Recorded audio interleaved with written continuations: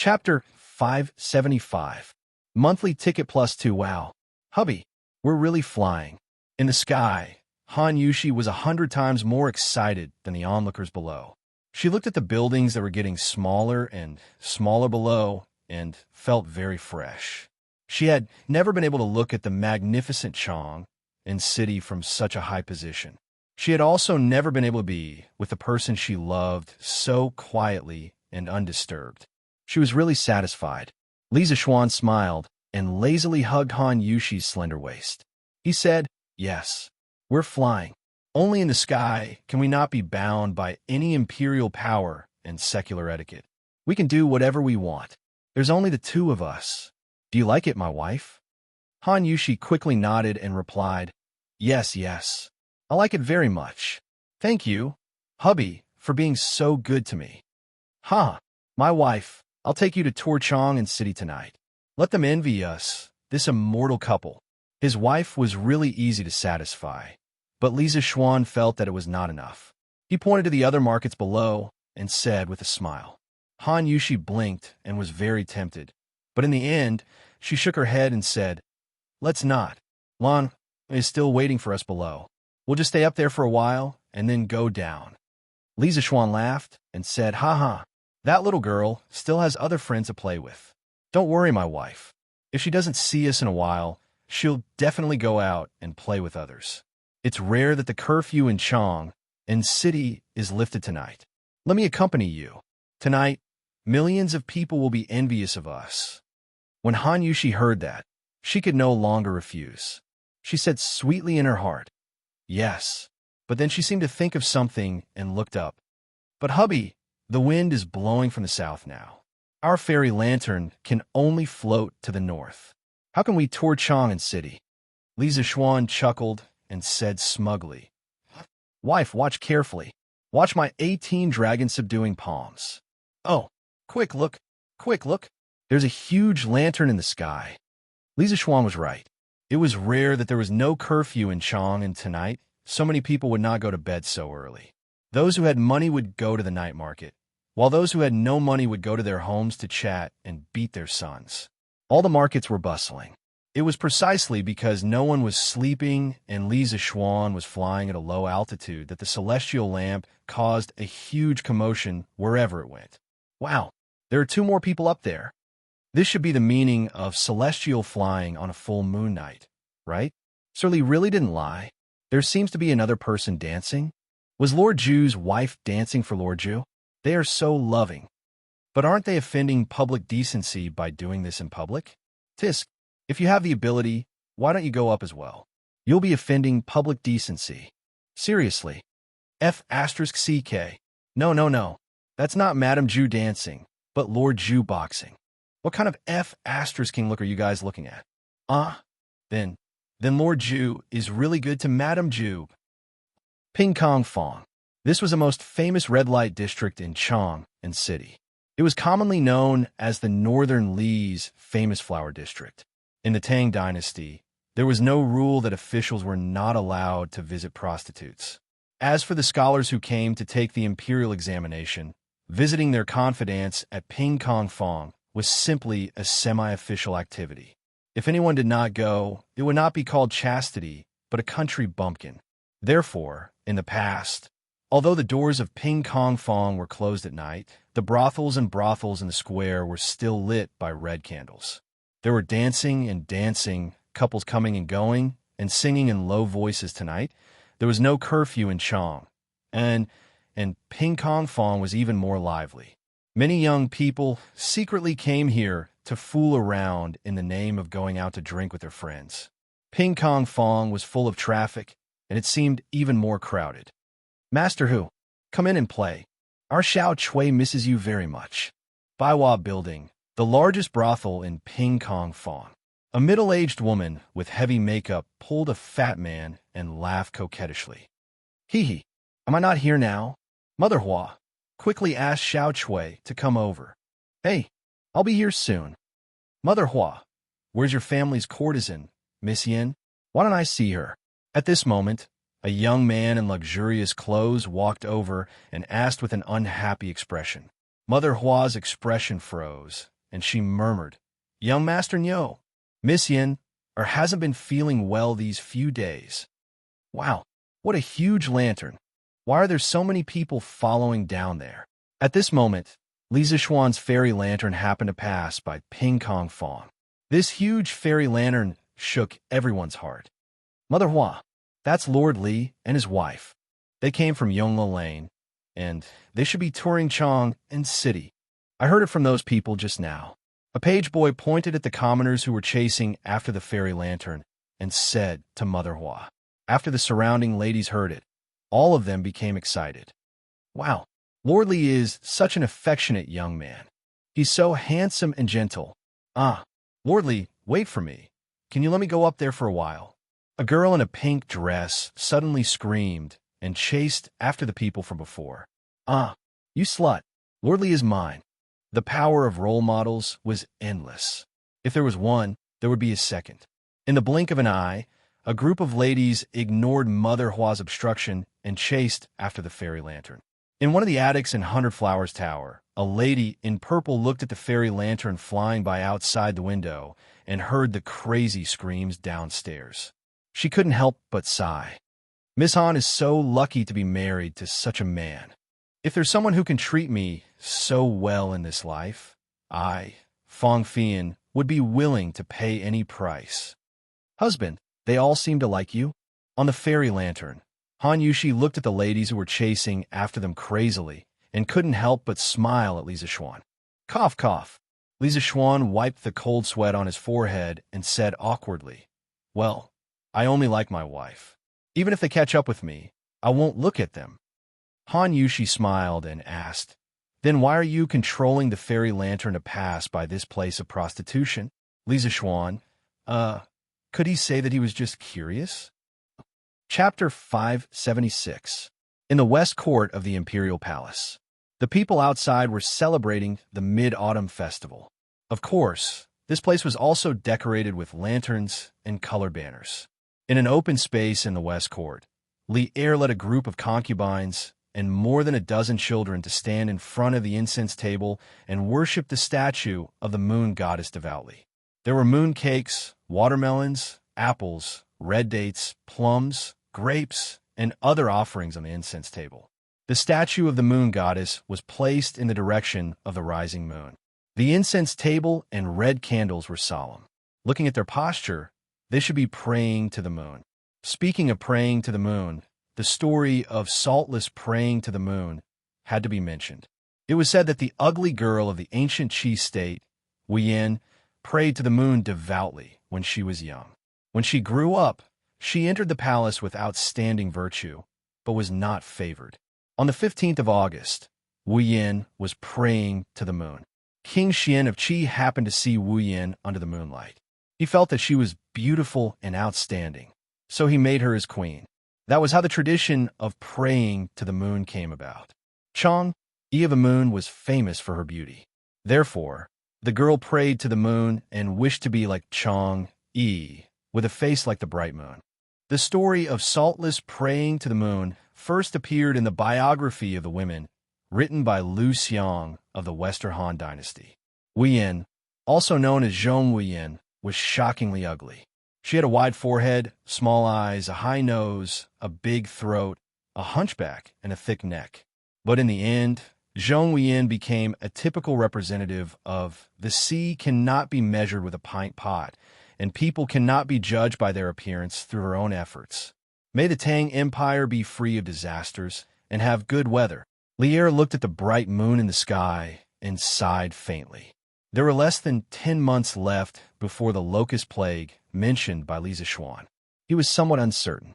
In the past few days, he had been concerned about the harvest of various places. He even personally went to the farms near Chong, and several times. It could be said that he was worried sick. Your Majesty, don't worry. The Tang Empire is established according to the will of heaven and will be protected by heaven. Empress Xianxia knew what her husband was worried about. She smiled and comforted him softly. Yes, wow. Father, mother, look. What is that? Changle, who was at the side, suddenly saw a ball of fire floating in the southern sky. He couldn't help exclaiming in shock. Li Er, Zhang Sun, Li Chengxian, Li Tai, Li Ku, and the princess of Xianxia all looked in the direction of Changle's finger. They saw an extremely bright flame floating in the sky, far to the south. It seemed to be moving slowly. Zhao Song, get someone to check if this is Li Zishuan's doing. This ball of flame was very far away, and it was difficult for ordinary people to distinguish what it was. However, Li Zishuan had seen it from a distance on the Black Tortoise Gate's watchtower when he used the immortal lamp to wipe out the 7 cultivators of true virtue. Therefore, he was able to recognize it at a glance. Zhao Song responded and ran out. Not long after, he came back. He bowed and said, "Your Majesty, that is Li Xiannan and his wife. They are touring the city on the immortal lamp. They are still some distance away from the imperial city, and it seems like they are about to turn around." Hearing this, Changle came to a realization. She looked at the fairy lamp in the distance and said with a mesmerized expression, "So this is the fairy lamp. Brother Xian actually brought Sister Yushi up with him. They are really loving." Li Er's expression was a little ugly. He snorted and said, "At least this kid knows his place. Get the guards at the city gates to keep an eye on him. If he dares to approach the imperial palace, shoot him down." Shoot him down? Everyone present was stunned. They were all thunderstruck by Li Er's words. Zhao Song wiped his sweat and said respectfully, "Yes, Your Majesty. However, Li Xiannan shouldn't be so reckless." Li Er glanced at the immortal lamp in the sky and said unhappily, "That better be the case." This was Li Zishuan. If it were someone else, he would have ordered the imperial guards to shoot down the immortal lamp. After Li Er said that, he pulled Empress Zhang Sun, who was holding back her laughter, and walked to the back of the palace. He said to the concubines and children, "Let's go to Lizheng Hall for the Mid-Autumn Festival." Everyone bowed and agreed. After Li Er walked away, Li Tai looked at the immortal lamp and said indignantly, "Xiao Xian, this bastard, really forgets about friendship when he sees a girl. He told us that the immortal lamp is unstable, has a limited capacity, and can't control the direction. Now it seems like he was lying. This won't do. I'll settle the score with this kid tomorrow." Li Ku, who was following behind Li Er, looked back at the immortal lamp in the sky as he walked. He thought to himself, "Is this engineering? Li Zishuan's engineering is so amazing. No wonder Qin Ke is so obsessed with engineering." Tunghua Square, Sun Residence. Sun Zifen, who was eating biscuits and admiring the moon in the courtyard, also saw the immortal lamp in the sky.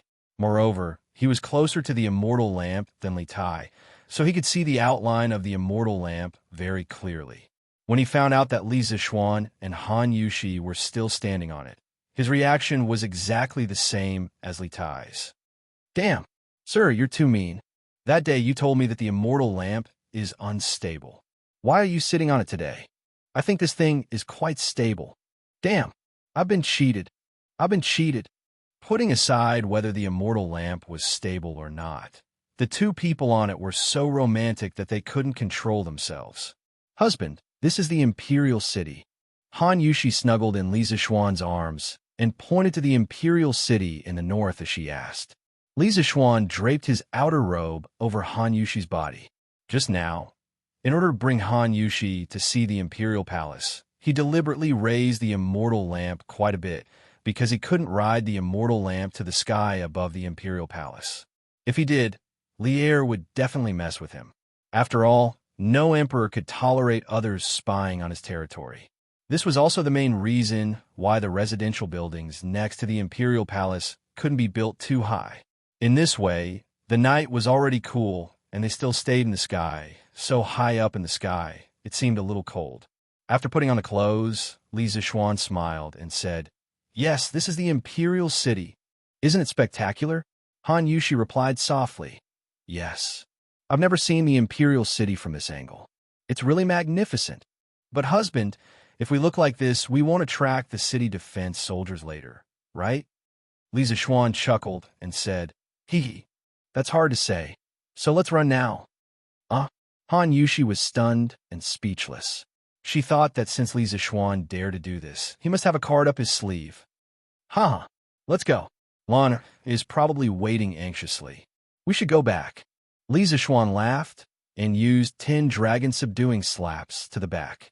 The immortal lamp began to change direction and flew toward Yonglele. Chapter 577. After sending Han Yushi down, Li Zishuan took Lan Xiao He, and Xiaoxi for a walk in the sky for a while before returning home to worship the moon, eat pancakes, and celebrate the Mid-Autumn Festival with his family. It wasn't that he didn't think of letting his parents experience the celestial lamp in the sky, but Li Jingma and Mrs. Li firmly disagreed. It was said that they would feel dizzy if they looked down from above. Therefore, Li Zishuan didn't force them. He went home to celebrate the Mid-Autumn Festival, but his legend was left outside. The appearance of the celestial lamp tonight ignited the enthusiasm of the people in the city. Everywhere Li Zishuan and Han Yushi passed by, many people would scream or chase after them. Until now, there were still many people in front of the Li Zishuan's residence. They were waiting for Li Zishuan to come out with the celestial lamp again. But this time, they were destined to be disappointed because the person they were waiting for was having dinner with his family. After dinner, he didn't have time to go out and had to go back to his room to hug his wife and sleep. The next day, after a whole night of brewing and accumulating, the enthusiasm of the people of Chong and city finally erupted. Every street, alley, tea house, tavern, and every corner, as long as there were people could hear the discussion about the celestial lamp. On the street, 2 big men got up early and prepared to go to work. Hey, Lu Biaozi, did you see the big sky lantern in Lord Li's house last night? Of course I saw it, and it said that it's not called a sky lantern, but a celestial lamp. Lord Li used this thing to fly up last time when he wiped out the 7 cultivators of virtue. Wow, how do you know so much about it? Hey, I heard it from a servant next door from Assistant Minister Li's house. Tis TSK. This Lord Li is really amazing. I never said that there's something that can make people fly, but Lord Li really did it. It's really the work of a celestial. Ha! Lord Li is the lucky star that God gave to our Tang Empire. Hateful that some people dared to doubt Lord Li's bragging the day before yesterday. Now, no one dares to doubt it, right? Hey, if that's the case, then Lord Li's engineering project seems to be really impressive. It's amazing, but what does it have to do with you, pockmarked Xiang? What do you mean it has nothing to do with me? I plan to let my brat go to Yanwan College next month to try. If he can get in, won't he be able to soar into the sky like Lord Li in the future? Ha ha ha. I'm dying of laughter. How can someone as silly as your steam bun get into Yanwan College? Why can't I? My little bun has already been enlightened. I'll buy him an arithmetic book and let him study for a month. There's an 80% chance that he'll pass. Inside the classroom of the Hong One school, although it was the start of the field break, many students who lived in Chong and still volunteered to stay in the school for supplementary lessons. This phenomenon was not only present in the Hongwen School, but also in the Imperial College, Chongwen School, and other places. In a certain classroom, the students took advantage of the fact that the teacher hadn't arrived yet to discuss the celestial lamp that carried people into the sky last night. Did you all see Li Xiannan riding the lantern and flying in the air last night? Of course I saw it. It was so exciting. I didn't expect Sir Li to really do what he said. With the power of a mortal, he flew in the sky. This kind of thing can only be seen in cultivation novels. I didn't expect to see it with my own eyes last night. It's so amazing. Yeah, celestial flying on the night of the full moon. I was still wondering what this news meant. I didn't expect Li Xiannan to give us such a big surprise. It's so unbelievable. Sai, that's right. Did many students from our Hong when school go to Li Xiannan's house the day before yesterday? They said that Li Xiannan was exaggerating and deceiving the people. Gong Sun Fei, were you one of them? No. Definitely not. I was at home the day before yesterday. Yes, at home. Cui Yunhan went. Everyone knows that. Furthermore, he's still in the Supreme Court now. 3 I want to know is, did you really not go? Or did anyone else go? I really didn't go. Li Xiannan is knowledgeable and upright. Why would I do such a wicked thing and embarrass our Hongwen school? Damn, That bunch of people really disgraced our Hongwen Institute. Now, even the students of the directorate are laughing at us. Sigh. I didn't expect Shui Yunhan to be such a person. Imperial College. The students' discussions could be heard everywhere. They were even more enthusiastic than the students from the Hongwen School. This was because Li Zixuan was once a professor at the Imperial College. Because of this relationship, all the students felt proud of what happened yesterday. Ha ha, Li Sai is so amazing. He must have slapped the faces of those students from the Hongwen School until they're swollen. Although Li Zixuan had resigned from his position as the Imperial College's secretary, many students from the Imperial College were still used to calling him CE. Perhaps this was also a form of nostalgia. Yes, yes, yes. Let's see who dares to jump out in the future. Whoever is not convinced, Li Sai will slap their faces. Ha! But Li Sai's sky lantern is really amazing. It can actually carry 2 people. Amazing. Good job, Li Sai. Previously, so many people suspected that Li Sai was advocating engineering, but I never doubted it. Because the person who said those words was Li Sai, I believe that he could do it. Indeed, he didn't disappoint me last night. Do you guys know that Yinhuang College's entrance exam is next month? At this moment, it was unknown who said these words. Then, the classroom instantly quieted down. The originally excited expressions on everyone's faces froze. Gradually, some people's eyes began to flicker, but they didn't say anything. Clang, clang, clang. Coincidentally, at this moment, the bell for class rang. The students cleared their complicated thoughts, sat upright, and prepared for class. However, things were far from over. After school, at Xianxia Culture. Hey, Situ Chung, why are you here? A young man in a blue shirt said in surprise as he pointed at another person. Tai Ning, I'm here to buy a dictionary. Yes, I'm here to buy a dictionary for my little sister. Hey, speaking of which, why are you here? Huh? I'm here to buy a dictionary too. Why are you buying a dictionary? Don't tell me you're buying one for yourself. Besides, you don't have any siblings at home. The other student was speechless. He stuttered and couldn't come up with anything. Seeing this, the young man named Tai Ning's expression changed slightly. He leaned over to his companion's ear and whispered, "Are you here to buy mathematics textbooks?" Situ Cheng's eyes widened. He was so shocked that he couldn't speak. After a while, he said, "Are you here to buy mathematics textbooks too? I didn't hear you say you're going to Yinhuang College." Hey, you didn't say it either? If this kind of thing gets out, won't we have more competitors? What if we can't get in? I didn't expect you to be as cunning as me. T. I'm afraid that if I say it, my dad will beat me up if he finds out. That can't be. Engineering is so popular now.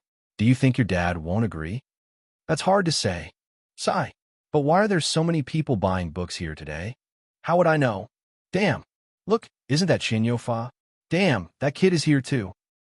Chapter 578. Li Zixuan's act of using the fairy lamp to carry a person into the sky could be considered as another wave of advertising for Yinhuang College and engineering. Furthermore, the effect of the advertising was several times better than the last time. The most direct manifestation of this was that the first volume of the new mathematics textbook sold out like crazy in Xianxia Culture. 100 books were sold out in an instant, 200 books were sold out in an instant, and 500 books were sold out in an instant. In order to alleviate the pressure of Xianxia Culture's traffic, Li Zixuan decisively decided to distribute the tens of thousands of new mathematics textbooks to the major booksellers in Chang and City at a price of 15% below the market price. In any case, he had never thought of using these textbooks to make money. It was fine as long as he didn't make a loss. Compared to making money, spreading the new mathematics textbook was obviously more important. In addition to the booming sales of mathematics textbooks, the number of applicants for Yinhuang College's entrance exam next month had also increased sharply. According to Ma Zhou's statistics, by noon today, the number of students who had signed up had increased from 100 yesterday to 800. Although there were millions of residents in Chang and City, how high could the percentage of people who were educated be expected to be, given the educational conditions of this era? Not even 1%. This was also one of the reasons why scholars in ancient times were always given preferential treatment. Today's Datong Daily's headlines were written by Ma Zhou himself. Ma Zhou did a comprehensive report on the fairy lamp carrying a person into the sky last night and enthusiastically praised the wonders of engineering. It was believed that with the Wang family's sales of today's newspaper to the various counties of Tang Dynasty, Li Zishuan's name would be known all over the world. Yanwang College and engineering would also be planted in the hearts of the people. With time, this flame would eventually become a prairie fire that would burn the entire Tang Dynasty. In the afternoon, Li Zishuan stayed at home to write teaching materials. Regarding the future plans of the Yanwang Academy, he more or less had an idea. First of all, he had divided the entire academy into a middle school department and a university department, with each department having 3 years of study. If one were to look at it from the perspective of the modern education system, this arrangement of schooling was extremely unreasonable. In modern times, it would take at least 16 years to go from primary school to university. However, this was the ancient times, and young people usually had to start a family at the age of 14 or 15. If one were to blindly apply the modern education system, there would be very few people who could complete 16 years of schooling. Besides, Li Zishuan didn't plan to transfer all the things that were taught in modern education to Yanwang College. For example, he didn't plan to include Chinese, English, ideological and moral character, art, music, politics, history, biology. If these were taught in ancient times, there would definitely be a big problem, and so on, which were more literary subjects. He didn't plan to include them in the curriculum of Yanhuang College in the future. In this way, the courses that the students of Yanhuang College had to learn would be less than half of what the modern students had to learn. Under a reasonable teaching arrangement, there was still hope to complete the popularization of the basic knowledge of mathematics, physics, and chemistry in the first 3 years. In the second 3 years, it would complete the cultivation of the students who were interested in further study in the fields of engineering, construction, precision machinery, sound, light, heat, and so on, which would open the door to a new world for them. As for whether they wanted to continue to study in depth in the future, they would have to rely on their own efforts. Li Zishuan only wanted to be a guide, not a knowledge repeater. This was because no one knew what kind of strange ideas the ancient people would have after they had the basic scientific knowledge of modern people. Perhaps even Li Zishuan, the guide, would be shocked. "Young master," someone from the palace came. "The master wants you to go out and greet them."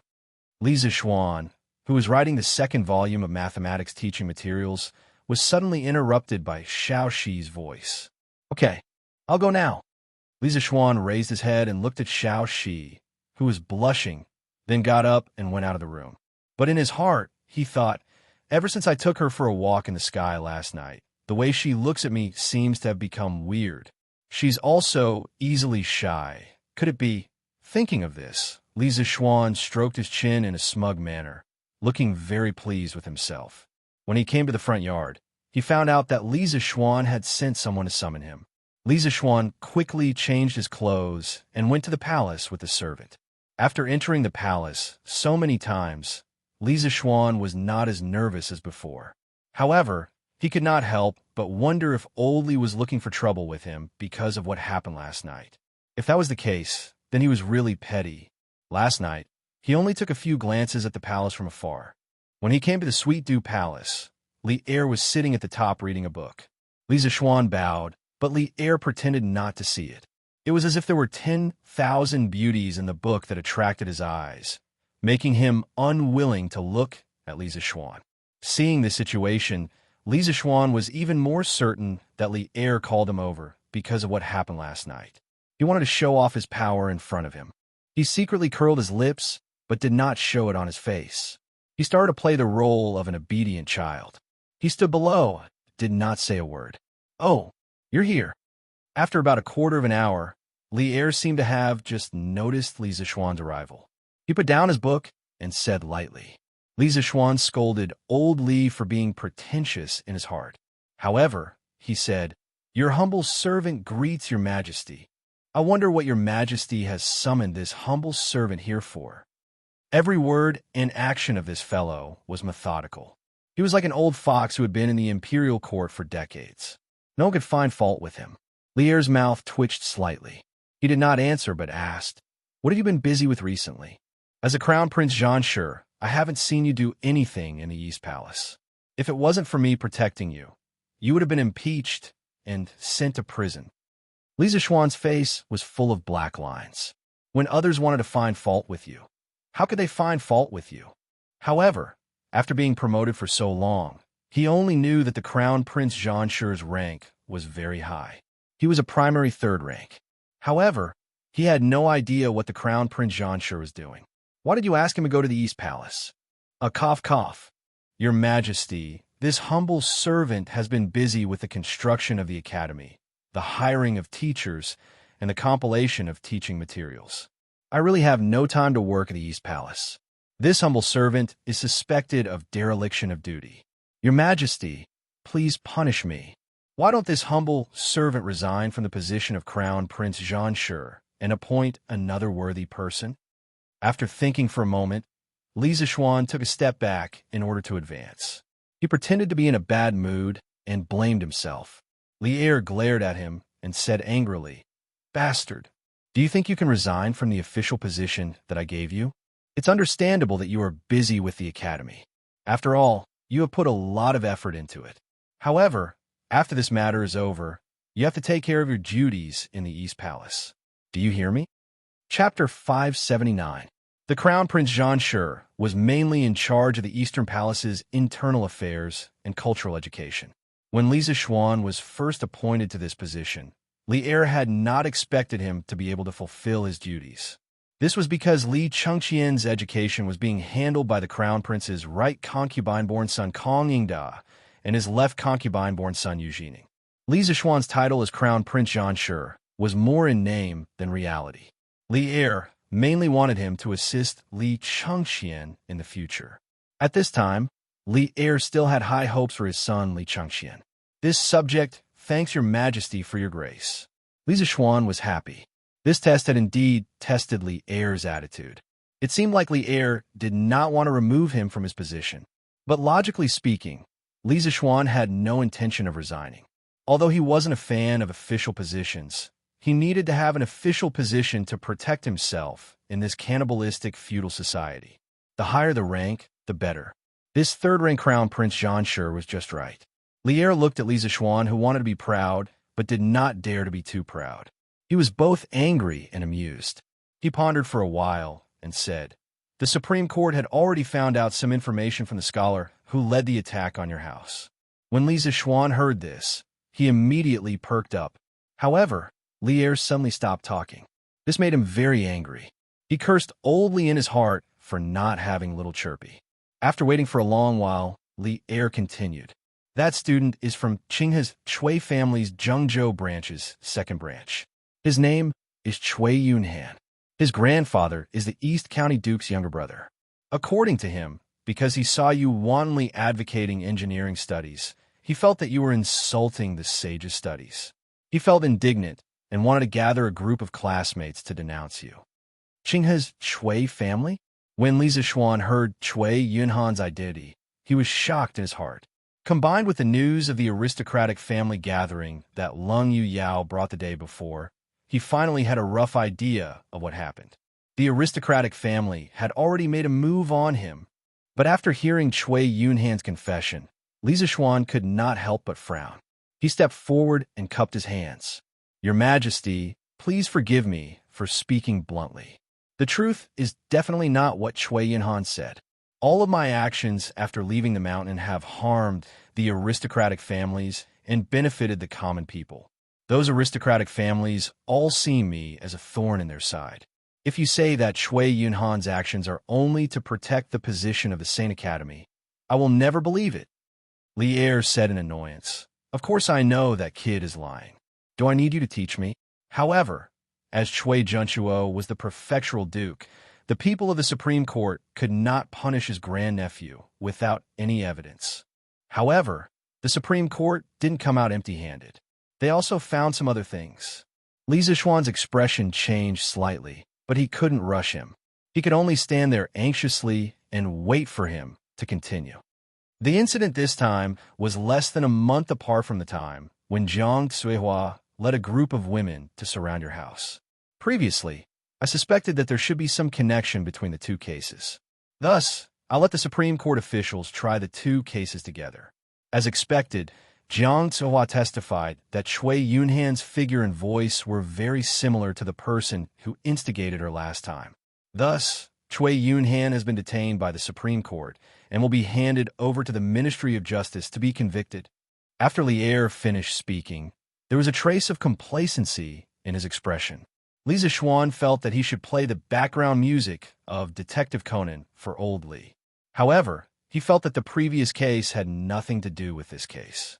Because the day before yesterday, Lung Yao brought news that during the gathering of the 5 aristocratic families, the one who went to the Chui family was Chui Xuanji. Your Majesty is wise and observant. I admire you, but I wonder how your Majesty intends to deal with it. Li Zixuan thought to himself. No matter if the previous incident was done by Chui Yunhan or not, this kid will definitely not be able to escape. I will kill him first. Lier stared into Li Zixuan's eyes and asked, "How do you want me to deal with him?" A qualified and virtuous official would definitely say, "Your Majesty can decide at this moment." However, Li Zixuan was never a qualified and virtuous official. He said with a serious face, "Your Majesty, to be honest, ever since I decided to establish Yanhuang College and promote engineering, I have been running around everywhere for the college. Even so, the progress of the college is not satisfactory. The main reason is that in the process of building the college, there are always some people with bad intentions who want to harm me. In order to protect myself and my family, I am really tired of dealing with them. Therefore, if your Majesty feels that there is still a need for Yanhuang College to exist, or if your Majesty feels that engineering is still useful to my Tang Empire, I beg your Majesty to punish the chicken to warn the monkey, so that those demons and monsters will not affect me from spreading engineering." After saying so much, Li Zixuan wanted to use the name of engineering to make Chui Yunhan look bad in front of Lier.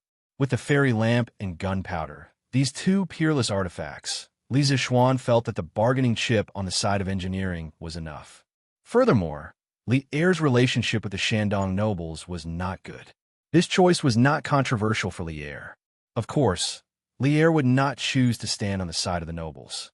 Otherwise, he would not have personally ordered the imperial army to capture Chui Yunhan. The reason why he did that was because he placed great importance on engineering. At this moment, after hearing Li Zixuan's words, he raised his eyebrows and said, "You want me to kill Chui Yunhan? Tisk, you really dare to think about it.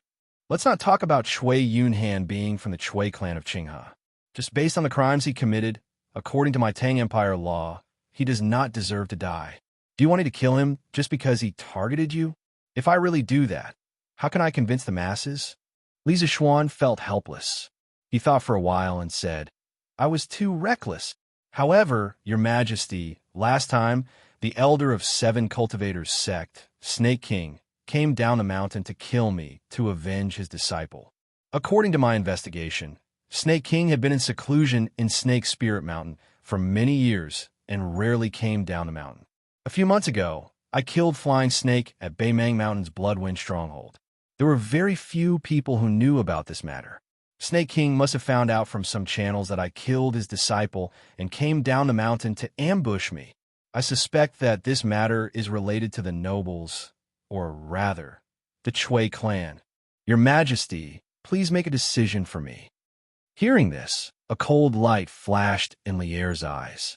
He stood with his hands behind his back and paced back and forth in the hall. After a while, he said, "Your suspicion is reasonable, but there is no proof. I will not let Chui Yunhan off easily. I will also send someone to warn the Chui clan. This matter ends here. If they still dare to do anything, I will definitely punish them. You can go back first. In the end, now is not the time to touch the Chui clan." Lier sighed in his heart. Chapter 580.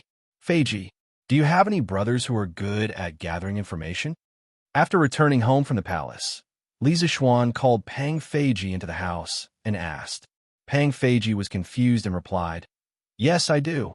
I have 2 men who are especially good at gathering information. Do you have any orders for me, Lord Zhu? Li Zishuan nodded in satisfaction and said, Very good. Send them to investigate all the dirty things the Chui family has done in recent years.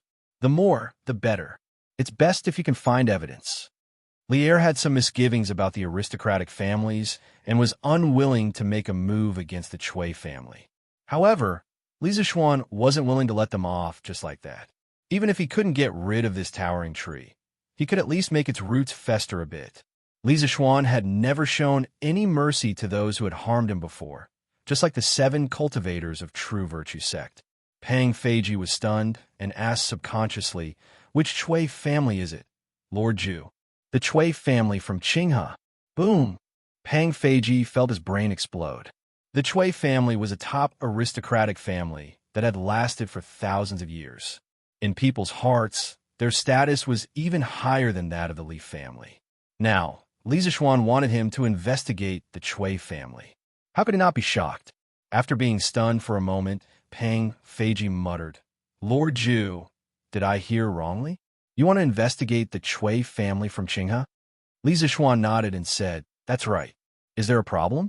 Seeing Pang Feiji's unusually shocked expression, Li Zishuan went forward and patted his shoulder. He continued, Feiji, you have to understand who has the final say in the world now. It's the Emperor. The aristocratic families are just arrows at the end of their flight. Don't be afraid of them anymore. Pang Feiji swallowed a few mouthfuls of saliva and said, I understand.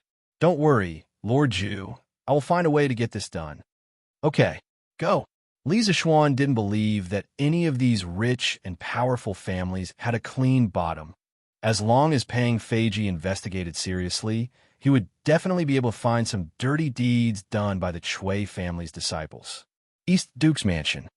Uncle. Oh no. Yunhan has been sent to Xianxia. In the afternoon, Chui Yunhan's father, Chui Simo, hurried to the backyard of the East County Duke's Mansion. When he saw Chui Junchuo, who was enjoying the cool air under the corridor, he shouted anxiously. The Tang dynasty established Chang as the capital. The development of the north was relatively good, while the development of the south was relatively poor. At this time, the main places of exile for prisoners were Hainan and Guangxi in the south. These places were rich in resources, inconvenient in transportation, and unsuitable for human habitation. The prisoners' lives were used to do dangerous work to speed up the local development. Chui Junchuo was shocked. He stood up shakily and said in disbelief, How is that possible? The Supreme Judiciary just arrested Yunhan the day before yesterday. Even if they have evidence, they have to hand it over to the Ministry of Justice to convict him. How can it be so fast? Chui Simo said with a sad face, It's true, uncle. I asked a few friends from the Supreme Judiciary to take care of Yunhan. According to them, the Supreme Judiciary held a joint trial yesterday for Yunhan and Jiang Tsuhua, who instigated the women to cause trouble in Li Zishuan's house. Jiang Tsuhua, that be *TCH, slandered my son Yunhan and the mastermind behind the scenes who bribed her previously. Their voices and figures are exactly the same. Therefore, the Supreme Judiciary officially arrested Yunhan yesterday and prepared to hand him over to the Ministry of Justice to convict him. However, just now, I received news from the Supreme Judiciary that the Emperor has decreed that Yunhan will be sent to Qiongzhou and will not be able to enter the imperial court as an official for the rest of his life. Uncle, you have to save Yunhan. He has been wronged. The previous incident had nothing to do with him. When Chui Junchuo heard this, he was both shocked and stunned at the same time. He never thought that the crime of Chui Xuanji bribing Jiang Tsuehua to wreak havoc in the Li residence would ultimately fall on a Chui Yunhan. He closed his eyes and seriously thought about it. If he didn't think about it, he wouldn't know. But when he thought about it, he was shocked. He compared Chui Xuanji and Chui Yunhan's voices and figures in his memory and realized that they were 80% similar. No wonder Jiang Tsuehua would identify Chui Yunhan as the mastermind. Now that things had come to this, it was already out of Chui Junchuo's control. Now that there were witnesses and evidence, it was as difficult as ascending to the heavens to reverse the case for Chui Yunhan unless he told the imperial court that the mastermind behind the chaos in the Li residence was Cui Xuanji. However, was it worth it? That way, although it would reduce Cui Yunhan's crime, it would also cause another descendant of the Cui family to be implicated. Furthermore, it would be the most outstanding youngster of the third generation. Cui Zhenchuo would never allow such a situation to happen. Cui CMO did not know about the previous incident. Otherwise, it would be hard to say if he would betray Cui Xuanji in order to save his son. For the Cui family, he could only... A trace of determination flashed across Cui Zhenchuo's eyes. He looked at Cui CMO and said in a deep voice, I had already arranged a meeting with 2 assistant ministers of the Ministry of Justice tomorrow to ask them to make an exception. However, I did not expect the emperor to place such importance on this case and convict Yunhan in such a short time. Now that the emperor has issued the imperial edict and the evidence is irrefutable, no matter how hard I try, it will be in vain. So, CMO, you had better make plans early and arrange for some people to go to Xianxia to take care of Yunhan. Cui CMO was stunned on the spot, as if he was struck by lightning. After a while, he said in a trembling voice, No, uncle, Yunhan is also your nephew. She couldn't ruin his future because of such a small matter. Please help him. Don't you know Minister Li? Ask him to plead for leniency for Yunhan. Patriarch, the imperial edict is here. The eunuch who delivers the imperial edict is waiting outside. At this moment, a servant ran in a panic and reported with a bow. Cui Zhenchuo's expression changed abruptly. Then, he said to Cui CMO, Take care of yourself. The Cui family is no longer the same as before. If you don't wake up now, sooner or later, you will follow in Yunhan's footsteps. After saying that, he snorted and left in a huff. When Cui CMO heard that, he knew that this matter had really reached the point of no return. When he thought that his only son was going to be exiled to a barren land thousands of miles away, even though he was a man in his 40s, he could not help but feel sad and his eyes turned red. Yunhan, my son, I have let you down. Uncle, you are so cruel. The person Cui CMO was complaining about in his heart had already arrived at the front yard. When he saw the eunuch who came to deliver the imperial edict, his pupils suddenly shrank. His already stooped back bent even lower. If one looked carefully, one could see that his body was still trembling slightly. Chapter 581. Steward Zhao, why have you come personally? East County Duke's Mansion. The person who came to deliver the imperial edict was Zhao Song. Although this person did not have any rank, he was the person closest to the center of power of the Tang Empire. No one dared to ignore him. Furthermore, Cui Zhenchuo had just heard the news of Cui Yunhan being exiled to Xianxia, and Zhao Song, the head eunuch, came with the imperial edict. Even a fool would know that the Cui family was in big trouble. I'm here to see the grand courtyard of the East County Duke's mansion. I wonder if the East County Duke has been well recently? Zhao Song's face was full of smiles, but his smile did not make people happy. Perhaps this was a so-called there is a knife hidden in a smile. When Cui Zhenchuo heard Zhao Song's words, his expression froze completely. After a long silence, he said, Thank you for your concern, Steward Zhao. I'm well. As soon as he finished speaking, Zhao Song sighed and said, But His Majesty has not been well recently. There are always some people who don't want to live a peaceful life and insist on doing shameful things in the dark. These people think that they're doing it secretly and no one will find out. But they don't know that if they don't want anyone to know, they shouldn't do it in the first place. His Majesty is watching.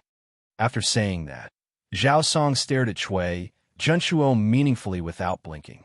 The atmosphere in the room suddenly froze. The panic in Cui Zhenchuo's eyes disappeared in a flash. Then he stepped forward and clasped his hands. This kind of person is really hateful. His Majesty is diligent and loves the people. He has a lot of things to deal with every day, but he still has to worry about this kind of person. I am greatly indebted to His Majesty, but I can't share His Majesty's burdens and find out those evil people in the dark. I am ashamed to face His Majesty. As he spoke, Cui Zhenchuo's tears flowed down. Looking at him, anyone would think that he was a rare, loyal minister. Zhao Song's expression did not change, as if he did not hear Cui Junchuo's words at all. Cui Junchuo expressed his feelings for a long time, but he did not receive any response from Zhao Song. If he knew that a clown was a creature, he would definitely feel that he was a clown now. Cough, cough. The atmosphere was awkward for a while, and Cui Junchuo finally couldn't help but get to the point. I wonder why Steward Zhao is here today? Zhao Song's expression turned solemn. He stepped forward and said, "His Majesty ordered me to come. His Majesty wants me to say a few words to you." Cui Junchuo hurriedly said, "Then this old man will order people to set up the incense table to welcome the imperial edict." Zhao Song said, "There's no need. I'm just here to pass on a few verbal instructions from His Majesty. I don't have an imperial edict with me. East Commandery Duke, just listen to me." Cui Junchuo's heart was beating very fast. He quickly cupped his hands and said, "Chief, please speak. This old man is all ears." Zhao Song smiled and said, "I've just finished what His Majesty wanted to say to the prefectural duke. I have to return to the palace now. Take care." After saying that, he didn't care whether Cui Junchuo reacted or not and directly left. "Are you done? That's it? You just said that if you don't want others to know, don't do it in the first place. Could it be that His Majesty already knows about the Snake Spirit Mountain?" Cui Junchuo stared at Zhao Song's back as he left and muttered. His face had never been so pale, and he seemed to have aged a lot. Cui Yunhan has been exiled to Xianxia. In the evening, at the Li residence, Li Zixuan widened his eyes and looked at Brother Ji in front of him as he asked in shock. He still had some basic knowledge of history. He knew that the Xianxia of this era was completely different from the Xianxia of his previous life. With the current level of transportation, it would be good if Cui Yunhan could reach Xianxia alive. Even if he was still alive, the rest of his life would be wasted. Logically speaking, being exiled to that place was no different from being beheaded. Pang Feiji nodded excitedly and said, "Lord Zhu, this is absolutely true. Jiang Cuihua has also been exiled to Xianxia. With these two as examples, I'll see who dares to cause trouble in the residence in the future." Not bad, not bad. Li Zixuan stood up with satisfaction and paced around the room. He didn't expect Li Er to be so ruthless and not give the Cui family any face. It seemed that what he said in front of Li Er in the afternoon had taken effect. Looks like old Li still cares a lot about his work. This way, I can save a lot of trouble in the future. Li Zixuan thought proudly in his heart. Unlike the other emperors in the future, Li Er had a strong personality and was very opinionated. Once he made up his mind to protect someone, as long as that person didn't look for trouble, they would usually be safe. "Lord Zhu, then should we continue investigating the Cui family?" Pang Feiji asked tentatively. After following Li Zixuan for so long, Chicken Bro understood Li Zixuan very well. He guessed that when Li Zixuan asked him to investigate the Cui family, it was mainly because of the results given by Li Er. Li Zixuan might not be satisfied, but looking at Li Zixuan now, it was obvious that he was satisfied with the results given by Li Er. That was why he asked this question. Li Zixuan muttered, "Let's investigate. Let's not talk about other things first. I'm also very curious if the Cui family has done any dirty things in recent years." Although Cui Yunhan was crippled, Li Zixuan wasn't completely relieved. After all, the Cui family was a millennium-old family. Who knew if the other party would play any tricks again? He had to prepare the black material first so that he could be prepared when he needed to use it in the future. "Yes, Lord Zhu." Pang Feiji scratched his head. Although he didn't understand what Li Zixuan was thinking, he still obeyed the order and agreed. Hey, did you hear? Cui Yunhan has been exiled to Xianxia." In front of the Hongwen Library, a group of students who had just finished school were walking in groups of 3 to 5. One of the students suddenly said, "How is that possible? Cui Yunhan had only been in the Supreme Court for less than 3 days. How could he be convicted so quickly?" "Yeah, Dongfang Ruo, where did you get this unreliable news?" "It's true. My father is the head of the Supreme Court. How can the news I got be fake? I heard that Her Majesty personally issued an imperial edict to exile Cui Yunhan to Xianxia. He can't be an official for the rest of his life. And Jiang Tsuhua, who started the trouble at Li Xianan's house, was also exiled to Qiongzhou. Her Majesty is... Looks like I can't say bad things about Gong Xue in the future. Her Majesty is obviously supporting Li Xianan. TSK. Luckily, I didn't cause trouble that day. Otherwise, wouldn't I have to live in fear every day?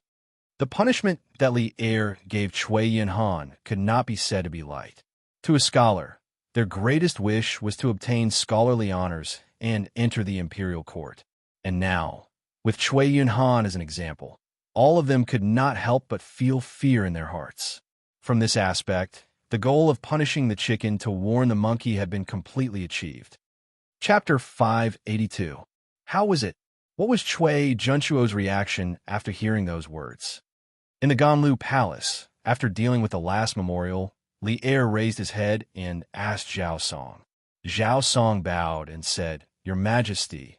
The East County Duke said, "His Majesty is diligent and loves the people, but he still has to work hard for such a villain.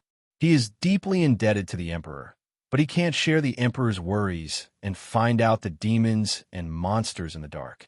He is ashamed to face the Emperor." Old man. Li Er snorted angrily. Zhao Song glanced at Li Er cautiously and didn't dare to answer. After a while, Li Er asked again, "Is there anything unusual about his expression?" Zhao Song pursed his lips and said, "There's nothing too obvious." Li Er smiled and said, "Oh, then there's something unusual? I'm not very sure, so I don't dare to jump to conclusions." Li Er stood up and pointed at Zhao Song. Zhao Song. After so many years, you're still so cautious. Don't worry and say it boldly. I'll make the final decision in my heart. Only then did Zhao Song tell the truth. "Your Majesty, when I said if you don't want others to know about it, don't do it in the first place, I clearly saw Duke Dong's eyelids twitch twice. Also, with all due respect, with my many years of experience, there was panic and uneasiness in the East County Duke's eyes. But it was fleeting." Li Er's face sank, and he frowned. This old man really has something up his sleeve.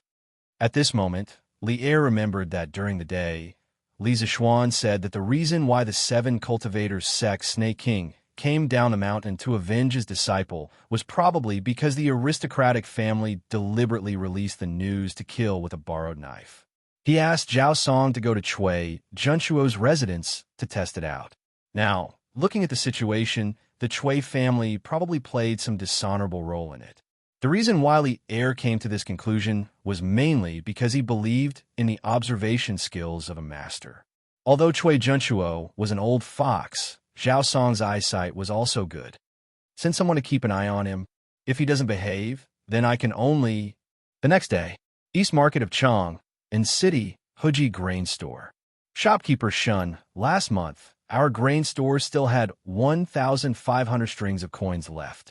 Among them, the Yun family in Yongning Square had 200 strings of coins. The Chow family's restaurant had 370 strings of coins. The Su family in Anqing Square had 215 strings of coins. The Zhu family in Chonghua Square had 300 strings of coins. The Hu family's restaurant had 280 strings of coins. And the Miao family in Changshu Square had 135 strings of coins. Here, I've written these accounts for you. You can have someone check them later. Meng Wenhao picked up an account book, walked to the counter in front of the grain store, and handed it to an old man in a scholarly robe. The old man took the account book, nodded, and said, "Hey, little brother Meng, this old man can rest assured that you're the one who did the accounting. But are you leaving now? Do you want to tell young mistress?" Meng Wenhao hurriedly shook his head and said, No need. I've already told young master and young mistress earlier. Thank you for taking care of me for the past month. Wenhao is very grateful. The old man waved his hand and said, little brother Meng, you're too polite. It's your own ability that's great. This old man didn't help you with anything." Although he said that, from the expression on the old man's face, he still enjoyed Meng Wenhao's compliment. Shopkeeper Shun, you're too modest. Since the work here has been handed over, then Wenhao will take his leave. Meng Wenhao bowed, then put away the package and prepared to go out. Meng Wenhao, Stop right there." At this moment, a delicate voice came from outside the house. Then, a girl in a light pink dress, slightly plump and with a passable appearance, walked in. Then, she looked at Meng Wenhao with burning eyes and said, "Meng Wenhao, are you in such a hurry to leave? Do you not want to see me that much?" Meng Wenhao's footsteps stopped, and the expression on his face was extremely awkward. He murmured, "Young Mistress Hu, you're here. Call me Qing Wan." The girl snorted and said with dissatisfaction, "Meng Wenhao, why are you in such a hurry to leave? Could it be that someone here made you unhappy? Or are you not satisfied with your current salary?" Hearing what she said, the shopkeepers and workers in the grain store all kept quiet out of fear. Then, they looked at Meng Wenhao anxiously, afraid that this young man would say something he shouldn't. Meng Wenhao waved his hands and said, "No, I'm very happy here. Shopkeeper Shun and the others take good care of me, and Squire who gives me a very high salary. There's nothing I'm dissatisfied with." After he said that, the shopkeepers and workers all breathed a sigh of relief. Hu Qingwan frowned and said, "Since you're happy here and satisfied with your salary, then why do you still want to leave?" After saying that, the girl put her hands on her small waist. She put her hands on her waist and took a step forward, looking at Meng Wenhao with burning eyes, with an aggressive posture. Meng Wenhao timidly took 2 steps back and said, "Young Mistress Hu, Qingwan, I'm very grateful to you and Squire Hu for giving me such a high salary, but it's already August. I came here to be an accountant just to help reduce my mother's burden. Although I made a lot of money, I missed a lot of things because of it. I, Meng Wenhao, am a disciple of Mr. Li, and I'm studying engineering. Yanwang College started construction more than a month ago, and the students from the School of Mathematics all went to Xianxia to help, but I couldn't go. Now that school is about to start. I have to go back to Xianxia to help, so I can only leave." Hu Qingwan pouted her small mouth, holding the belt of her skirt with her hand, and hesitantly said, Then after you leave the college, you don't have me in your heart. Cough, cough, cough." Hearing that, Old Man Shun's face turned red, and he coughed violently. Then he waved at the workers in the grain store who were gossiping and scolded. "What are you all standing here for? Come with me to move the grain. Let's go, let's go." The workers suddenly understood, and under Old Man Shun's lead, they all left the grain store. Before Old Man Shun left, he even considerately closed the door. Seeing that, Hu Qingwan also knew that she had misspoken, and her face quickly turned red. However, although she was shy, she still raised her head and looked directly into Meng Wenhao's eyes. Meng Wenhao was sweating profusely. This was the first time someone had confessed to him, and he didn't feel any better. His face was even redder than Hu Wanqing's. After hemming and hawing for a long time, Meng Wenhao opened his mouth and said, "Qingwan, I'm very grateful for the care you and Minister Hu have given me during this period of time, but I don't intend to consider a romantic relationship right now. Your feelings, Hu Qingwan didn't wait for Meng Wenhao to finish and interrupted him. "It's okay. If you don't consider it now, I can wait." Meng Wenhao rubbed his eyebrows, and his face was full of speechlessness. For more than a month, he was indeed very happy to be able to use what he learned to earn money, but this girl in front of him was his nightmare for the past month, and it made him very distressed. Chapter 583. Brother. Meng Wenhao left. Help me persuade him. Xinghua Square, Hu family. Hu Qingwan went straight to the backyard after returning from the grain store in the East Market. She found her brother, Hu Yuanbao, and said angrily, looking at her, her confession just now must have failed. "Oh, Meng Wenhao? Little sister, who is Meng Wenhao? Has he formed his core?" A plump and fair man was lying on a bamboo bed reading the Tang Dynasty Daily. From afar, he looked like a pile of fat meat on the bed. When he heard Hu Qingwan's complaint, he casually replied, "That's right. Core. Core formation? What core?" Hu Qingwan, who was angry, couldn't help but be stunned when she heard these inexplicable words and asked in confusion. Hu Yuanbao felt that he had misspoken and coughed dryly. "Ahem. Nothing. I'm saying that Han Li is about to break through to the core formation stage." He hadn't read a legend of a mortal's journey to immortality for a few days, so he planned to start reading it today. Just as he was reading it with relish, Hu Qingwan angrily came to find him. Therefore, before his mind could break away from the novel, he subconsciously replied to her. Hu Yuanbao. There was always a price to pay for being willful, and Hu Yuanbao thoroughly experienced it at this moment. After figuring out what core formation was, Hu Qingwan yelled angrily, which resounded throughout the Hu family's courtyard. The birds on the branches flapped their wings and fled in fright. Hu Yuanbao, I'm talking business with you. Can you not just stay at home and read novels all day long? Can you? Hu Yuanbao was so scared that his cheeks were trembling. He hurriedly said, Little sister, that's Big Brother's fault. You have something to say. Combined with Hu Qingwan's description of him just now, if he was in the modern world, he would definitely be a fat otaku. Hu Qingwan snorted angrily. Meng Wenhao is gone. Help me keep him. Hu Yuanbao scratched his head in distress and asked weakly, Ahem, little sister, I forgot who Meng Wenhao is. You didn't mention it just now. You. Hu Qingwan was so angry that her chest heaved up and down a few times. Meng Wenhao is the new accountant of our family's grain store. Say you.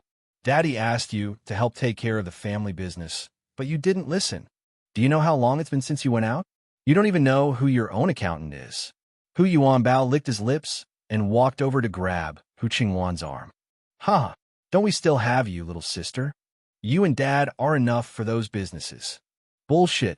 I'm going to get married in a few years' time. Won't the family business that Father earned still have to be passed to you? If you don't worry about it now, I'll see what you'll do in a few years. Hu Qingwan broke free from Hu Yuanbao's fat hands and cursed angrily with her hands on her hips. Hu Yuanbao shrunk his neck and said gloomily, sigh. Annoying. Let's talk about these things later. Little sister, you just said that Meng Wenhao is our accountant. Since the accountant left, we could just find another one. In Chang'an City, there are at least 800 people who know how to do accounts. Hu Qingwan stomped her feet angrily and said, No, I like Meng Wenhao. You have to help me find a way to keep him. Even though Hu Yuanbao was used to his sister's outspoken words, he couldn't help but be shocked when he heard this sentence.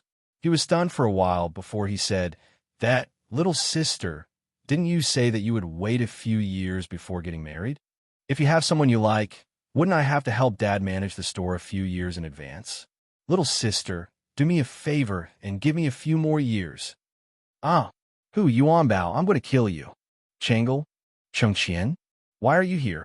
On this afternoon, Li Zixuan had just returned from the workshop when he saw the two siblings, Li Chengqian and Li Lizzie, coming over. Changle was talking to Han Yushi, but Li Chengqian awkwardly didn't have anything to talk about. His eyes kept looking outside. When he saw Li Zixuan return, Li Chengqian's eyes lit up, and he hurriedly called out, Little Xian, you're finally back. Husband, brother Little Xian. Han Yushi and Changle looked over and hurriedly stood up to greet him. Li Zixuan nodded in agreement. He walked into the front hall, and everyone sat down again. Li Zixuan asked again, Chengqian, Changle, why are you here today? Li Chengqian opened his mouth to answer, but Changle beat him to it and said, I'm here to chat with Sister Yushi. I haven't seen her for a long time, so I wanted to come over and take a look. It's quite boring to stay in the palace. Looks like you're embarrassed to say it. Then I'll help you say it. At this time, Li Chengqian laughed loudly and interrupted. Xiao Xian, Changle wants to sit in your celestial lamp. So I brought her here. I didn't see you here, so I wanted to sit for a while before returning to the palace. I didn't expect you to come back. Changle's cheeks heated up, and she said angrily, Brother Crown Prince, you're talking nonsense. Didn't you want to sit too? Otherwise, why would you be so kind to bring Changle over? Li Zixuan smiled and waved his hand. It's okay. Since you want to sit, then go ahead. It's not like it's a rare item. But didn't I already give the blueprint of the fairy lamp to His Majesty earlier? Calculating the time, the craftsman who will be supervising can make 1 or 2 fairy lamps by themselves. Li Chengqian shook his head and said, They can make it, But how can the fairy lamp they make be as stable as yours, little Xian? Your fairy lamp has been used for several days without any accidents. So, I came over with Changle. Xianxia originally said that she wanted to come over, but Yin Xiaoning called her to Yin Shan. Lisa Xuan suddenly understood and nodded. Okay, Chengxian, Changle, follow me to the west courtyard. The fairy lamp is over there. The siblings nodded happily. After Han Yushi saw that Lisa Xuan had returned to entertain the two second-generation emperors, she went to do her own things and didn't follow him. Hey, little Xian, don't untie this rope.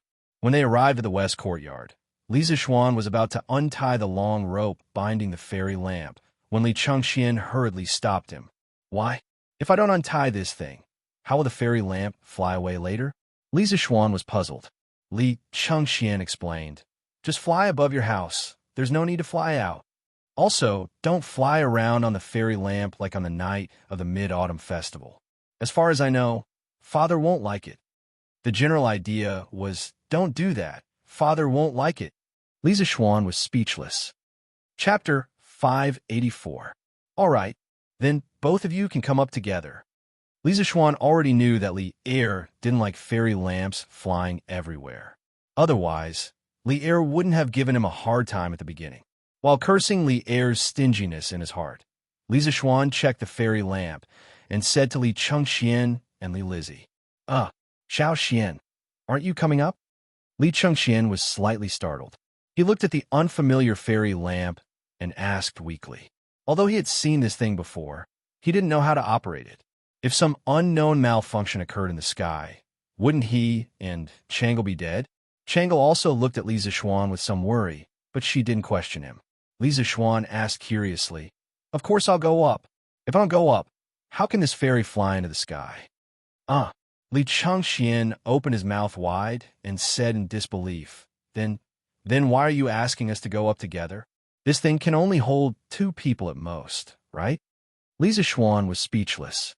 Who told you that this fairy lamp can only hold 3 people? There were 4 people on it last night. It's okay. Come up together. After saying that, he took the lead and walked up, waving at the siblings. Li Chengxian was skeptical. After hesitating for a moment, he shook his head and said, No. It's better to do it one by one. This way, even if the fairy lamp malfunctions, you can still save Xiao Xian. Changle, you go up first. Changle nodded and said, Okay. Then the little girl walked happily to the fairy lamp. Lisa Xuan said helplessly, Okay, then let's do it one by one. However, he muttered in his heart, the richer and more powerful people are indeed afraid of death. After a series of operations, the celestial lamp slowly rose into the sky. Because there was a rope between the bamboo basket and the ground, the celestial lamp could only rise up to the height of a 4- or 5-story building. Moreover, the flying range was limited to the western courtyard. Facing the afternoon breeze, Lisa Xuan's exhausted body and mind were greatly relaxed at this moment as he looked at the 108 streets of Chong, and in picturesque disorder. If it weren't for Changle and Li Chengxian beside him, he would definitely roar a few times to relax. The main thing was that there were too many things to do recently. Lisa Xuan had never felt so tired, mentally and physically. Wow, Chang'an City looks so beautiful from the sky. It's so beautiful. After the fairy lamp stabilized, Changle walked to the edge of the bamboo basket and held it. She couldn't help but exclaim as she looked at the scenery below. The sun's reflection on her pink palace dress made her look like a fairy princess who had just come out of the palace. She was beautiful and beautiful. Haha, that's right. In this world, I'm afraid there's no city more beautiful than Chang'an. When Lisa Xuan heard this, he sighed faintly and said, Those who were born in this era were very lucky. Those who were born in this era and in Chang, and were extremely lucky.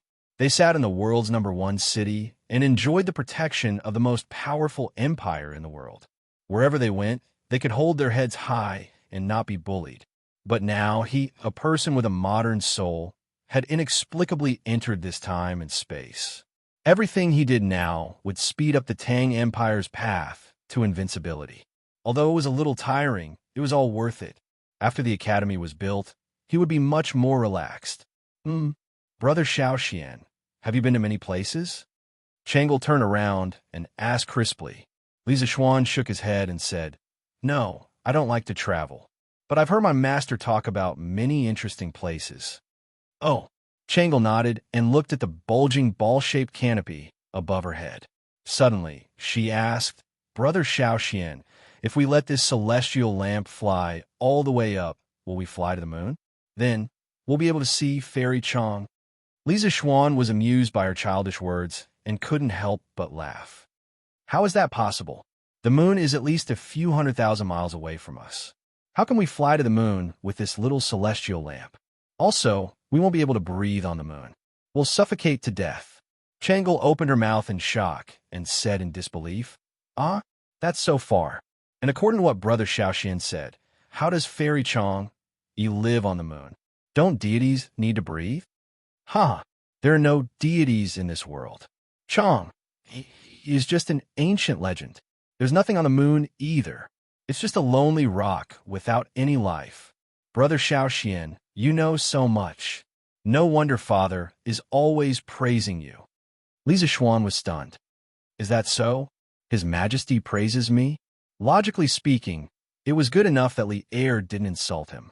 Why would he praise him?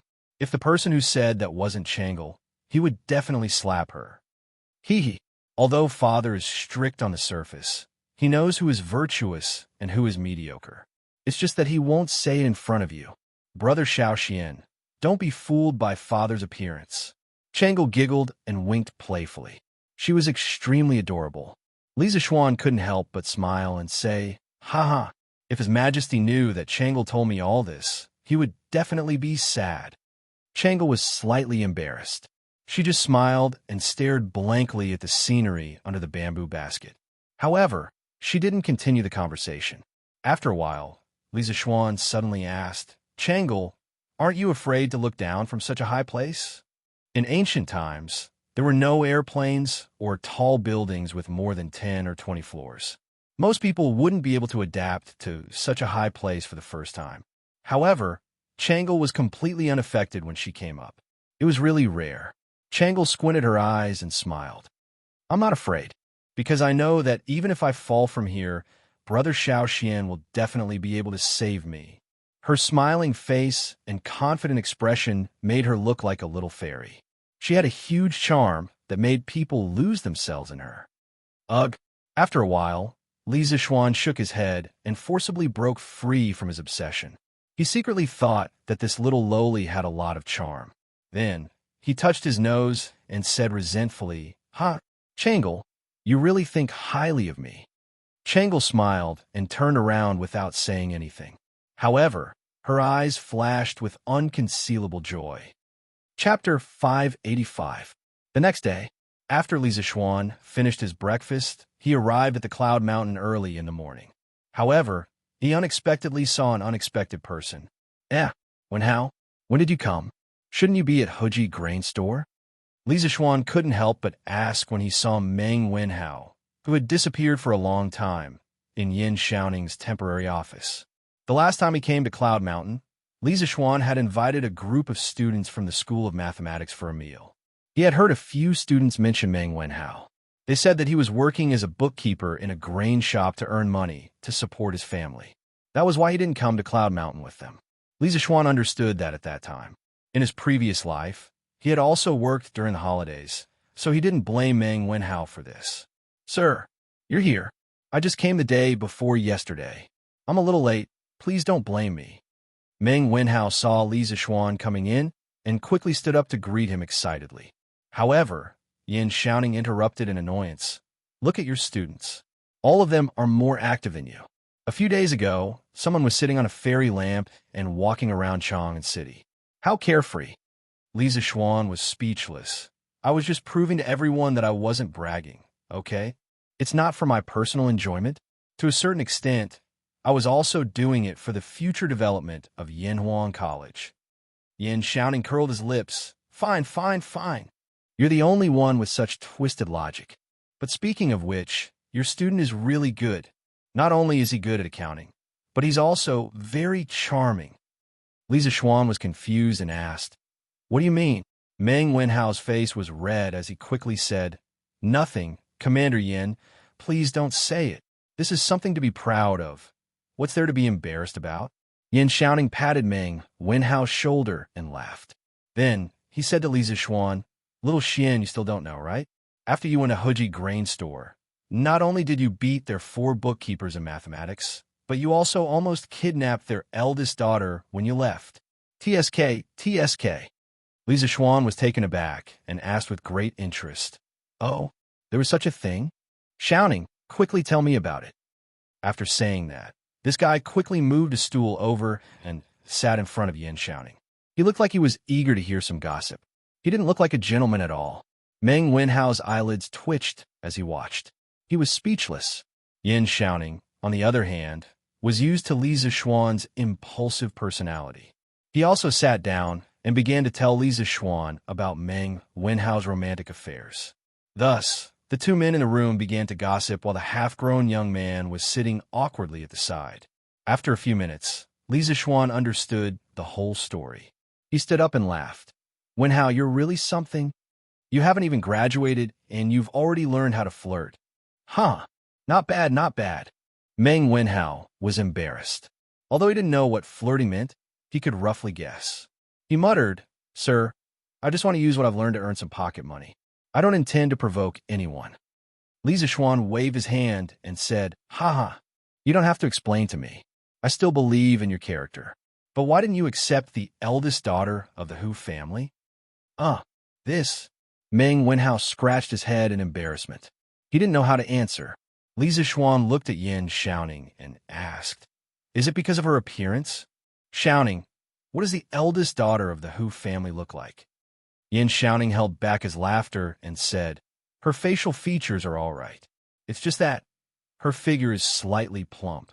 There's nothing bad about it." "Oh," Li Zixuan replied with a meaningful "oh." Meng Wenhao quickly said, "Sir, it's not because of her appearance. It's just that I'm still young and haven't considered marriage." Yin Xiaoning curled his lips and said, "Tisk, pretentious. If it wasn't because of her appearance, then it would be weird." "Oh, right." Li Zixuan suddenly thought of something and asked, "Xiaoning, don't you like girls with plump figures?" He remembered that many books in his previous life wrote that the Tangs viewed plump people as beautiful. Logically speaking, since Miss Hu's facial features weren't bad and her figure was slightly plump, such a girl should be more popular nowadays. But looking at them now, it was obviously not the case. Yin Xiaoning said in disdain, "Go. Who said that I like girls with plump figures? I don't see you like girls like that. Why do we have to like them? Wenhao, do you like girls like that?" Meng Wenhao hesitated for a moment, but still shook his head. Li Zixuan sweated and thought to himself, "Did I remember wrongly again?" He didn't remember wrongly. He was just misled. In his previous life, the saying that the Tangs viewed plump women as beautiful had been around for a long time and was widely spread. Some experts, after some research, asserted that the Tangs did view plump women as beautiful. They also pointed out several reasons why the Tangs viewed plump women as beautiful. The Tangs' economy was prosperous, and people had the means to eat well and wear warm clothes to maintain healthy and plump bodies. The Tangs' culture was open and inclusive, and they were generous and fat. The Tangs' Xianbei bloodline and the Tangs' royal family made them innately fond of women with strong bodies. In reality, this saying was wrong, or at least not accurate. The reason why people thought that the Tangs viewed plump women as beautiful was mainly based on Yang Guifei's body shape and the images of women in the Tangs' palace paintings and paintings. In fact, as long as one looked carefully at the famous Tang's Yan Liban's walking carriage painting and Zhou Fang's flower hairpin painting, it was not difficult to find that the palace maids and ladies in the paintings were not plump at all. The 9 palace maids in the walking carriage painting clustered around Li Shimin as they walked slowly. Some were carrying the carriage, some were holding umbrellas, and some were holding fans. They all seemed to have some strength and were definitely not sickly beauties who could not stand a gust of wind. However, looking at their figures, they were all quite slender. The women in the flower hairpin painting were probably of noble status and slightly older. Their figures were slightly plump, but their standing posture was graceful and graceful, as light as the spring breeze brushing the willows. There was no doubt that their figures could be described with the word slender. Regarding Yang Guifei, there were records in the literature that she was fat and afraid of heat. For example, the legacy of Kaiyuan Tianbao said that she was fat and hot until summer. However, Yang Guifei's fat body was definitely not as plump as people said today. At most, he had some muscles, which was what the outside biography of Yang Taizhen called just a little bit of muscle. A person who was good at dancing the rainbow-colored feather dance was her representative work, would definitely do a lot of physical exercises, so it was normal to have a bit of muscle. Yang Guifei's fear of heat was actually not because she was fat, but because of her physique. According to the legacy of Kaiyuan Tianbao, Yang Guifei often went to the back garden in the early hours of the morning to suck on the flower due to moisten her throat. In order to moisten her lungs, Yang Guifei would have a piece of cool jade fish in her mouth every day in the summer.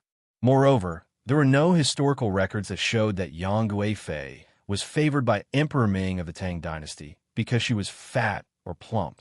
According to the old and new Tang books about Yang Guifei was favored mainly because of her good aptitude. Specifically, it included good at singing and dancing, good at music, wise and alert, welcoming and understanding the new Tang book. That was, she had literary skills, was smart, and understood others. In addition, poet Saint Du Fu described in the poem Beauty's Walk, her posture is deep and true, her skin is delicate and even. That was gorgeous, dignified, temperament, and delicate skin. In reality, Emperor Ming of the Tang dynasty did not appreciate Yang Guifei's muscles. According to the biography of Yang Taizhen, Emperor Ming of the Tang dynasty was reading the biography of Emperor Cheng of Han in the Baiwa courtyard. After Yang Guifei saw it, she asked him what he was reading. Emperor Ming of the Tang dynasty smiled and said, "Don't ask. You will feel bad if you know." Yang Guifei snatched the book and saw that it said, Emperor Cheng of Han obtained the flying swallow, and his body was light and unable to withstand the wind. Fearing that he was floating, the emperor made a crystal plate and ordered the palace servants to dance and dance. At this time, Emperor Ming of the Tang dynasty joked with her and said, "You can withstand the wind more than her." Yang Guifei was not convinced and confidently expressed that her rainbow-colored feather dance surpassed Zhao Fian's. When Li Bai was enshrined in Hamlin, he was ordered to write 3 songs of purity and peace to praise Yang Guifei's beauty and the life in the palace at that time. The second one was dedicated to Yang Guifei's beauty. A stick of red dew and fragrance. The clouds and rain Wu Shan heartbroken. Who in the Han Palace can be like her? Poor flying swallow is wearing new makeup. In the poem, Yang Guifei was compared to a peony and Zhao Fian. If Yang Guifei was really a fat person, she could form a sharp contrast with Zhao Fian. Then, this comparison would be a mockery and disobedience. It was very likely that Yang Guifei herself also admired Zhao Fian and was willing for others to compare her to Zhao Fian. It was said that Yang Guifei had the nickname of Fat Maid, which was very likely a curse from people who were jealous and hated her, such as concubine Mei. From this, it could be seen that people at that time did not view fat as beauty. The most interesting were 2 lines of Baiji's poem. A fat horse walks fast, a prostitute sings and dances, 3 poems with feelings. Fat horses are beautiful. The 6 horses of Xiaoling are all fat and strong, but thin and tall prostitutes are beautiful. Being fat is an unforgivable flaw for prostitutes.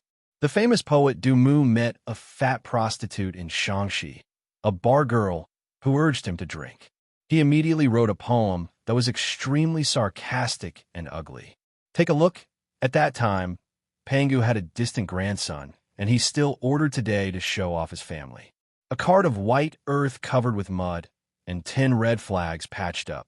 In the Wagwan temple, there were traces of footsteps, and in front of Huaiyuan Mountain, there were palm marks. There was no need to be melancholy and worry about marriage, waiting to ask Lukuan. All kinds of evidence showed that the Tang people saying that fat was beautiful lacked evidence. Moreover, this was the first year of Jingguan, and the Tang dynasty had only been established for less than 10 years. Even if the Tang dynasty had a trend of fat being beautiful, it certainly hadn't been completely established yet. At the very least, Empress Zhang's son and Princess Changel were not fat and were very slim. F***CK. There's a problem here. Li Zishuan muttered to himself. He suddenly remembered that he had seen Empress Zhang's son and realized that at this time, people didn't think fat was beautiful. Otherwise, Empress Zhang's son wouldn't be so thin. Chapter 586. Hello, boss. Good. How are you guys? Is there any difficulty in harvesting the food at home? Hi. No difficulty.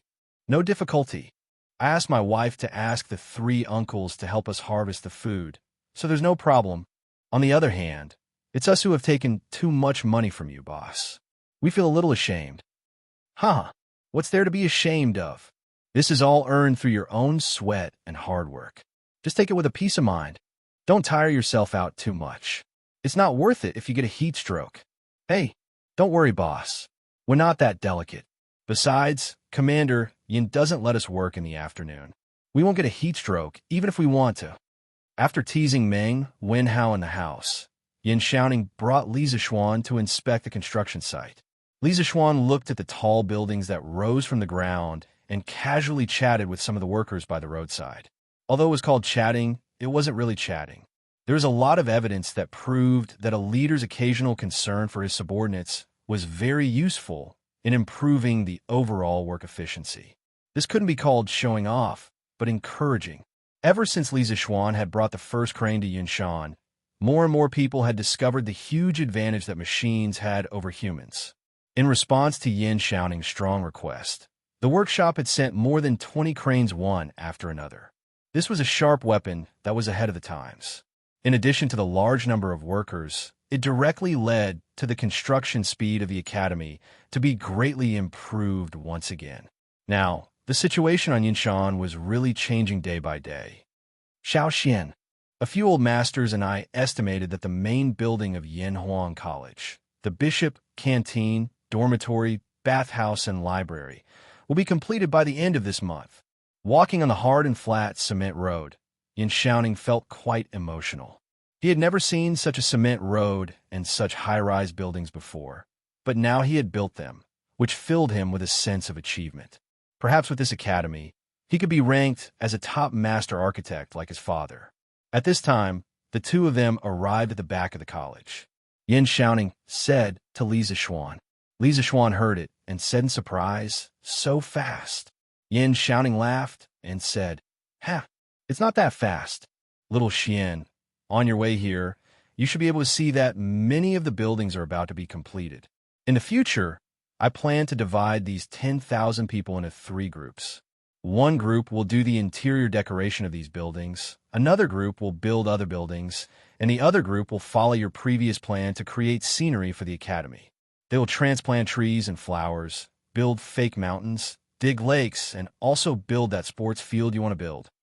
Li Zishuan thought for a while and agreed. "Yeah, we'll do as you say. After the main building of the academy is completed, don't be in a hurry to dismiss the craftsmen and commoners. The later construction of the academy has been completed, and I don't lack money now. Also, in addition to the buildings that I've planned earlier, I need you to send a group of people out to help me build some independent buildings behind the academy. I will give you the blueprints later." Yin Xiaoning asked curiously, "What do you want these small buildings for?" Li Zishuan laughed and said, "Xiaoning, didn't you read the newspaper earlier? The academy will assign some professors to their own houses. Although the academy doesn't have any professors now, I have to prepare these houses in advance. You can't go back on your words. The environment here in Yinshan is beautiful, and I believe many people will be willing to live here. Later, I will find a good location here and build a house for myself." Yin Xiaoning was speechless and said, "I think you have too much money and nowhere to spend it. If you build a house here, how many days can you stay in a year?" Li Zishuan didn't think much of it and said, "That's hard to say. Who knows? Maybe I will always live here. Hey, Xiaoning, don't you want to consider building one too? The house I want to build is different from the one we are living in now. You will definitely be jealous when you see it. Xianxia was actually a little tempted. He thought for a while and said, cough, cough. Little Xian, look at how hard I have worked for the academy these 2 months. Aren't you going to give me a house for free? Li Zishuan sneered and said, Che, in your dreams. At most, I will give you a 20% discount based on the cost of the house. The rest will be from me. Xianxia said angrily, F***CK. You are too much, aren't you? If you're like this, I will quit. You can go find whoever you want. Hey, don't. Let's talk about it. How about I give you a 40% discount? Not good, 50%. How about 50%? Hee. Then I will go back and pack my luggage. Hey, don't. Consider it my bad luck to have such a bad friend. I will give it to you for free. After some bickering, Xianxia emerged victorious and obtained a Cloud Mountain villa that had yet to be built for free. Although Li Zishuan looked angry on the surface, he wasn't angry at all in his heart. Firstly, he didn't really care about this little bit of money. Secondly, Xianxia had a share in the first batch of Cloud Mountain villas. What he said just now was just a joke. Xianxia, how do you think the academy will solve the water problem in the future? Li Zishuan came to Yinshan today not only to inspect the progress of the academy's construction, but also to solve the academy's water problem. However, after walking around Yinshan for so long, and even walking around the forest behind the academy, he still did not see a waterfall or a river. This made him a little disappointed, so he asked. Xianxia was happy that he finally got some benefits from the miser, Li Zishuan. When he heard this question, he could not help but be stunned and answered subconsciously. What's so difficult about that? There are so many wells in Plum Village and the Han family village at the foot of the mountain. Also, there is the Ba River beside Plum Village. Is there a lack of water? We just have to find some people to carry water up every day. Li Zishuan shook his head and said, this is not a long-term solution. The scale of the academy will definitely get bigger and bigger, and there will be more and more students. When that time comes, how can the academy's daily water consumption be met by just carrying water up the mountain? Xianxia was helpless and said, then what do you think? Li Zishuan thought for a while and asked, Xianxia, do you think we can use a water wheel to carry water up the mountain?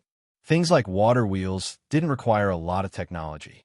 Tubular water wheels had already appeared in the Sui dynasty. Many protagonists in time travel novels who went to ancient times relied on water wheels to become famous. This was more or less inappropriate. Li Zishuan still had some knowledge of this common knowledge, so he asked directly. Chapter 587. Xiaoxian, are you talking about the water tanker? Xianxia looked at Li Zishuan on Yunshan Mountain and asked. Li Zishuan nodded. Yes, it's the water tanker. If this water tanker doesn't work, I could design a new water tanker with more power and a longer transmission distance. He had several water tanker models in his mind, but he wasn't familiar with them. He didn't know if they could be used in Yanhuang College. If it weren't for the fact that the power system wasn't easy to solve, he would definitely build his own water tanker. For him, it was easy to build a water tanker, but the difficult part was the problem of the power required for the water tanker. He still lacked the materials for an internal combustion engine, and he didn't have a stable power supply system for an electric motor. Therefore, he could only rely on the water tanker. Although Xianxia was confident in Li Zishuan's creativity, he still shook his head and said, I don't think it's possible. Yanhuang College is too far away from Ba River, and the terrain is too high. It's impossible to use a water tanker to transport water. Even if it can be transported up, it can't be too much. Even if you can make a water tanker with more power, I think it's still useless and not worth the loss. Li Zishuan rubbed his eyebrows and seemed to be a little distressed. After hesitating for a while, he gritted his teeth and said, How about this, Xianxia? Help me find a group of well builders and ask them to find a suitable place on Yunshan Mountain and dig a few wells for me. In the early stage of the college, let's transport water from the foot of the mountain. Xianxia opened his eyes wide and said, Are you crazy? Yunshan Mountain is so high. How can you dig a well? However, Li Zishuan shook his head and disagreed. Xianxia, you're wrong. Although Cloud Mountain is relatively high, the trees on the mountain are dense, and there's plenty of rain all year round. Some places can still be dug out. When the time comes, you can find an experienced craftsman, and you should be able to find a few good spots. There's a saying that it's futile to dig a well on the mountain. Many people think that it's impossible to dig underground water because of the high terrain on the mountain. This is a misconception. In fact, there are places on a mountain where underground water can be found. Underground water didn't only exist on flat land, but also on high mountains. Sometimes, there was no water at all in places lower than the horizon. The existence of underground water was related to the structure of rock strata. Some rock strata couldn't store water, while some rock strata had confined water. Besides, there were soil, trees, and flowers on the mountain. These things were the main factors for storing water. If the soil and water were well preserved, it was not impossible to dig up water by just digging 2 or 3 meters. In Li Zishuan's previous life, one of his relatives had contracted a mountain to raise chickens. Because the mountain was high and there was no running water, his relative had hired someone to dig a well on the mountain. In the end, they only dug one, 5 meters before they found water. Therefore, when it came to digging a well, the terrain was not the deciding factor. Yin Xiaoning, on the other hand, didn't understand these things. He asked skeptically, "Can you really dig a well out of such a high mountain?" Li Zishuan said confidently, "Definitely. Don't worry, Xiaoning. As long as the craftsmen are experienced and can distinguish the water level, they will definitely be able to dig a well in Yinshan. All right, tomorrow I'll arrange for someone to go to Chang and to look for a well builder." In Yinshan, the construction of the college was in full swing. In Datong Daily, there were waves of publicity about Gong Shui and Yanwang College. When Gong Shui was first publicized, Ma Zhou had arranged for a group of people to study Li Zishuan's published articles. Many people in the editorial department had a deeper understanding of Gong Shui, so there was no need for Li Zishuan to do the publicity. There were plenty of people in the editorial department who were talented in this field. Therefore, recently, the news section of the newspaper was almost filled with the words Yanhuang College and Gong Shui. Under such fierce publicity, more and more people knew what Gong Shui was and what kind of college Yanhuang College was being built outside Chang'an City. Gong Shui, Yanhuang Academy. In an instant, their momentum was like a rainbow. Of course, in the past, there would be many Confucian defenders who would jump out and criticize Li Zishuan for bragging about Gong Shui in the newspaper. However, since Cui Yunhan left Xianxia and Li Zishuan flew to Chang'an City in the middle of autumn, almost all the voices of opposition died down.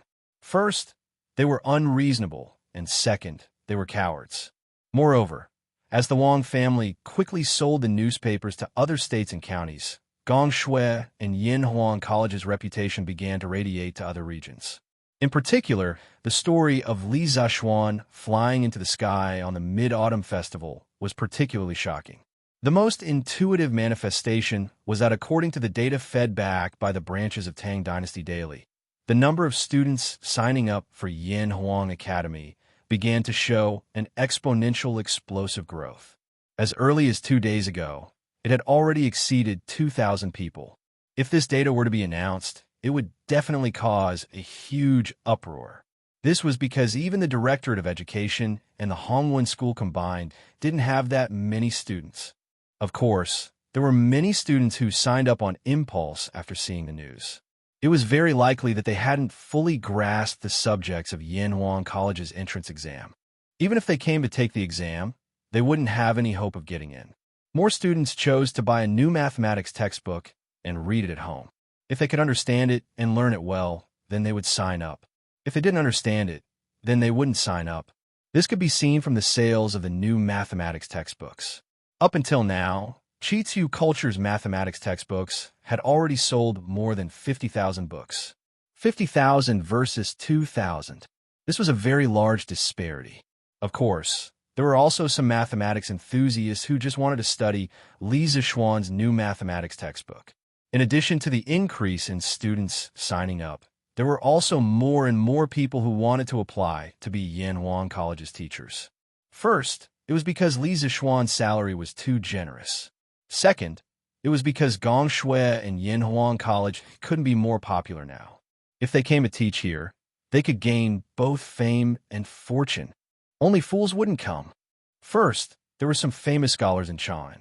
They were the first to come to Li Zishuan for an interview. These days, Li Zishuan held 10 interviews, but he only hired one person, and it was an old acquaintance. When he was in the Directorate of Education, Assistant Professor Mao, who sat opposite him in the office, followed closely behind Su Hongji and also wanted to change jobs. The rest of the people were either too deeply influenced by Confucianism or they didn't have any teaching skills at all. They were the type that completely followed the script. Li Zishuan said that he couldn't even listen to such boring lectures. So how could his future students be willing to listen? Therefore, of the 10 teachers who came to apply, only one was successful. The low acceptance rate of Yinhuang College's teachers gradually spread out. Chapter 588. On August 26th, the first year of Jingguan, Yinhuang College's main buildings, including the cafeteria, the library, the dormitory, and the bathhouse, were all completed. The magnificent cement skyscraper stood at the top of Yinshan Mountain, silently showing the world the majesty of Yinhuang College. Those who were observant had already discovered that there was a giant on Yinshan Mountain. On this day, many people saw that Yinhuang College's skyscrapers had been completed. Many people called their friends and came to Yinshan Mountain to watch the fun. TSK. Li Xianxia is really rich. He built so many skyscrapers just like that. And he built it so quickly. He probably hired a lot of people, right? I heard that he hired tens of thousands of people. Our neighbor, Fatty Pan, has been hired, and the pay is not ordinary. Hey, old Nyo, why weren't you invited? Is it because your body is weak and you weren't chosen by Lord Li? Hee. Could it be that Shuan Yang emptied your body last night? Ahaha. A certain frivolous man made a frivolous joke, which made the people around him burst into laughter. The young man who was mocked blushed and then said angrily, LV Dazhuang, F asterisk king bullshit. Do you want to fight? Come on, I'm not afraid of you. Hey, don't embarrass yourselves here. This is a place for educated people to study. How can you fight like this? That's right, that's right. This is outrageous. Hey, old Meng, look at the road on this mountain. It's completely different from the bluestone road at the foot of the mountain. It's hard and flat. I wonder what material it's made of. Oh, I heard from the Han family village that it's called cement. Cement can be used to make roads when mixed with sand and stone. And look, it's not just the road. Yinhuang College's walls are also covered with cement. They're using cement to replace glutinous rice mortar. An old man with coarse white hair, holding a walking stick and stroking his beard, slowly told the truth. Cement? What cement? Where can I buy it? Looks like it's pretty useful. The house built with this looks quite sturdy, but I wonder how much more expensive it is than glutinous rice mortar. The coarse-clothed old man shook his head and laughed. Hee. Many people want to buy it, but it's not on sale yet. Why is that? Is there anything money can't buy? What's so strange about that? It was said that this cement was invented by Lord Li himself. Of course, he would use it for his own academy first. It's not like Lord Li lacks money. Oh, so that's how it is. Lord Li has really put in a lot of effort for this academy. TSK. Yinhuang College's skyscraper looked so imposing. Which family's kid would be lucky if he could get in? I heard that there's no tuition fee here, and you can even learn Lord Li's skills. That's right. My child is already preparing for Yinhuang College's entrance exam. If he doesn't pass this year, he'll take the exam next year. Tisk, how can your stupid son get into Yinhuang College? Why is it impossible? For the first time, Yinhuang College's image was more complete in front of the world. The people who came to watch the fun saw this magnificent and mysterious academy.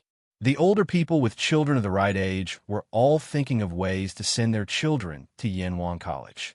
The younger people were thinking about how to persuade their parents so that they could apply for Yinhuang College. Excuse me, please make way. At this moment, dozens of ox carts suddenly appeared on the mountain road. The person in the lead was Li Tai. When the little fatty saw that so many people came to watch the academy today, he couldn't help but frown and ask the people to disperse. When the crowd heard the shout, they subconsciously opened up a path. However, when they saw the contents of the car, their eyes almost popped out of their sockets. Hiss, this is colored glass. This is top-notch colored glaze. Every piece is so big and beautiful. There are nearly 10 carts of colored glass. Why did Yanwang College bring so much colored glass? Who knows? Maybe we can use it in one of the houses. Yanwang College's architecture can't be estimated with common sense. Oh my God, how much is this? In fact, not only were the onlookers dumbfounded, but the people who followed Li Tai to the workshop to transport the colored glass were also dumbfounded. In this era, colored glass was worth as much as gold. When these people saw so much colored glass in the workshop in the morning, they were almost blinded. However, after walking for such a long time, they gradually got used to it. At this time, when they saw that there were people who were as shocked as they were at the beginning, they more or less felt a sense of superiority. Be careful. Come, bring all this colored glass to Guanghua Building first. We'll have to make 2 more trips later. Li Tai commanded the convoy as he spoke in a clear voice. When the onlookers heard that, they almost fell to the ground. So this amount of colored glass wasn't enough? They still had to make 2 more trips. Today, they finally saw what it meant to be a rich person. Even gold was transported by carts. But soon they also understood why Li Tai brought so much colored glass over. Oh my God, look, they're using colored glass as windows. A sharp-eyed young man suddenly saw 3 craftsmen installing a piece of colored glass on a gap in the wall on the first floor of Yanwang College's main building. He tilted his head and thought for a while, then suddenly came to his senses and couldn't help but exclaim in horror. Oh my God, is Lord Li crazy? Even if he's rich, he can't waste it like this. What a waste of natural resources. I was just wondering why there were so many gaps in the walls of Yanwang College's buildings. Aren't they afraid of the cold wind in winter? I didn't expect them to be used to install windows. This window is enough for a family to eat for decades. Lord Li is really a rich man. If Lord Li doesn't have money, who else would have money? However, Lord Li earns money openly and honestly, so no one can say anything about it. Hey, you don't say. These houses with colored glass windows are quite beautiful. The inside of the house must be very bright. It's true. Not only are these colored glass windows beautiful, but they also let in light and block the wind. Lord Li really knows how to have fun. Sigh. I really regret not letting my child prepare for Yanwang College's entrance exam as soon as possible. It's probably too late now. Chapter 589. Although using colored glass to make windows had never happened in the Tang Dynasty, it was completely normal for a modern person like Li Zixuan. Moreover, unlike the current mainstream architectural style of courtyards, the high-rise buildings of the Yanwang Academy contained hundreds of rooms in each building. This kind of house built with bricks and cement, if not for the glass windows, would be as dark as night even in the day. As for the expensive cost of colored glass that shocked others, it wasn't a problem for Li Zixuan at all. This was because the bright and transparent colored glass was just a pile of sand in his eyes. Gu Xiaomao, how's the well-digging craftsman that I asked you to find coming along? In the temporary office, Yin Xiaoning asked Gu Xiaomao to come in and asked.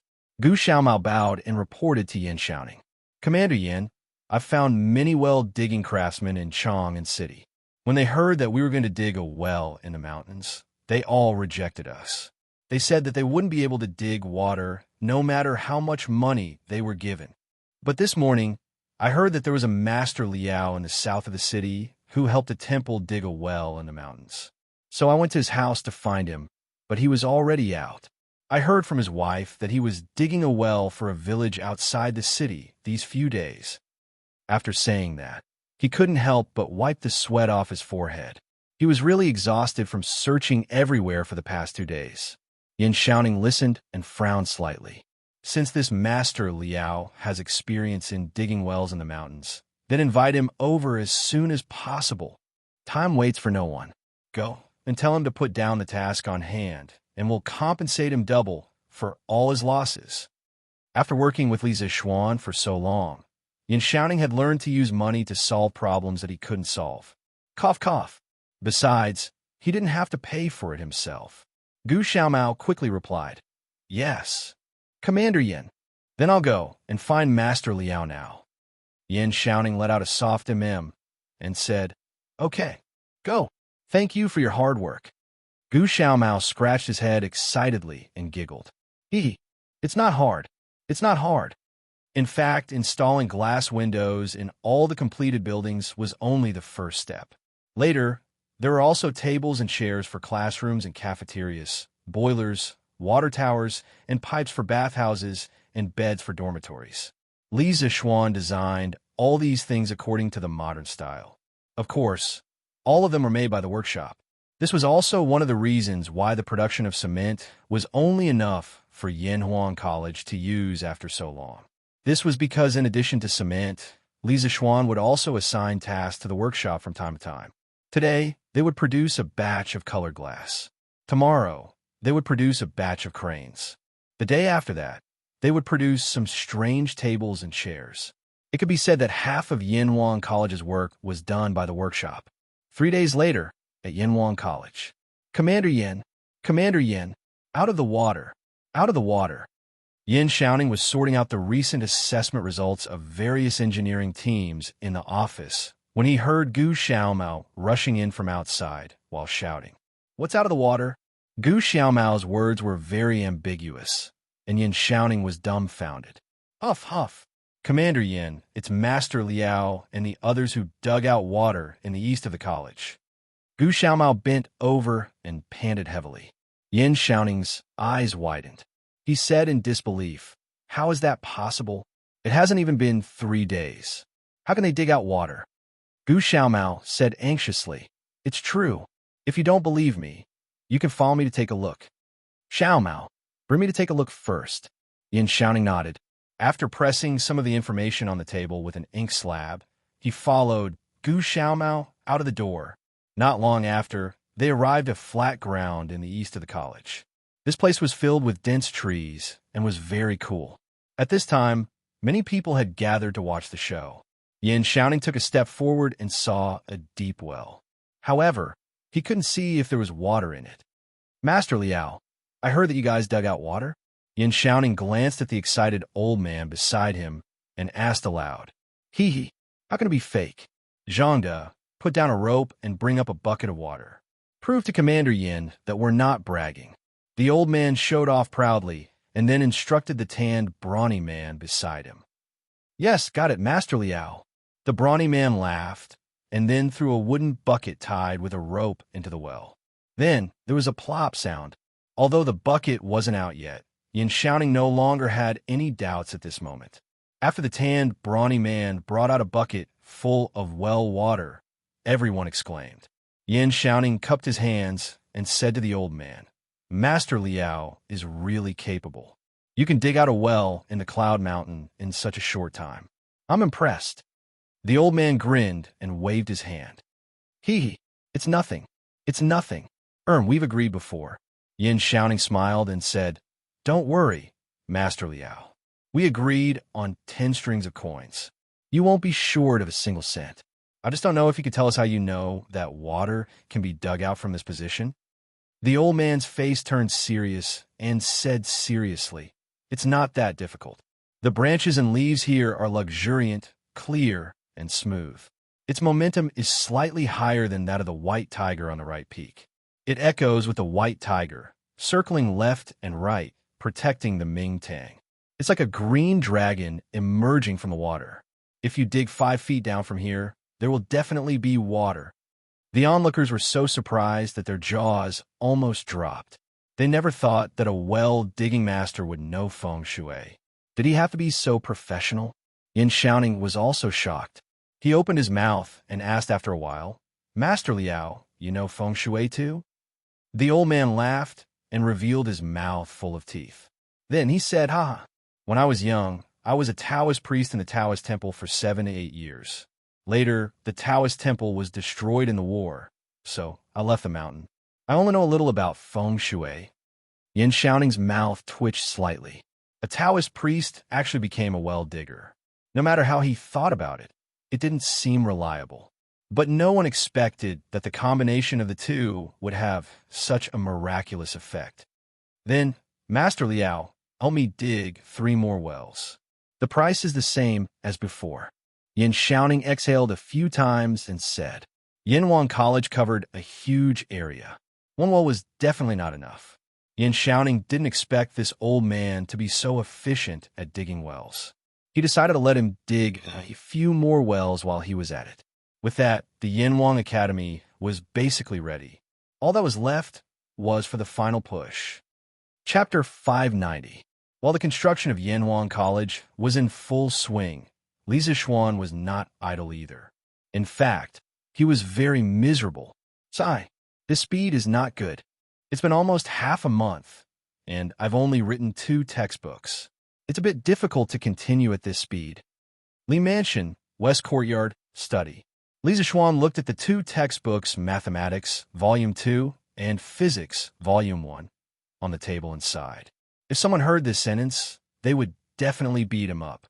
One must know that compiling textbooks was a task that was done by a learned scholar. It would be good if he could compile 1 textbook in a year. But this guy had only compiled 2 in half a month, and he was still not satisfied.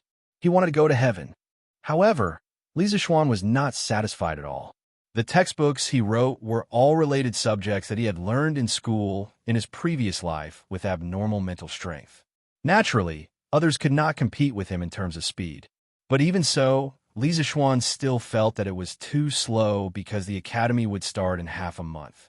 At first, he planned to open 4 courses for the students, but now there were still 2 textbooks that he had not written: chemistry and geography. Of course, the textbooks he wrote were not all mechanically copied.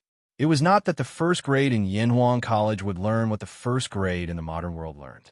The 2 schools had different academic systems, which determined that the content of each stage of study was different. When he first wrote Mathematics, Volume 1, in Yinhuang College, the content in it already covered the first and second grade of primary school. But the students in the School of Mathematics had already learned almost half of the mathematics in Volume 1. So Li Zixuan wrote the mathematics in Volume 2. As for the 2 textbooks that were still missing, chemistry was not bad, but it would be very troublesome to teach because the chemical symbols in it were read according to the English alphabet in his previous life. But now it was the Tang Dynasty. One could imagine the scene when the time came. Students, this is the chemical formula of water molecules, H2O, H2O. Come. Remember it well. 233, 3333. This scene was simply too beautiful to imagine. As for the geography textbook, Li Zixuan did not know where to start because he did not know the current territory of Tang Dynasty. How could he make it up? Not to mention half a month. Even if he was given half a year, he would not be able to make it up. However, he had no choice but to set up this course. Setting aside the issue of territory, there were many concepts in geography that were very useful. For example, the concept of scale on a map, the concept of up north and down south, the concept of left, west, right, and east, the concept of latitude and longitude, contour lines, and so on. Ancient maps were not based on north and south, left, west, and right. Many ancient maps of China adopted the setting of north and south, left, east, and right. This might have something to do with the fact that the emperor sat in the north and faced the south. This was convenient for users to see, but there were also many ancient maps that used the setting of north and south. There was no uniform rule for this. As for latitude and longitude, no one in this era had defined the prime meridian. In modern times, the longitude that passes through the original site of the Greenwich Observatory in London, England, is known as the 0-degree longitude, also known as the prime meridian. When he wrote the textbook, he could define the prime meridian as the longitude that a typical building in Chang and pass through. In this way, hundreds or even thousands of years later, everyone would look at the map according to the latitude and longitude defined by Tang Dynasty. Besides these, the most important use of geography was to allow students to clearly understand the world, to let them know that the Great Tang only occupied a palm-sized piece of land on the world map. This would be extremely useful in the era of great voyages in the future. Sigh. How should I compile this geography textbook? Everything else is easy, but where should I go to find information about the mountains and rivers in Tang Dynasty? Li Zishuan rubbed his chin and fell in a deep thought. Husband, are you still busy? This is the iced mung bean soup that I just made. Stop and have a taste. At this moment, the door was pushed open from the outside with a creak. Then, Han Yushi, who was wearing a thin white dress, walked in with a small bowl that was emitting cold air. When she saw Li Zishuan lying on the table and thinking hard, she couldn't help but feel a little sorry for him. Oh, my wife is here. Li Zishuan came back to his senses, then stood up and looked at Han Yushi and said, "Heh, my wife, why are you wasting your energy on such a hot day? Look at how hot you are. Let the people below do this work. Come and sit." Han Yushi smiled and put the mung bean soup on the table. Then she said unhappily, "Husband, you also know that it's a hot day now. Then why have you been locking yourself in the house every day recently? Mother and I are worried that you'll get sick from being cooped up. I know that my husband is working hard on the matters of the academy, but you can't tire yourself out because of this." Li Zishuan's heart warmed. He stepped forward and grabbed Han Yushi's soft hands. He smiled and said, "Wife, don't worry. Your husband has martial arts. A mere hot day can't do anything to me. You just have to take care of yourself." Han Yushi rolled her eyes and said angrily, "Husband, you're lying again. Who said that people who have martial arts are not afraid of the heat? Lu Guogong, the old man, has already taken a few carts of ice cubes from our house. You still want to fool me?" Cough, cough. This. Li Zishuan was suddenly speechless. Han Yushi was right. They practiced martial arts. Although they were not afraid of the cold, they were generally quite afraid of the heat, unless you practiced the rare Yin attribute internal strength. Han Yushi picked up the small bowl and stuffed it into Li Zishuan's hand. She said, "Okay, I know that my husband is busy, but you should drink this bowl of mung bean soup first." How could Li Zishuan disagree? He quickly nodded and replied, Okay, I'll drink it now." After saying that, he gulped down the bowl of mung bean soup in one gulp like a cow drinking water. A wave of unbridled coolness instantly erupted from within him, and he couldn't help but exclaim, "Refreshing." Han Yushi smiled and put away the bowl. Then, she turned around and prepared to go out. However, she paused at the door and hesitated. "My husband seems to have encountered some difficulties. My ability is limited, so I'm afraid I can't help much. However, my husband can go out for a walk and relax. Don't you have so many friends? You can ask them for help. There's no need to build a cart behind closed doors. I've been relying on the help of many people since I was young. Otherwise, I wouldn't have been able to marry my husband." After hearing this, Li Zishuan was silent for a while. Suddenly, he laughed and said, "I got it. Haha, wife, you're really my lucky star." Chapter 591. Qingke you stop first. What's wrong? Xiaoxian, what's the matter? You stop first? Gu Xiaomao, from now on, you'll be the leader of the 8th team of the 1st Regiment. You'll be in charge of all the missions on Qingke. That afternoon, Li Zishuan went straight to Yinshan. After asking a craftsman, he found Li Tai, who was teaching others how to use the crane. He cut to the chase and went straight to the point. Li Tai, on the other hand, was dumbfounded. "Little Xian, what are you doing now? Why did you remove me from the team leader position for no reason?" Li Zishuan couldn't be bothered to talk nonsense with this little fatty under the hot sun. He dragged him away and said, "What do you mean by removing you from the team leader position? You brat, are you addicted to playing here? Come back to Chang'an with me." Li Tai tried to break free, but couldn't. He could only ask, "Why are we going back to Chang'an? Did my father ask you to call me back?" Li Zishuan was furious. "I'm not a eunuch who delivers messages to Second Master Li. Why would I come all the way here to deliver an imperial decree for Second Master Li?" He paused and said angrily, "No, I'm here to promote you. How can a mere team leader be worthy of you?" Qingke. Li Tai was overjoyed and quickly asked, "Haha, that's good. Xiaoxian, are you going to promote me to a regiment commander?" "Sai, wait, why are you bringing me back to Chang? And if you promote me to a regiment commander?" Hey, Stop it. Bam. Get in. Why are you talking so much nonsense? Sambao, start the car. Li Zixuan tossed little Fatty into the carriage with one hand and jumped onto the carriage himself. He then instructed Sambao. Luckily, Li Tai was still young. Otherwise, when he was in his 20s, he probably wouldn't even be able to enter the carriage. Luckily, Don't Touch Me was sturdy. Otherwise, with the little Fatty's current weight, an ordinary carriage wouldn't be able to withstand his weight. Sigh.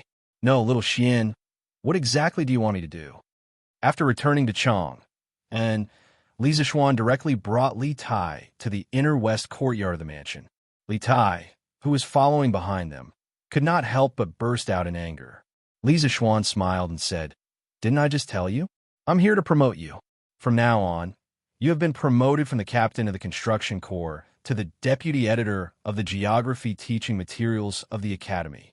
Before school reopens, you should just stay in Chang'an City and write books." That's right. Li Zixuan's idea was to capture Li Tai and make him an able-bodied man. Although this little fatty was arrogant and a bit of a jerk, he was impeccable in terms of knowledge.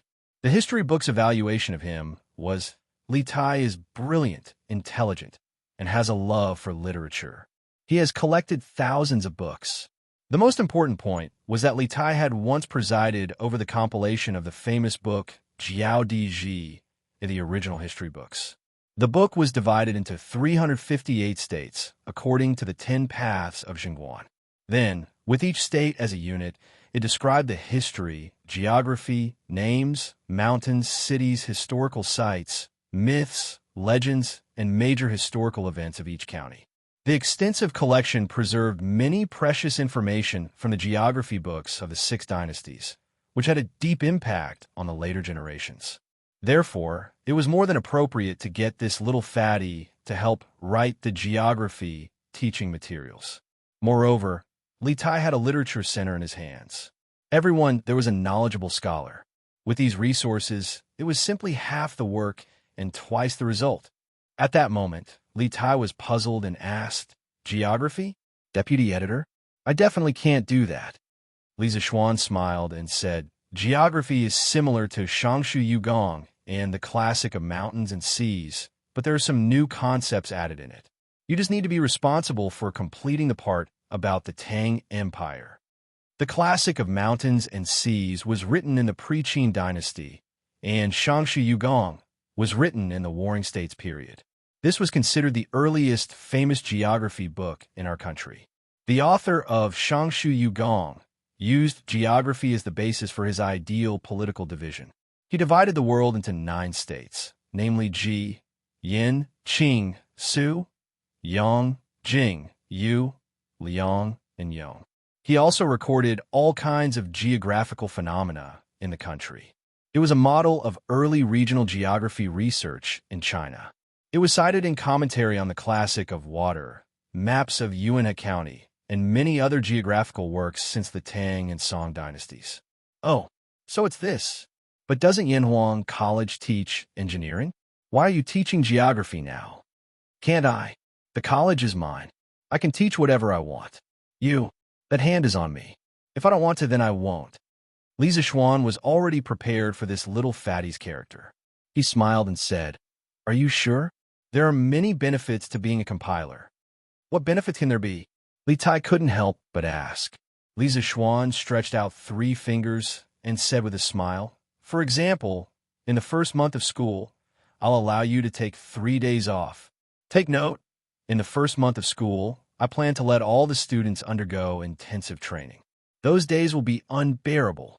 TSK. Chinke, you have to think about it." Li Tai felt Li Zixuan's devilish smile and couldn't help but feel his scalp tingle. He paused and said, "Only 3 days? No way. It has to be 5 days." Li Zixuan snorted and said, 3 days means 3 days. If you don't want to do it, I'll find someone else. 3 days is already the limit of my tolerance." Li Zixuan knew very well that when dealing with people like this little fatty, he couldn't give in at all. Otherwise, this guy would definitely take advantage of him. Sure enough, Li Tai saw that Li Zixuan wasn't willing to budge. After hesitating for a while, he gritted his teeth and said, Fine. 3 days it is. Tell me, how should we compile this geography textbook? Li Zishuan shook his head and said, You don't have to worry about this first. When you go back, gather all the scholars in your mansion to help you collect all the mountains and rivers in the Tang Empire. Then, about 7 days later, I'll send you a book. In this book, except for the part about the Tang Empire that has problems, the rest of the book and all the concepts in the book are all correct. When the time comes, you just need to make some adjustments on this foundation. This was also the most reasonable method that Li Zishuan came up with at the moment. First, make a complete copy of the modern geography book, then deduct the domestic part and give it to Li Tai to fill in. He believed that with this little fatty's understanding and ability, he could complete the whole book. Li Tai nodded thoughtfully and said, Okay, then I'll go back to the mansion to gather people. When your masterpiece comes, we'll start. That's great. Chapter 592. After the little fatty left, Li Zishuan began another round of closed-door training. In the blink of an eye, another 7 days had passed. It was now September. In these 7 days, the renovations of the buildings that were previously completed in Yanhuang College had been completed. There were doors, windows, blackboards, tables, chairs, and lecterns in the classrooms. There were bunk beds, windows, and candlesticks in the dormitories. There were also small windows in the cafeteria that were similar to modern school cafeterias. There were also rows of neatly arranged tables and chairs. There were also rows of shower heads in the bathhouse. The current appearance of Yanhuang College was infinitely similar to that of a modern university. Other than the lack of electrical, multimedia, and other high-tech equipment, the gap between the two was getting smaller and smaller. From this point of view, Li Zishuan had spent a lot of money to buy a feeling of modernity. If a modern person were to transmigrate and see Yanhuang College, they would definitely think that they had transmigrated back. It was a pity that Li Zishuan had been busy compiling the teaching materials and did not see this scene at the first moment. Feiji, send this book to the Prince of Wei's residence now. You must deliver it personally. Do not lose it on the way. In the Li residence, Li Zishuan walked out of the west courtyard with a haggard expression. He handed a book to Pang Feiji and solemnly instructed him. Of the 4 teaching materials, the one that required the most effort was undoubtedly geography. Other than the names of various places that needed to be corrected, there were also many maps. It was very troublesome to draw. Even with Li Zishuan's abnormal mental strength, he was still somewhat exhausted after so many days of work. If not for the fact that this college was the foundation for his family to establish themselves in the Tang dynasty, he would not have worked so hard even if he was given a mountain of gold and silver. Speaking of which, when the geography was printed in the future, the workshop would have to spend a lot of effort. This was because the text could be directly printed with movable type. However, the maps and the like would have to be carved by a master carver before they could be printed. The cost of this would be much higher. Yes, Lord Zhu. Seeing Li Zishuan's serious expression, Pang Feiji knew that this book was very important. He put the book into his pocket and cupped his fists towards Li Zishuan. Go. Li Zishuan rubbed his forehead and waved his hand. Logically speaking, he had spent so much effort on this book. Of course, he attached great importance to it. If it weren't for the fact that he was too tired, he would have gone there personally. However, when Pang Feiji was handling things, he was very assured. At least, Brother Chicken had never made any mistakes. Pang Feiji brought the plain-looking textbook out of Li Zishuan's house. Other than feeling a little reluctant to give away the textbook that he had worked so hard to write, he did not really care about anything else. What he didn't know was that the book he didn't care about had caused a huge commotion in the imperial court. Ha ha! Little Xian, I heard that you've been staying at home recently. Are you practicing martial arts in seclusion again? Li Zishuan was about to return to the west courtyard to rest when he heard a hearty laugh from outside. Then he saw the 2 brothers, Dugu Xian and Dugu Feiying, walking in from outside. The person who had spoken just now was Dugu Feiying. Li Zishuan felt that something was wrong. He squinted his eyes and looked at the 2 brothers for a while. He was a little surprised and said, Xian, you've entered the master stage?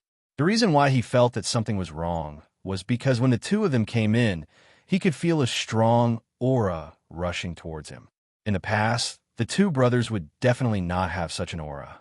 Then, he took a closer look and realized where the problem was. Dugu Xian had broken through. In just over a month, this guy had actually entered the master stage from the late stage of Qi cultivation. How could he not be surprised? Dugu Xian nodded and walked over. He bowed deeply to Li Zishuan and said, "Thanks to you, little Xian. This is all thanks to you, little Xian, for helping me deduce the first 3 forms of the 9 swords beyond the swords. Otherwise, I'm afraid I wouldn't be able to reach the Grandmaster realm in my lifetime. I, Dugu Xian, will never forget your kindness. In the future, if you need anything, I'll do my best." Yes, including me. Dugu Feng also chimed in. Li Zishuan was stunned and said in disbelief, 9 swords of Dugu? Xian, did you break through from the 9 swords of Dugu? Dugu Xian nodded and said, yes, but I only helped you deduce the first 3 sword moves. How can you comprehend with only 3 sword moves? Speaking of this, Dugu Xian's expression became slightly excited. After I brought the 3 sword moves that you deduced back home, I practiced them a few times at first and found that they were extremely unfamiliar. Later on, I realized that this 9 swords beyond the swords could actually resonate with our Dugu family's solitary wind swordsmanship. So, I tried to combine the 2. Unexpectedly, I actually comprehended the last 2 moves of the 9 swords beyond the whip move, and the rope move. Then, I asked for leave from His Majesty and temporarily left the affairs of the Northern Yamen Imperial Army to focus on breaking through. In the end, hard work paid off. With the first 5 moves of the 9 swords of Dugu and the solitary wind sword technique, I broke through to the master stage 3 days ago. Li Zishuan raised his eyebrows. He didn't expect Dugu Xian to have such a fortuitous encounter. He also didn't expect that the 9 swords of Dugu, a sword technique that only existed in novels, could actually resonate with the Dugu family's solitary wind sword technique. This was a little unbelievable. Also, it was no wonder that when Shui Yunhan brought the scholar to the Li residence to cause trouble, the commander of the Imperial Army sent by second Li wasn't Dugu Xian, but a small soldier in the Imperial Army, Sun Jiping. Sun Jiping also said that Dugu Xian had taken a leave of absence for a while. He didn't expect that he had taken a leave of absence to go home and cultivate in seclusion. Congratulations on breaking through to the master stage. Xian. Looks like our Tang Empire will have another young tiger. After a moment of shock, he congratulated Dugu Xian from the bottom of his heart. He and Dugu Xian were friends who had gone through life and death together. For Dugu Xian to have such a fortuitous encounter, he would only be happy for him and would definitely not be jealous.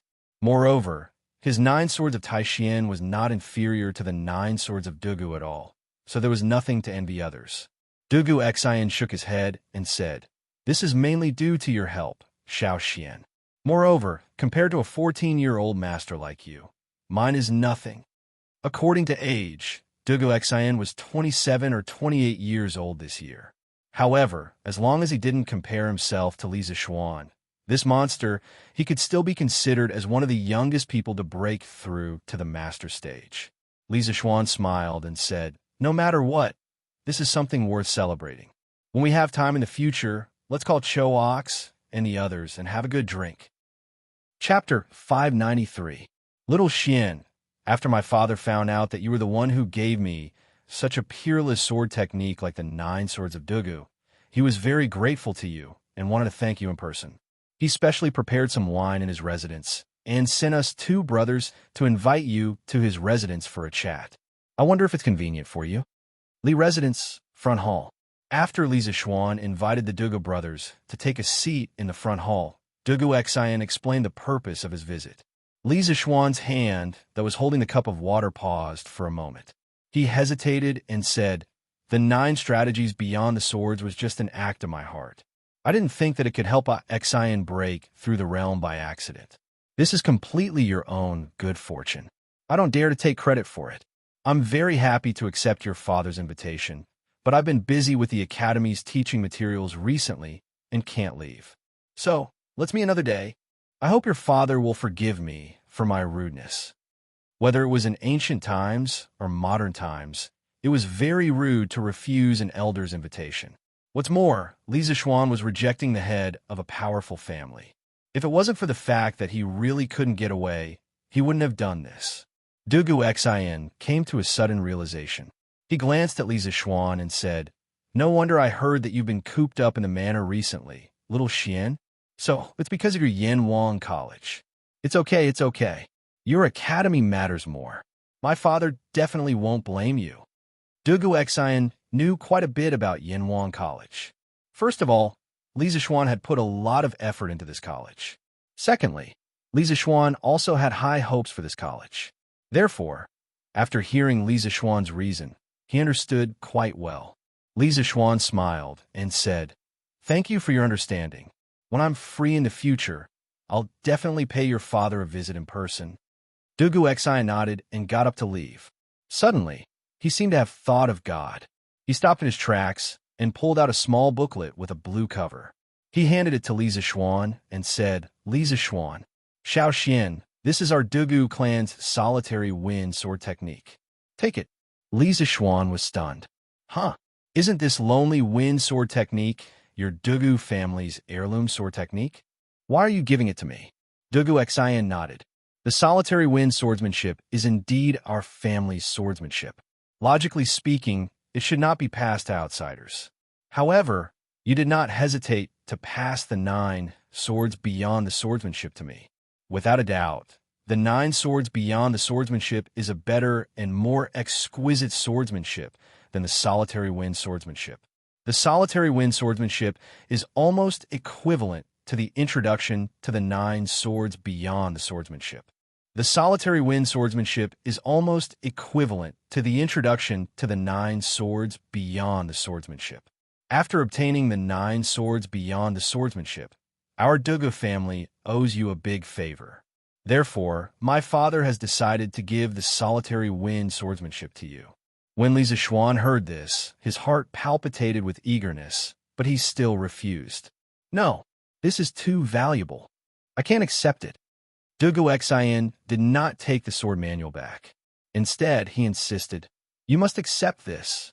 Previously, you were able to deduce the 3 sword moves of solitary 9 swords without practicing the foundation of solitary wind swordsmanship. This means that your talent in swordsmanship is far higher than mine. Now that the facts have proven that the solitary wind sword technique is helpful in comprehending the 9 swords of Dugu, Xiaoxian, you must try to practice it. Who knows, you might be able to deduce all 9 sword moves of the 9 swords of Dugu." Seeing Li Zixuan's hesitation, Dugu Feiying chimed in. "That's right. Little Xian, this is my father's wish. Quickly accept it. At most, you can wait until you have deduced all the 9 strategies beyond the swords. Then share your insights with my big brother." Dugu Xian's expression changed, and he immediately interrupted, "Flying Eagle, shut up." Exchanging the first 5 moves of the solitary wind swordsmanship for the solitary wind swordsmanship is already a bargain for us. How can we be greedy for other things? Dugu Feiying smiled embarrassedly. Actually, he was just trying to persuade Li Zixuan to accept the lonely wind swordsmanship. He didn't have any bad intentions. Li Zixuan hurriedly waved his hand and said, "Don't. Xian, why are you still being so polite with me? Feiying is right. How about this? I will accept this solitary wind swordsmanship, and I will definitely not teach it to outsiders. If I can comprehend all the sword moves of the 9 swords of Dugu in the future, I will share them with you." "Absolutely not. This way, won't I owe you more and more?" Li Zixuan laughed. It's fine. There's nothing between us brothers that we owe each other." "Xian, aren't you treating me like an outsider?" Dugixin said helplessly. "All right then. It's getting late. We'll take our leave first." Li Zixuan nodded and personally sent the 2 of them out. Before Dugu Feiying left, he said, "Xiaoxian, does your academy teach martial arts? If it does, I'll enroll in it later." "Teach martial arts? Well, it's not like it's impossible." After sending the 2 brothers off, Li Zixuan rubbed his chin and thought to himself, "Who said that the academy can only teach knowledge? Cultivating both literature and martial arts is not bad. Sigh. No. This bunch of kids are already fixed in their bones. It's too troublesome to teach them. This kind of unreliable thought came and went quickly. After a while, Li Zixuan threw it to the back of his mind and turned his attention to the manual of the solitary wind swordsmanship. F***CK. There's a mountain of treasures in the air, but I can't go in to see it. School was about to start soon, and he had to finish the last textbook, chemistry. He had no time to study swordsmanship. After stuffing the manual into the bookshelf, Li Zixuan bitterly became a porter again. A porter of knowledge. Ganlu Hall. Lier put down his brush and leaned on the couch. After a while, he suddenly asked, "What has Li Zixuan been doing recently? Why haven't I heard anything about him?" Ever since Li Zixuan returned at the beginning of the year, he had been stirring up trouble in Chang'an City. Recently, he had suddenly been quiet for so long that Lier was not used to it. That was why he asked this question. Zhao Song stepped forward and said, "Your Majesty, Li Xian'an has been in his residence recently. He should be busy with Yanwang College." However, 7 days ago, Li Xian'an personally went to Yunshan and brought His Highness Prince Wei back to Chang, and from the mountain. After hearing this, Lier was puzzled and asked, "Qingke, how could he bear to come back from there? What is he doing now?" Zhao Song replied, "I don't know. Ever since His Highness Prince Wei returned, he has been in his residence. I don't know what His Highness is busy with. However, there have been many scholars coming in and out of the Prince Wei's residence recently." Lier said curiously, "Hey, all of them are not coming out?" Zhao Song, "Let Qingke enter the palace to see me later. After returning to Chang'an for so long, I haven't seen this child enter the palace to greet his mother. This is outrageous." Zhao Song bowed and said, "Yes." Chapter 594.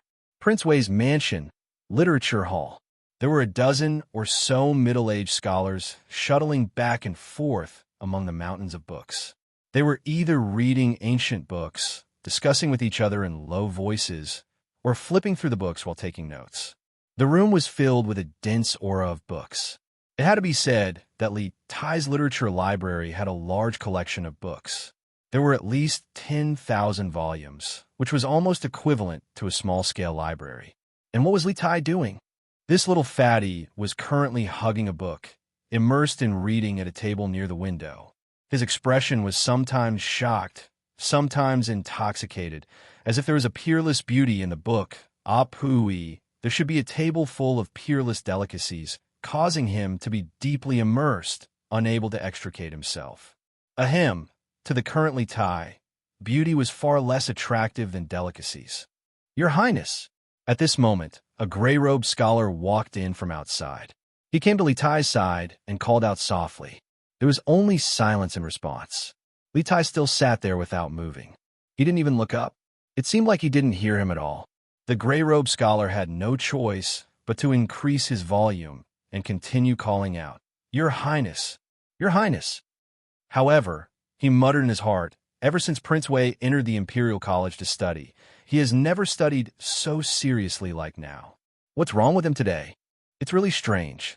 Li Tai finally noticed that someone was calling him. He raised his head and looked at the person. A trace of apology immediately appeared on his face. He stood up and said, "Ahem."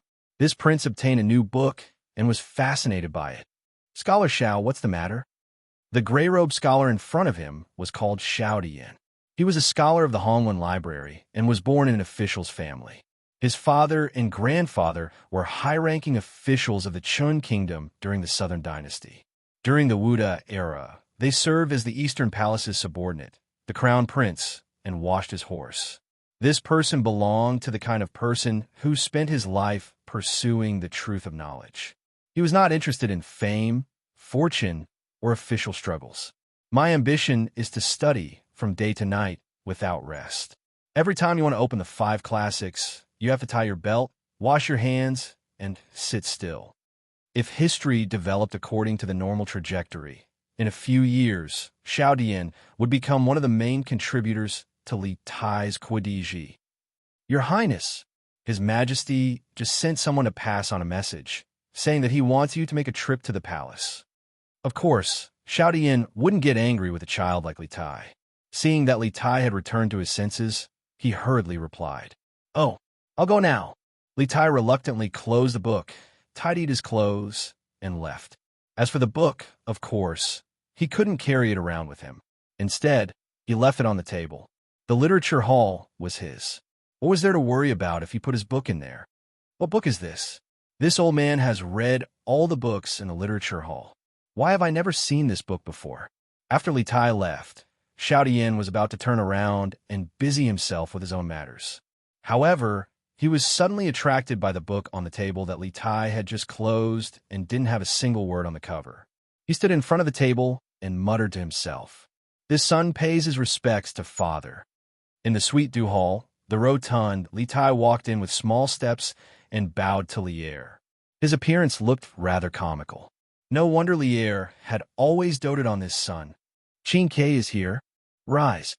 Lier raised his head when he heard the voice and smiled. Li Tai straightened his body and cupped his hands. "Thank you, father." Lier smiled, then put down the memorial in his hand that he was reading halfway and asked, "I heard that you haven't been to Yinshan for the past few days, Xianxia." Replying to father, "That's indeed the case." "Since that's the case, why are you still in a hurry these past few days? I don't see you entering the palace to pay your respects to me and your mother." Lier frowned and asked in a deep voice. Previously, after Li Tai went to Yinshan to help build the academy, Empress Zhang's son felt sorry for her son's tiredness from running back and forth every day. Thus, she exempted Li Tai from entering the palace to pay his respects every day. Now that Li Tai had returned from Yinshan for some unknown reason, he still hadn't entered the palace to pay his respects. This made Lier a little unhappy. He could tolerate his son's lack of aptitude, but he couldn't tolerate them being disloyal and unfilial. Li Tai's fat face turned red. To be honest, he hadn't entered the palace to pay his respects for a long time and had forgotten about this. Of course, this was something that he couldn't say out loud. He had a legitimate reason. This is indeed this son's negligence. This son will go and pay his respects to mother later. This son has been too busy these past few days and has become muddle-headed. I hope father can forgive me. Muddle-headed from being too busy? What are you busy with? Replying to father, it's some studies that teacher has given to this son. Yanhuang College is about to start school. Teacher Li has been compiling textbooks behind closed doors for the past month. From what I heard, this son seems to be planning to open 4 courses for the new students. They are mathematics, physics, chemistry, and geography. About 7 days ago, Mr. Li brought me back from Yinshan Mountain because he wanted me to participate in the compilation of the geography teaching materials. Thus, this son has been collecting ancient books and literature with the scholars in the literature hall for reference. Lier's face cleared up a little when he heard this. He frowned and pondered for a long time. Then, he stood up and asked, "Geography? Isn't he teaching engineering? Why is he teaching geography for no reason? Does this kid really think that he's Zhuge Kongming who knows everything from astronomy to geography?" When Li Tai heard this, he looked slightly excited and said, "Father is wise. Teacher Li really knows geography." This morning, teacher sent the first draft of the geography textbook to this son's residence. This son opened it and was deeply immersed in it. I couldn't extricate myself. I didn't even eat lunch. Latitude and longitude, contour lines, sea level, and so on. Teacher put forward some new concepts in the book. It made this son feel as if he opened up a new world. This geography textbook is definitely better than any of the classics in the past. Lier was slightly moved. No one knew his son better than his father. Li Tai had always been arrogant. A book that could make him praise it so much must be extraordinary. Latitude and longitude, contour lines, sea level, where are all these things? Li Tai cupped his hands and said, "Father, this latitude and longitude is a set of data that teachers specified for each place on the map. It's convenient to find the location on the map. Contour lines are curves that distinguish the height of the terrain on the map. The sea level is the average height of the sea. This is used as a reference for the height of the terrain on the ground." Lier frowned when he heard this. He didn't understand a single word that Li Tai said. Thus, he frowned and said, "Where is that geography textbook now? I want to see how magical it is." Chapter 595. The geography textbook that Li Arian wanted to read was currently being observed by several scholars. The earth under our feet is actually spherical? How is this possible?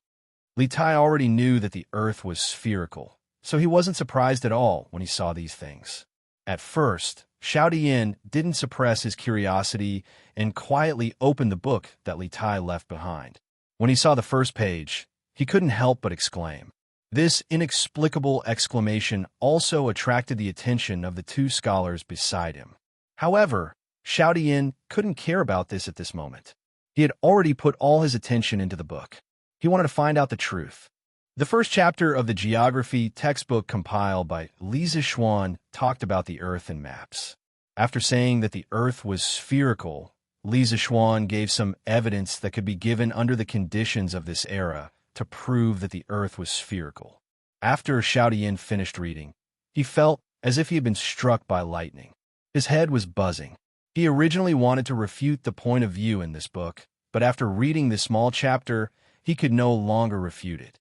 However, he found it hard to accept that the Earth was spherical for a moment. Oh my God! The Earth under our feet is so big. The Tang Empire only occupies such a small area. There are so many countries in the north, west, and south of the Tang Empire. 70% of the Earth's surface is ocean, and 30% is land. How is this possible? The meridian from the south to the north that passes through the Taiji Palace is called the prime meridian or the 0-degree meridian. From the 0-degree meridian to the east and west, it increases to 180 degrees. From the equator, 0-degree latitude, to the north and south poles, it increases to 90 degrees. It divides the Earth, and each part corresponds to a latitude and longitude. Who wrote this book? Who proposed the longitude and latitude? It's too bold. He wants to use the Tang Empire as a reference to divide the world. This idea, this boldness, it's simply amazing. At first, only 2 people were attracted, but when they saw the wonderful parts of the book, the 3 people exclaimed again and again. Finally, all the scholars in the room were attracted. Gradually, as time went by, the people in the room were all shocked by the spirit of pointing at the sky and drawing the earth. No one had ever told them that the earth was round. No one had ever told them how big the earth was, and no one had ever told them how big the earth was, or how many oceans and lands there were, and no one had ever divided the earth by latitude and longitude. Just by reading the first chapter of the book, these grand scholars felt that their worldview had been completely overturned, and they were still in a state of confusion. Scholar Xiao, His Majesty has sent someone here. He said that he wants to help Prince Wei take away the geography textbook that he was reading earlier. Just when everyone was shocked to the point of being speechless, a manservant walked in from outside and cupped his hands at Xiaodian. Seeing that an outsider came in to escape from the Tang Empire, escape from the Tang Empire was to the Tang Empire to the Tang Empire to read the book. After all, this book was Li Tai's private book. It was against the rules for them to read it without permission. Xiaodian's face turned red. He stood up and looked at the servant and asked, "Geography teaching material? What geography teaching material? Did His Highness say it clearly?" Although the servant felt that the atmosphere in the room was strange, he did not dare to raise any questions. He directly answered. His Highness said that it was the book that he read earlier. Xiaodian suddenly understood. He picked up the book on the table and looked at it. He reluctantly handed it over and said, "Then it's this book. Take it and give it to the person sent by His Majesty." Yes. The servant took it solemnly and then left. Everyone in the room looked at each other. Xiaodian sighed and said, "So this book is called Geography. It's really a peerless book." Another scholar also sighed and said, "Yes. Let's not talk about whether the things in this book are correct or not. The person who can come up with these ideas is definitely a peerless genius.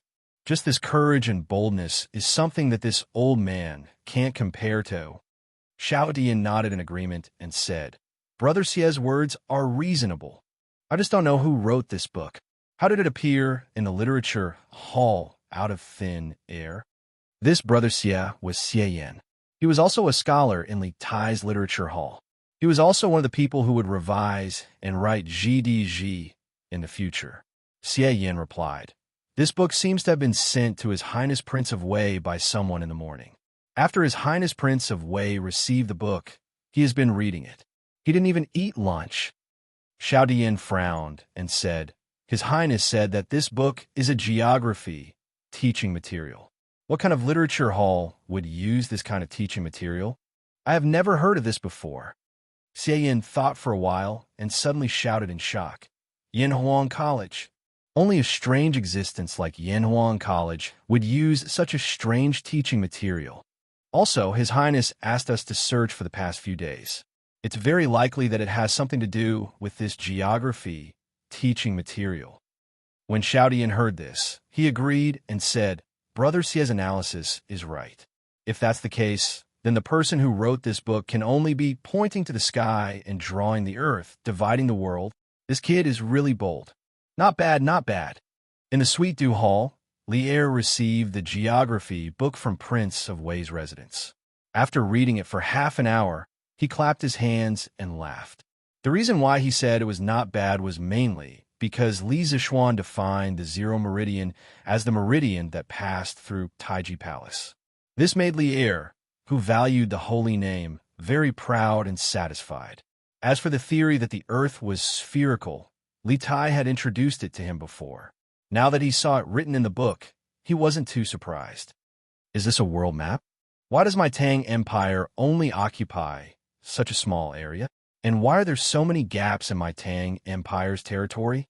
Casually flipping through the teaching material, a large map instantly attracted Li Er's attention. After looking at it carefully for a while, Li Er raised his head and frowned. Li Tai coughed and explained, "Father, although the Tang Empire has a vast territory, it's really only so big on Earth. As for why there are gaps, it's because Mr. Li doesn't know much about our Tang Empire's mountains, rivers, provinces, and counties, so he handed the task of perfecting this book to me. After receiving the book today, I'm planning to start perfecting it." Li Er nodded and stared at the map for a long time.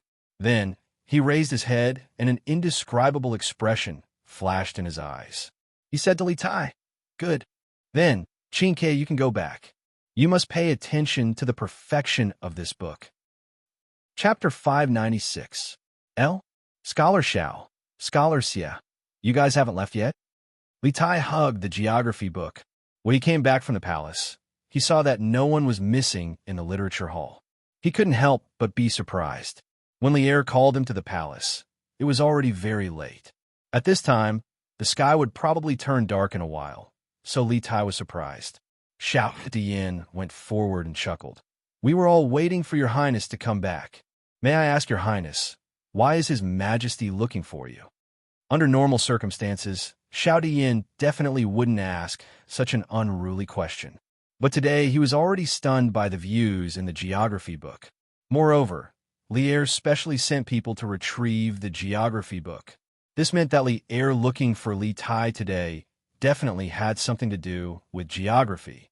He really wanted to know what Li Er thought of this book. Li Tai was startled. Although he felt that Xiao Dian's question was very impolite, he still answered, "It's nothing big. This prince had already planned to do this long ago. It doesn't matter if Father Emperor sends a mission or not." Oh, damn. Speaking until here, Li Tai seemed to have suddenly thought of something. He slapped his head and said with regret, "AI. After getting the book in the morning, I was too engrossed in it and actually forgot to tell everyone about proper business. AI. It shouldn't be. What proper business?" Xiao Dian, Xiayan, and the others asked in unison. Li Tai took out the book from his chest and said, "This book is called Geography. It's Yanhuang College's teaching material. This morning, Mr. Li asked someone to send it to this prince. This teaching material was compiled by him, but there are some missing contents and needs to be supplemented. This is the reason why this prince gathered everyone to help collect the mountain and river records. AI. This prince has accidentally wasted another day. Xiao Yin's eyes lit up, and he said somewhat excitedly, "Does your highness mean that you want us to help perfect this geography book?" Xiao Yin had already guessed who the author of this book was, so he was not surprised at all. But now he was suddenly interested in the task that Li Tai was going to assign to them. To Xiao Yin, who had been pursuing knowledge and truth all his life, it was simply too blissful to have the opportunity to participate in the compilation of such a peerless book. Li Tai nodded and replied, Scholar Xiao is right. That is exactly what I meant. Next, I'll have to trouble you all. My imperial father is also very concerned about this matter. Therefore, from tomorrow onwards, everyone will start to improve the contents of this book. We must hand over a complete textbook of geography within 7 days. When the time comes, I will reward you handsomely.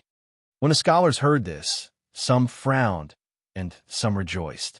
Xiao Yin thought for a while and asked, Your Highness, isn't 7 days a little short? Li Tai spread his hands helplessly and said, That can't be helped. Yinhuang College will start school in half a month, so we must complete it as soon as possible. This prince will work hard with everyone in these few days. What's more, Mr. Li only spent 7 days to complete 90% of the book's contents. With so many of us, can't we complete the remaining 10% of the book in 7 days? Only 7 days? When Xiao Yin heard this, he couldn't help but be flabbergasted. He never would have thought that the book that overturned his worldview was actually written by a single person in just 7 days. This directly made him doubt his life. The rest of the scholars were not much better.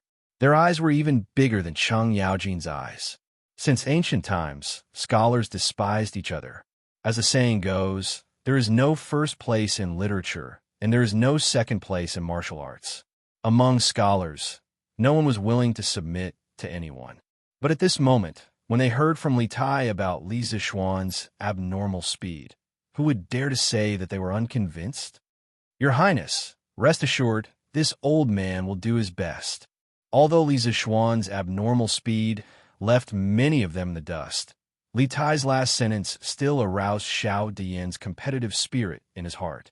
He cupped his hands and said in a deep voice, Your Highness, rest assured, we will do our best. When the rest of the scholars saw this, they also cupped their hands and said. Li Tai laughed loudly and said, Ha, good. This prince will also do his best with everyone. Why is Erlang so energetic today? Late at night, in Empress Xianxia's bedroom, the candlelight was still swaying in the room. There were some faint sounds that were not suitable for children, which made the little palace maid guarding outside the door blush. For a long time, it was calm. The two palace maids could not help but look at each other, and they both breathed a sigh of relief. Inside the room, Empress Xianxia lay in Lier's arms and said lazily. Lier heard this and laughed. He put his head less than an inch away from Xianxia's face and said meaningfully, Listening to Guanin's words, it seems that she is complaining that I only come here once every day. Then I will be like today every time in the future. How about that? There were 4 great joys in life. Rain after a long drought, meeting an old friend in a foreign land, the wedding night, and being nominated for the imperial role. Although they had been husband and wife for many years, the relationship between Lier and Empress Xianxia belonged to the type of aged wine. The longer it was, the more mellow. Therefore, after a certain someone got married twice, he was in a very good mood. Empress Xianxia symbolically punched Lier's chest and said angrily, Erlang, you are not serious again. I am asking you seriously. I feel that Erlang is a little unusual today. Lier laughed loudly and then said, Maid Guanin, you know me. That's right. My heart is full of fighting spirit today. Empress Xianxia asked curiously, Oh, why? Lier turned sideways and hugged Empress Xianxia completely in his arms. He patted Empress Xianxia's jade back and sighed deeply. After the Wei River Alliance, the whole Tang Empire is hoarding provisions and preparing the soldiers and horses. Seeing the Tang Empire's national strength gradually increasing. While I am gratified, I also can't help but feel a little lonely. I am thinking that my Tang Empire is full of talents and fierce generals. According to this trend, in less than 2 years, the Turks will be destroyed. At that time, who could be my opponent? Huh. I didn't expect that child Xianxia to give me something today that actually untied the knot in my heart. Mei Guanyin, guess what it is? Empress Xianxia looked at the man beside her who was smiling from the bottom of his heart and suddenly felt very happy. She shook her head and said, I can't guess. Erlang, tell me. Lier smiled and said, haha, it is a map, a world map. I only found out today that my Tang Empire's vast territory is not even the size of a palm on the world map. I only found out today that other than the Turks, Tibetans, and Xinluo, there are so many countries and so many powerful opponents on the aristocratic families. Chapter 597. To the west of the Tang Empire, there's a country bigger than the Tang Empire called the Arab Empire. Further west, there's a big country called the Byzantine Empire.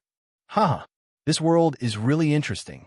I have to ask Li Zishuan about the strength of these two countries. Speaking of the source of his excitement, Li Er couldn't help but laugh proudly. Zhang Sun wasn't stupid. After listening for such a long time, she had long understood that the man beside her had the competitive spirit again tonight. However, she had never heard of the Arabian Empire and the Byzantine Empire. Therefore, she asked softly, Erlang, is this world map accurate or not? How does that kid Xiaoxian know about those countries in the far west? Li Er was stunned and replied, the map should be accurate? That kid is preparing to use this as a teaching material for Yanhuang College in the future. How can he teach something that isn't accurate to the students? As for how he knows about those countries, that's hard to say. This kid has too many doubts, so this one won't make a difference. As long as his heart is with the Tang Empire, I'll turn a blind eye. Empress Xianxia nodded. After a moment of silence, she suddenly said, Oh right, Erlang. Speaking of Yanhuang College, I heard from my subordinates that many houses on Yinshan Mountain have been completed. In Xiaoshuan's college, the architectural style is not only strange, but also extremely luxurious. Yinshan Mountain used to be cold and cheerless, but now it has become a place where the people of Chong and flock like ducks. It suddenly became lively. I'm really curious about how many students he will be able to recruit this time. Lier smiled slightly and said, It must be a lot. This kid is very good at creating public opinion. With the overwhelming publicity of Datong Daily, there's no place in the 358 provinces of the Tang Empire that doesn't know about the engineering school and Yanhuang College. But this college, I've only seen the sand table and haven't seen what it really looks like. When I'm free in the future, I'll accompany Maid Guanyin to take a look. Empress Zhangsun smiled sweetly and said, And okay. Lier used his chin to press against Empress Zhangsun's forehead, slowly saying, Just geography. This brat gave Zhen such a big surprise.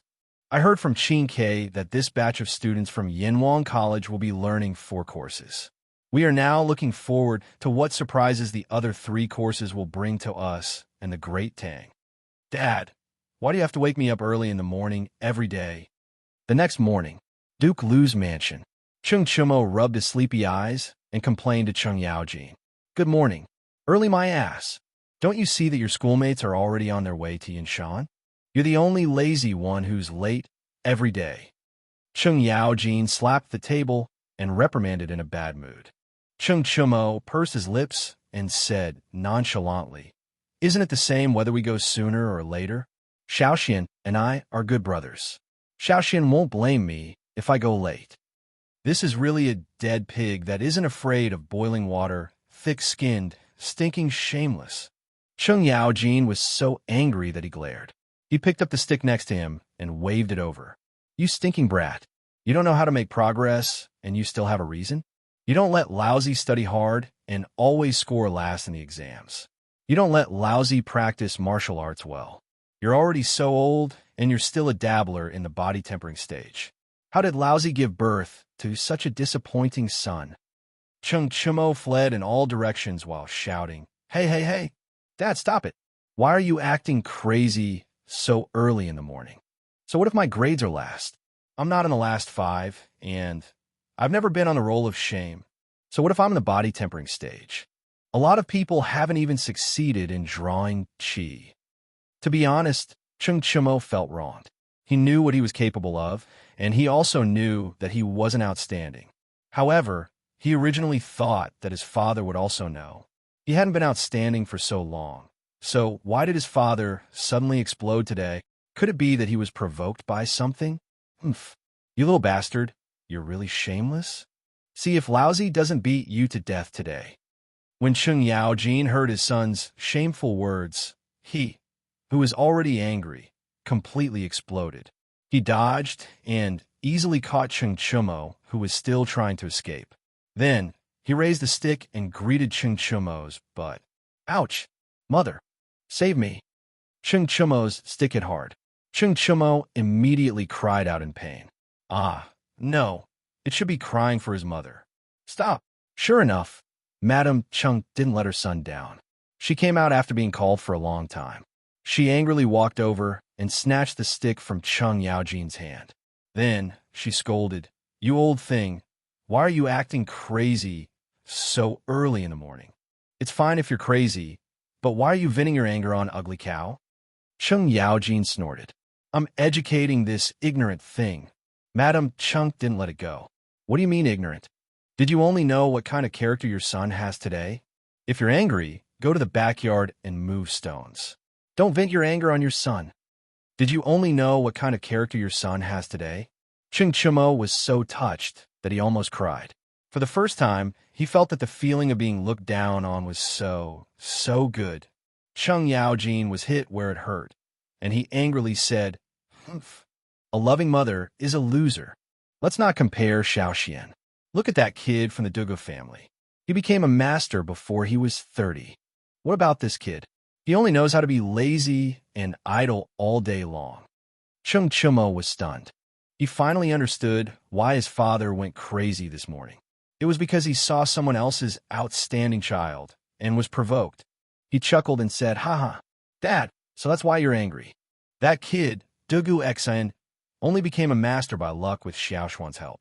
Besides, he has a strong foundation in martial arts. Do you have to compare him to me? Cheng Yaojin said angrily. Oh, you still have the nerve to say that? Between you and Dugu Xian, who got to know Xiaoxian first? And in the end, Xiaoxian helped Dugu Xian to break through. And you're still sleeping at home. You don't know how to reflect on yourself. Xianxia was puzzled. What should I reflect on? Reflect on why Xiaoxian helped Dugu Xian to break through and not you. How would I know why? You, Cheng Yaojin really wanted to say, I'm really F***ed up. However, his wife was beside him, and he could not say that. He could only say angrily, Isn't it because you're lazy and don't know how to improve yourself that Xiaoxian doesn't want to be with you? Xianxia pursed his lips and said, That's not it. Xiaoxian is much lazier than me. Cheng Yaojin was speechless. Chapter 598. Achoo. Achoo. Li Zixuan, who was engrossed in writing in the study, inexplicably sneezed twice. He was already under pressure from a bunch of chemical reactions, and, at this moment, he was even more depressed. Damn, which family's little girl is thinking of me? Sigh. It's also a sin to be too outstanding. As the saying goes, when you sneeze once, someone will scold you. When you sneeze twice, someone will think of you. When you sneeze thrice, someone will think of you. And when you sneeze thrice, someone will think of you. That's why Li Zixuan shamelessly muttered to himself. Hell, who are you thinking of? Han Yushi pushed open the door at this time and quietly came to Li Zixuan's side. Li Zixuan blushed and quickly said, Cough, cough. Do you still need to ask? Of course, I'm thinking of you. Han Yushi sneered and said, Glib tongue, it's clearly not like that. Although that was what she said, Han Yushi didn't intend to dig into it seriously. She was mostly joking. Li Zixuan smiled embarrassedly. Suddenly, he caught a glimpse of the cup of bright red juice that Han Yushi brought in. He said in surprise, Ah, this is iced watermelon juice? Logically speaking, there were no juicers in the Tang dynasty. Han Yushi smiled gently and said, Ah, how did you know? I smelled it. Was there anything more blissful than having a cup of iced watermelon juice in front of him on a hot summer day? Li Zixuan didn't bother to ask Han Yushi how she squeezed the juice at this time. He directly picked up the cup and enjoyed it while answering Han Yushi's question. Now it seemed that although writing books at home was a little tough, it felt good to have a considerate person by his side to take care of him. 6 days later. I'm finally freaking liberated. Damn it, I didn't expect being a rich second-generation heir to be so tough. On this day, Li Zixuan finally walked out of his western courtyard. His 1-month closed-door training had made the people of Chang very lonely. Without the big news that he made every now and then, the people of Chang felt that their lives were less interesting. Fortunately, they still had the Detang daily to pass the time. Young master, have you come out of seclusion? Xiao trotted over from a distance and said with a bright smile. That's right. What do you think? I went into seclusion for a month. Xiao, did you miss me? Li Zixuan squinted his eyes and teased. Cough. Actually, it couldn't be said to be flirting. He had been with the 2 maidservants for so long that they couldn't be more familiar with each other. Rather than flirting, it was more like playing around. Li Zixuan would never joke about this kind of thing with an unfamiliar girl. Speaking of which, during the month of his closed-door training, not only were the people outside unable to see him, but even many people in the mansion rarely saw him. Xiao, who spent every day in the western courtyard, could only see Li Zixuan's real body when he came out to go to the toilet every day. No way. Young master, aren't you afraid that young madam won't let you enter the room at night? Xiao wasn't afraid of Li Zixuan. She stuck out her tongue and said mischievously. Li Zixuan was amused by her words. He laughed carelessly and said, my Yushi isn't such a person. On the other hand, little girl, when you get married in the future, you might become a fierce shrew. Young master, you. Xiao was furious. She put one hand on her waist and pointed at Li Zixuan with the other. She said angrily, Young master, you're too much. Xiao doesn't want to get married. I'm ignoring you. If the person in front of her wasn't Li Zixuan, with Xiao's unruly temperament, she would have already verbally abused him or punched him. It was rare that the little girl could still maintain her last bit of rationality at this time. Little girl, you still want to fight with me? Li Zixuan looked at Xiao's back and muttered to himself happily. It seemed pretty good to be able to bicker with such an unruly little girl every day. Husband, you're really too much. How can a girl like Xiao withstand your words? Han Yushi walked in from outside the courtyard and complained to Li Zixuan slightly. Li Zixuan laughed and said, it's fine. This little girl forgets everything after a meal and a nap. Han Yushi was speechless. She looked at Xiao's back and then turned to Li Zixuan and said, By the way, Mother just said that the villagers of the Han family manor and Plum Village have begun to urge us to collect rent. It just so happens that you've finished your work, husband, so I won't participate. Li Zixuan was stunned. Only then did he remember that he was a big landlord. Under normal circumstances, he only needed to eat at home and wait for death. However, since ancient times, when would a villager take the initiative to urge the owner to collect rent? It was really strange. Shaking his head and throwing away the messy thoughts in his mind, Li Zixuan replied, That's fine. I'll go on a trip. But wife, how's the harvest on the farm this year? With his current wealth, of course, he didn't care about the rent. The quality of the annual harvest didn't affect him much, but the impact on the villagers was too great. That was why he asked this question. Han Yushi's face darkened when she heard this. She said softly, There's little rain this year. I heard from my father that the harvest on the farm wasn't very good. Overall, it will be about 10 to 20% less than last year. The villagers of the Han family manor and Plum Village didn't have much of an impact because you gave them a discount on raising chickens. However, the villagers of the other farms probably didn't have it easy. Li Zixuan heard this and couldn't help but ask, Didn't the imperial court also issue a decree to reduce the burden of raising chickens? Although it's not as strong as our families, it can at least reduce their burden. Han Yushi rolled her eyes and said helplessly, Husband, aren't you asking the obvious? Although the imperial court's decree can reduce the burden of some people, that's only for the villagers who have land to enjoy. Most of the villagers farm the land of the landlords. Those landlords can't wait to collect 100% of the rent. Why would they care about the lives of the villagers? The Tang dynasty implemented a system of equalization of fields. Xianxia fields and oral fields were divided. Xianxia fields could be inherited and didn't need to pay taxes. Oral fields had to pay taxes and had to be returned to the country when they died. Every adult could be allocated 80 mu of oral fields and 20 mu of Xianxia fields. Xianxia fields could be bought and sold. When a year wasn't good, many people's oral fields weren't enough to pay taxes. They had no choice but to sell their Xianxia fields. The landlords collected a lot of Xianxia fields, but their oral fields were only 80 mu. They only needed to pay a small amount of taxes. What about the villagers who sold their Xianxia fields? Although they received a large sum of money from selling their land, they still had 80 mu of oral fields to pay taxes. When a year wasn't good, they would still have to spend a lot of money. Therefore, many people eventually went to the landlords to rent land to make up for their income. Chapter 599. The land equalization system implemented at the beginning of the Tang dynasty was one of the means to cultivate the feudal landlord's annexation power and consolidate the foundation of the feudal regime. The law itself was to protect the landlord class, so of course, it would be more lenient to them. The reason for this situation was mainly because the era was different. The sharpest contradictions in society were also different, so the policies implemented were naturally different. At the beginning of the Tang dynasty, when the country was just established, there were many things waiting to be done. A lot of land was wasteland, so there was no need to worry about land. On the other hand, the ruler had to cultivate a group of feudal landlords to consolidate the regime. But later, with the development of land annexation, farmers lost a lot of land, and rent adjustment could not continue to be implemented. The government's land tax income was greatly reduced and financial difficulties. Therefore, during the Tang Dizong period, the tax system was reformed and implemented two tax systems.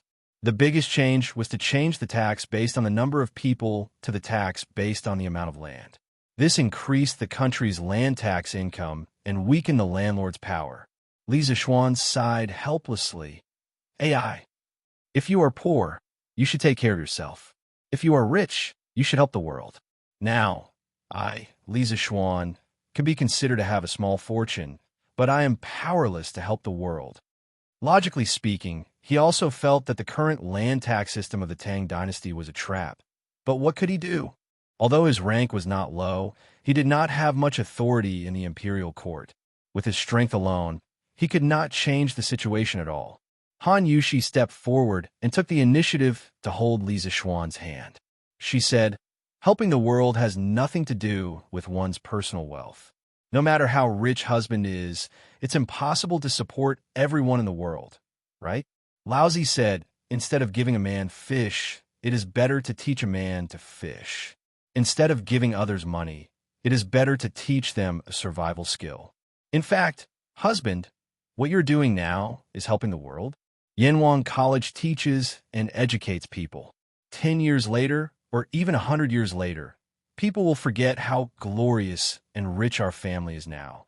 But there will definitely be a lot of people who will remember that our family's Yanhuang College has cultivated a large number of talents. Although husband did not go to the battlefield to kill the enemy and expand the country's territory, what husband did is more glorious than those generals on the battlefield. This concubine feels extremely honored to have married such an outstanding person like my husband." Han Yushi's words could be said to be true. That love that came from the depths of her heart, no one doubted that it was fake. After Li Zishuan heard this, he could not help but be stunned on the spot. Right now, he felt really comfortable in his heart. Cough, cough. That's right, so comfortable. After living for 2 lifetimes, this was the first time he had a female fan, and it was a liquor. How could he not feel comfortable? Also, Han Yushi almost praised him as a saint. This made him a little smug. And such a real female fan, pink. Li Zishuan wiped his nose and said, "Cough, cough. Wife, you're praising me so much that I'm almost embarrassed. Come, come, come. Say a few more words." The words that were just about to come out of Han Yushi's mouth were immediately blocked by Li Zixuan's big turn of events. She almost choked. She was both angry and amused as she said, "I was serious just now, but you're being sarcastic again. Young master, young master." When husband and wife were flirting, Xiaoxi took small steps and ran in from outside. She bowed to Han Yushi and then said to Li Zixuan, "Young master." Old Mr. Li Gang sent his little grandson to pass a message. He said that there's something important for you to go to his residence for a chat. Oh, Li Zixuan was stunned at first. Then he reacted and said to Han Yushi, "Wife, looks like I have to go and get busy again. In the afternoon, let Uncle Wang go to the manor to collect the rent. Father-in-law is there to take care of it, so there shouldn't be any problems. You just rest at home." "Sai, what's the matter, husband?" Han Yushi asked in confusion, but Li Zixuan's figure had already disappeared. This made her a little depressed. "Xiaoxi, old Mr. Li, why are you looking for my husband?" Since the main character had run away, Han Yushi could only ask Xiaoxi, the witness. Xiaoxi's face was bitter as she shook her head and said, "Young mistress, even you don't know about this, how would I know?" When Han Yushi heard that, she felt that it made sense and felt slightly depressed. At this moment, Li Zixuan ran back in a hurry and shouted as he ran, "Hey, hey, hey! Wife, wife! Hurry! Hurry and help your husband to tie up my hair and change my clothes." Just as he ran out of the front yard, he realized that he was wearing the short-sleeved shirt and shorts that his wife had specially made for him. Moreover, his appearance was very bad. Because he had been staying at home to write his book, his long hair was messy. If it weren't for his handsome face, he would probably be treated as a beggar walking on the street at this moment. Han Yushi was speechless by Li Zixuan's actions. She followed Li Zixuan into the house and covered her mouth as she laughed. "Since when did my husband care so much about his appearance?" After dressing up, Li Zixuan brought Li Gang's 6- or 7-year-old grandson, Li Anren, and rushed to Tuzhong Square. When he heard Xiaoxi say that Li Gang was looking for him, he immediately thought of the time when he personally visited Li Gang. Li Gang had told him that he would help him find a few respectable teachers from the academy. Among them, there were a few people who knew about mechanisms and machines. Li Zixuan had always wanted such talents. That was why he was so concerned about his appearance today. He didn't want others to look down on him because of his sloppy appearance. That would be too much a joke. Furthermore, if he wore short-sleeved shirt and shorts over, Li Gang would probably kick him and scold him for being a disgrace.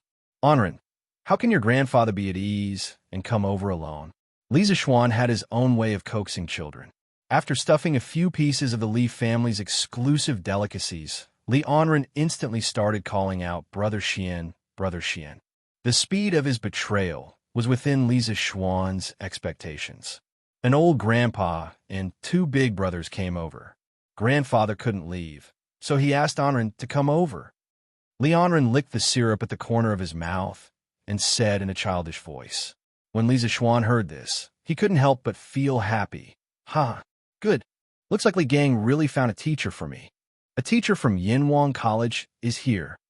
When he thought of this, Li Zixuan patted Li Anren's head and smiled. "Anren, let's go. Let's go see your grandfather." When he thought of the mysterious teacher that Li Gang mentioned who was proficient in machines, Li Zixuan couldn't help but feel unusually excited. Chapter 600. His family's carriage had just been pulled to the rear courtyard for a thorough cleaning this morning, so it shouldn't be dry yet.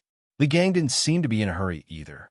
From the looks of it, he should be freeloading at Li Zixuan's house for lunch. Therefore, Li Zixuan brought Li Anren with him and rushed to Crooked River Square on foot. For nearly a month, they had not strolled outside like now. Li Zixuan looked at the people coming and going around. He felt that Chang and city seemed to be more lively than before, but this was only a guess in his heart. He was not sure. "Hey, little brother, please wait." At this moment, a young man carrying a bookcase, who looked like a scholar going to the capital to take the exam, walked over quickly and greeted Li Zixuan. Li Zixuan looked around. After making sure that the scholar was asking him, he asked curiously, "Your Excellency, what's the matter?" The scholar smiled shyly, then cupped his hands and said, I heard that Yin Huang College is spreading the knowledge of making mortals soar in the sky, and on the 18th of this month, they are recruiting students. Therefore, I came all the way from Bingzhou to see this grand event. I am ashamed to say that I have just arrived in Chong, and am not familiar with the place. I have passed by several inns, but there are no vacant rooms. I don't know if there are any other inns where I can stay. I hope this little brother can give me some guidance. Li Zixuan was stunned. It turned out that the person in front of him had come all the way from Taiyuan to take the exam of Yinhuang College. Thinking about it, today was the 8th of September, and Yinhuang College's entrance exam would begin in 10 days. No wonder there were so many people in Chong and City. Most of them should be candidates from other places. Thinking of this, Li Zixuan could not help but smile and said, "So you are here for Yinhuang College. Sorry for the disrespect. Brother, if you want to stay in a hotel, I recommend you to go to Chongren Square. There are all kinds of inns there, and I'm sure there will be vacant rooms for you." Chongren Square in the northwest of the East Market of Chong, and was a place where inns gathered. To the west of this square was the imperial city where the government was located. It was very convenient to go there for the examination. To the southeast was the East Market, where it was convenient to go shopping. To the south was the Peace Square, where it was convenient to talk to the prostitutes. Because of these advantages, this square became the residence of scholars from other places who came to Chong, and for the selection of officials and the imperial examination. The service industry, such as restaurants and restaurants that were attached to it, were also very prosperous. It was noisy day and night, and the lights were endless. It was just like the nightlife center of Chong, and, of course, the cost of living in a bustling place was naturally incomparable to other places. Li Zixuan also saw that the young scholar in front of him was dressed exquisitely and had a good temperament. He reckoned that his family background was not bad, so he recommended him to Chongren Lane. Now that so many examinees had gathered in Chong, and those cheap inns were almost full, only high-end inns could satisfy the needs of this man in front of him. The young scholar asked, "Where is this Chongren Square? Little brother, please enlighten me." Li Zixuan felt his teeth ache. He thought that this scholar's speech was a little troublesome. He pointed to the north and said, "Brother, follow this road to the north. After passing through 4 residential squares, you will see Chongren Lane." The scholar's face lit up. He hurriedly cupped his hands and thanked, "Little brother, thank you for your advice. I am Di Zixuan. If fate allows us to meet again in the future, I will definitely invite you to drink and chat." Di Zixuan? Li Zixuan's heart skipped a beat. In his previous life, when he read young Di Renjia, there was 4 heroes of Capital City. One of them was Di Zixuan, Di Renjia's father. However, he had been here for so long and was still a native of Chong, and he had never heard of the 4 heroes of Capital City. It was obvious that the stories in the novel were all fabricated. However, he did not expect to meet the future divine minister of Tang, Di Renjia's father. He really had the halo of a main character. "Brother Di, you are too polite. I believe that we will meet again in the future. Brother Di, don't you have any relatives in Chong'an? Why do you want to stay in an inn?" Li Zixuan smiled faintly and asked with deep meaning. If he remembered correctly, Di Renjia's grandfather, Di Zixuan's father, should be an official in the imperial court. According to historical records, Di Zixuan's father, Di Xiaoxiu, had been the general manager of the army, the general, the left minister, the military envoy of Bian province, the golden purple Guanglu Daifu, the scattered cavalry officer, and the provincial governor of Feng and Bian province. Later on, he was conferred the title of Lining Nan and had a prominent position in the early Tang dynasty. Di Zixuan was Di Xiaoxiu's 5th son. He was a man of great talent. Since his father was a high-ranking official in the imperial court and his family was wealthy, Di Zixuan had received a good education from a young age. According to the normal course of history, Di Zixuan would have taken the imperial examination in the 4th year of Jingguan and become an official. In the same year, he would have given birth to Di Renjia, the divine minister of Tang. At this time, Di Zixuan's face turned red. He cupped his hands and said, "I do have relatives working in Chong'an. However, I don't want to cause any trouble when I come to take the examination of Yinhuang College. So, It was also because Di Zhishuan saw that Li Zishuan was dressed in luxurious clothes and had an extraordinary temperament that he explained that he was definitely not the son of an ordinary family. After all, they were in Chang, in a city where officials were as numerous as dogs. Although his father was an official, he did not want to make enemies for his father. Li Zishuan chuckled when he heard that and hurriedly waved his hand. "Huh, I know. Brother D, you don't have to say anymore. Let's go to Chongren Square." From Di Zhishuan's words, he guessed that Di Xiaoxiu didn't bring all his family members to Chang, and when he was an official. He also hoped that Di Zhishuan would take the imperial examination and become an official. Di Zhishuan was young and frivolous. He was attracted by the large number of reports about Yanwang Academy in the newspaper. However, because of Di Xiaoxiu's opinion, he could only secretly come to Chang and to take the examination. This was a rebellious young man who left the Li family without permission. Di Zhishuan breathed a sigh of relief and said, "Ha, then I will take my leave. Thank you very much, little brother." Li Zishuan smiled and cupped his hands in return.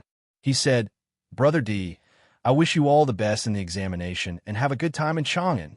If you're free in the next few days, you can go to Yinshan Mountain in the eastern suburbs of Chang and then take a look at Yanwang College. Brother D will not be disappointed." Di Zhishuan's eyes flashed. He nodded and said, "I will go and take a look." After that, the two of them cupped their hands and said goodbye. Li Zishuan took Lianren and continued to rush to Crooked River Square. Looking at the crowded Chang'an, he muttered to himself, "It's the golden autumn of September. Talents from all over the world are gathering. I wonder how many students will pass the examination this time." Chapter 601. According to the statistics of the various branches of the Tang Dynasty Daily, there were a total of 3,800 students who applied for the Yanwang Academy. Even if they used the 50% reference rate, there would still be more than 1,900 students who came to take the exam. This number was more than the number of examinees who came to Chang in every year. The imperial exam of the Tang Dynasty was held in January or February every year. Generally, registration would start in November of the previous year. The exam location was at the southern courtyard of the Ministry of Rites of the Xianxia province. The examiner was the assistant minister of the Ministry of Rites. Generally, the number of examinees who came to Chang and for the exam every year was around 1,000. At its peak, it could reach 2,000 examinees. However, Li Zishuan's academy was able to attract 4,000 examinees. One had to say that his publicity work was really on point.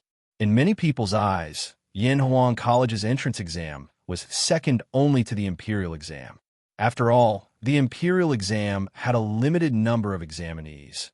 Mingjing could not exceed 100 examinees. Jinshi could not exceed 30 examinees. Yanhuang College didn't seem to have any restrictions as long as one could pass the exam. After entering Yanhuang College, one could use the Yanhuang College's mathematics to participate in the imperial exam. If one failed, one could use engineering to earn money to support his family and become a rich man. Or one could invent a divine artifact. Like Li Zishuan, one could directly become a baron from a commoner and reach the pinnacle of life. Of course, there were fewer people who took the imperial exam than the Yanhuang College's entrance exam. Another reason was the threshold. The threshold for the imperial exam was obviously much higher than the threshold for Yanhuang College. The examinees who took the imperial exam came from two sources. The examinees who took the imperial exam came from Shengtu and Xianggong. There were many subjects in the imperial exam. According to the examinees' conditions and the content of the exam, they were divided into Xiucai, Mingjing, Jinshi, Ming Fa, Mingjing, etc. Shengtu were the examinees who passed the entrance exam of the Imperial College, Hongwen Institute, Chongwen Institute, and various institutes. Xianggong, on the other hand, was a person who had passed the capital and state examinations. They were also known as high scholars. They had to be recommended by someone. The examinees who came to the capital for the imperial examinations had to find a backer, hoping to be recognized by others.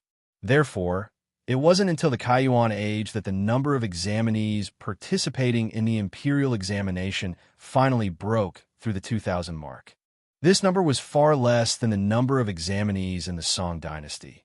In the 5th year of Zhenzong Xianping of the Northern Song dynasty, there were more than 44,000 examinees in the imperial capital.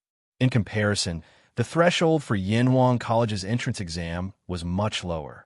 As long as one had a basic understanding of the 4 books and 5 classics, and then delved into new mathematics, it was very likely that one would be admitted. There was only to go to the top of the school, give gifts, or give red packets, and so on. Naturally, the number of people applying for the exam was much higher. After walking for about half an hour, Li Zixuan finally arrived at Sujiang Square with Lianren. "Huh, you're finally here. How rude of you to make us 2 old bones wait for a junior like you for so long." When they arrived at the Li family's house, Li Gang heard someone knocking on the door and came to open it. When he saw Li Zixuan, he couldn't help but laugh. Li Zixuan hurriedly clasped his hands and apologized. "I was delayed by something on the way here. Please don't blame me for it." After saying that, he saw 3 men in brown linen clothes following behind Li Gang. One of them was slightly older, estimated to be in his 40s or 50s. His hair was faintly silver, and his face was serious. His skin was slightly dark, and there were many wrinkles at the corners of his eyes. He was tall and gave off a strong impression. However, why did this person look like a laborer and not a teacher? Why did Li Gang invite him over? Could it be that he guessed wrong? The other 2 people were slightly younger, but they were a little thin and belonged to the kind of people who were only skin and bones. At first glance, it was obvious that they were malnourished and often suffered hardships. However, the aura of these 2 young people was actually at the early stage of qi refining. This really surprised Li Zixuan. "Sir, who are these people?" Li Zixuan looked at the 3 of them and asked Li Gang. Although these 3 people didn't look like teachers from their appearance, Li Zixuan still had to ask out of politeness and respect. Moreover, he wasn't a person who cared about appearance. For men, as long as they didn't look scary and were capable, he didn't care about whether they were handsome or not. Cough, cough. When it came to women, he still paid a little attention to appearance. "Huh, let's talk inside." Li Gang laughed and led them into the front hall. When they entered the room, they felt a trace of coolness. Li Zixuan smiled slightly. This was the ice that Li Gang had asked his subordinates to send to Li Gang's house every day after Li Gang agreed to work at Yanhuang College. It could be considered an exclusive benefit from the college. After they sat down, Li Gang raised his hand and laughed. "Huh, little Xian, let me introduce you. This is the 45th generation of the Mo family, Mr. Mo Huai. These 2 are the younger generation of Mr. Mo's family. They are Mo Zhong and Mo Yun. Brother Mo, this is Li Zixuan that this old man told you about. Don't be fooled by his young age. His ability is not small at all." After Li Gang finished speaking, Li Zixuan's eyes widened in shock. There was a huge wave in his heart. The Mo family, the Mo family's giant, this top school or top organization that originated from the Warring States period, its leader actually looked like this and sat in front of him. The Mo family's giant. In the legend of Qin, the Mo family's giant, the 6-fingered black warrior, wore a black cloak and held an ink plum that looked like a sword but not an attack. He had black eyebrows without a sharp edge and was all-powerful. Even the 5 elders of the Yin Yang school could not take him down. There was also the 3rd generation of the Mo family's giant, the mysterious Yin Dan. What kind of existence was that? Why did the Mo family's giant in front of him look so unsophisticated? Even if he was a low-level version of the 6-fingered black warrior, he would not be so low-level. Also, the Mo family chivalry was so strong. From the Qin dynasty to the Han dynasty, the various rulers had never stopped suppressing the Mo family. Under such an environment, how could the Mo family survive until the Tang dynasty? Li Zixuan did not read about this in his previous life. His understanding of the Mo family was still limited to the anime of the legend of Qin dynasty. As for the status of the Mo family in the Tang dynasty, he had no idea at all. Greetings to Mr. Mo and the 2 brothers Mo. With a stomach full of questions, Li Zishuan cupped his hands and greeted the three of them. I'm just a villager in the mountains. I can't accept the courtesy of Mr. Li. Mo Huai's cheeks moved slightly as he said with a solemn expression. There was no trace of smile on his wrinkled, old face. Li Zishuan's mouth twitched.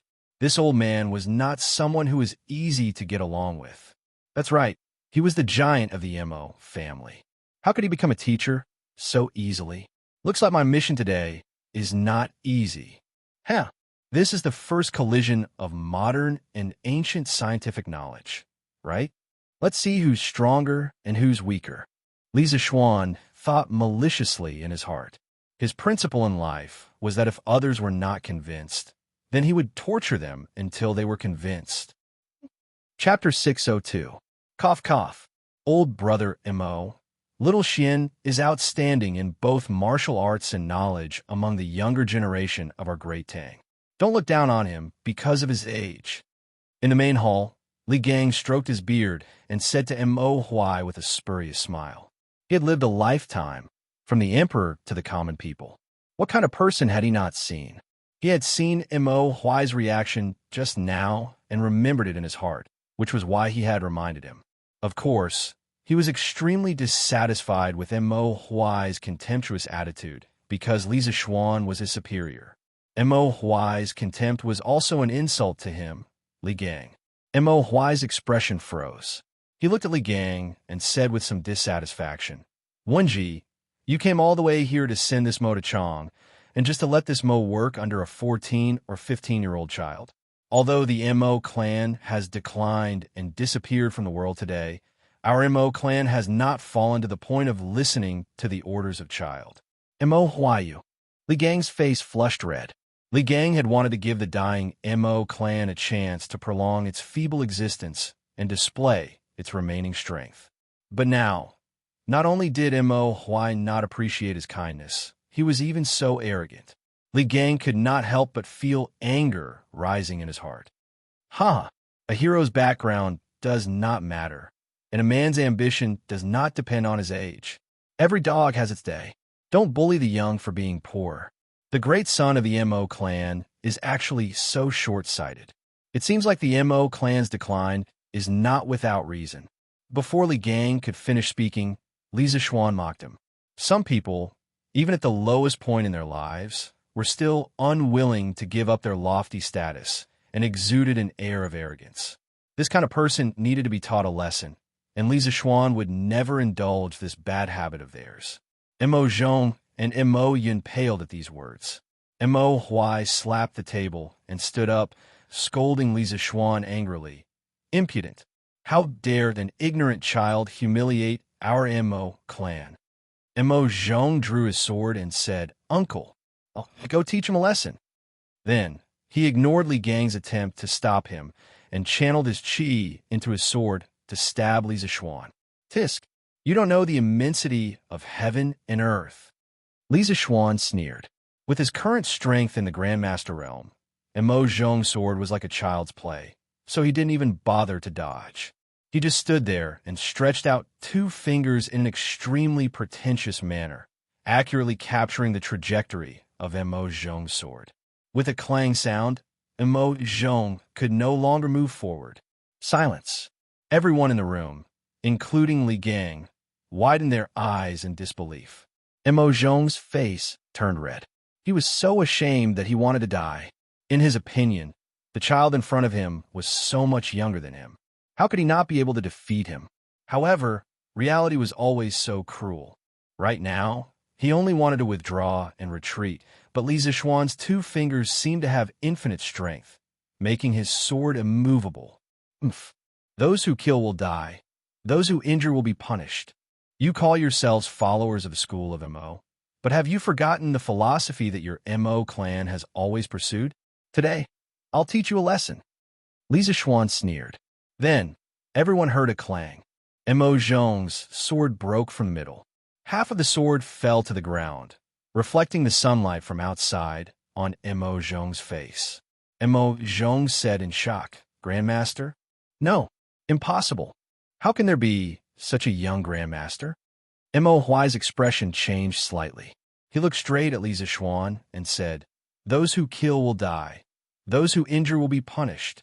This is the way of the school of Mo that my Mo clan has pursued for thousands of years." "Where did you learn this from?" Li Zishuan was stunned. He just vaguely remembered that someone in the Legend of Qin had said this before. He didn't expect that he would actually run into the main character. His luck was really unparalleled. There's a related story about those who kill will die, and those who injure will be punished. The fourth generation of the school of Mo had his abdomen in the Qin kingdom. His son had killed someone and should have been executed according to the law. However, King Qin Hui thought that his abdomen was old and only had one son, so he ordered that his son not be killed. However, his abdomen said that the way of the school of Mo stated, "Those who kill will die, and those who injure will be punished." This was a necessary measure to prohibit killing and injuring others. It was in line with the righteousness of the world. However, he still insisted on killing his son. This story vividly reflected the strict discipline of the school of Mo. It was precisely because of this that the followers of the school of Mo were very good at fighting. They had this spirit of walking on fire and dancing on the sword, even if death does not come. The way of the school of Mo? Do you still know that this is the way of the school of Mo? You use weapons at the slightest disagreement. Not to mention that I'm an official of the imperial court. Even if I'm just a commoner, do you people of the school of Mo have the right to draw your sword against me? Li Zishuan stood with his hands clasped behind his back. With a righteous look on his face, he spat out unforgiving words. Mo Huai's face darkened. He hesitated for a moment, then lowered his voice and ordered, "Mo Zhong, you violated the way of the school of Mo. Hurry and apologize to Li Xianan." Mo Zhong's face turned red. He said reluctantly, "Uncle, go quickly. If Li Xianan doesn't forgive you, you will no longer be a member of the school of Mo." Mo Huai waved his hand and said coldly. When Mo Zhong heard this, his body couldn't help but tremble. Bean-sized beads of sweat rolled down his forehead. One had to know that there were ice cubes in this room to lower the temperature. Li Xianan, just now, was... After struggling for a long time, Mo Zhong finally moved his feet and arrived in front of Li Zishuan. He then bowed and cupped his hands in apology. Li Zishuan shook his head and didn't let Mo Zhong continue. He said directly, "No need. I, Li Zishuan, am not someone who will seek revenge for the smallest grievance. Just treat today's matter as a misunderstanding." Before figuring out what these three members of the school of Mo had, Li Zishuan didn't want to offend them too much. Mo Zhong was in disbelief. He thought that Li Zishuan would definitely not let go of such a great opportunity to hit someone when they were down, but he didn't expect the outcome to be like this. Mo Zhong opened his mouth. After a long while, he finally squeezed out the words, "Thank you." Then, he returned to his original position gloomily. When Li Gang and Mo Huai saw this, they both looked at Li Zishuan in surprise. Li Zishuan smiled and continued the original topic. He asked, "Juzi, from what you said earlier, you feel that coming to Yanhuang College as a teacher is beneath your status, right?" The corners of Mo Huai's mouth twitched when he heard this. This kid is really cunning. A moment later, he replied, "Earlier, Brother Wenji said that you're outstanding in both martial arts and knowledge among the younger generation of the Great Tang. You've already proved that you're indeed very talented in the path of martial arts. Now, it's time to prove your knowledge. Then, we will talk about other things." Chapter 603. Prove my knowledge? When Li Zishuan heard this, the corners of his mouth couldn't help but curl up. If Kong Ingda wanted to compete with him in terms of knowledge, he might be afraid because he didn't know much about the Confucian classics. However, the person in front of him was a big shot of the school of Mo, so it was a different story. Although his engineering knowledge did not originate from the Mo family, it had a lot to do with them.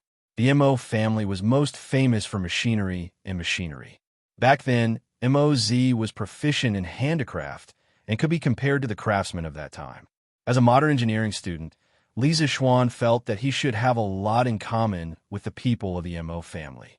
I can prove my knowledge, but there has to be a prize. Otherwise, if anyone doubts my knowledge, won't I have to waste my time debating with them? Lisa Xuan said slowly. He was trying to lure him into a trap. If anyone else dared to treat him like this today, he would definitely fall out with them. With his current capital, there was no need for him to tolerate anyone. However, the person in front of him was from the Mo family, so it was different. He really wanted to see how capable the only school with the highest technological content of the 100 schools of thought in the Pre-Qin dynasty was. Mo Huai frowned and said, "Haha, do you think you have victory in your hands? You're really a newborn calf that is not afraid of tiger. All right, to prevent others from saying that I'm bullying the weak, you could decide the rules and the prize." Mo Yun panicked and said, "Uncle, you can't do that." Lisa Xuan laughed loudly and said, "Haha, good. Big shot, you're so bold.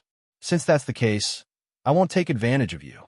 Next, you and I will each come up with 5 questions in our field of expertise. The 5 questions will be limited to 1 hour. Whoever can answer the most questions will be the winner. If I win, you will have to stay in Yanwang College to teach your knowledge. If I lose, I'm willing to take out 1,000 taels of gold as compensation. How about that? 1,000 taels of gold?" Mo Zhong and Mo Yun's eyes widened and their breathing quickened. They were so shocked by this huge sum of money that they lost control of their hearts and souls. Although the Mo family was glorious for a period of time and had hundreds of thousands of disciples at its peak, after Mo Z, the Mo family no longer had a master of Moism. Coupled with the suppression of the ruling class, the Mo family's glory was long gone, and there were fewer and fewer followers of the school of Mo in the world. Today, only the core followers of the school of Mo were still adhering to and carrying out the original intention of the school of Mo. In terms of life, they were no different from farmers and could barely afford to eat and wear. Mo Zhong and Mo Yun probably couldn't even imagine how much this 1,000 taels of gold was worth. Even Mo Huai's eyelids couldn't help but twitch. He clenched his hands behind his back and said, "Since you're so confident, how can this old man back down? If I lose, I'll go to your Yanwang Academy to teach, and I won't ask for any salary. If you lose, I don't want your 1,000 taels of gold." The disciples of the Mahis family use rope ink for self-defense, and in case of emergencies, we refer as clothes and sable as uniforms. We work day and night and suffer ourselves to the extreme. We don't need these worldly things. At this moment, Lisa Xuan had a higher opinion of Mo Huai. The school of Moism in the Pre-Qin era was originally a school of thought formed by workers and peasants.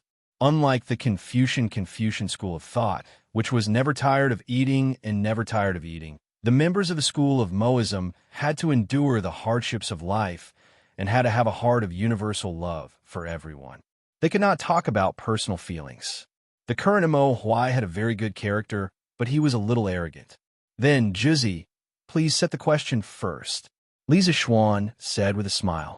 If Mo Huai wasn't willing to accept the 1,000 taels of gold, then he wouldn't force him. Mo Zhong and Mo Yun had a look of pity on their faces, but they didn't dare to object. Li Gang, who was watching from the side, glanced at Lisa Xuan rather worriedly. He wasn't worried that Lisa Xuan would lose face if he lost this competition, but he was worried that if Lisa Xuan lost this competition, then it would be a blow to the current momentum of Yanwang College. At that time, there would probably be many people who would kick Lisa Xuan while he was down. Mo Huai nodded.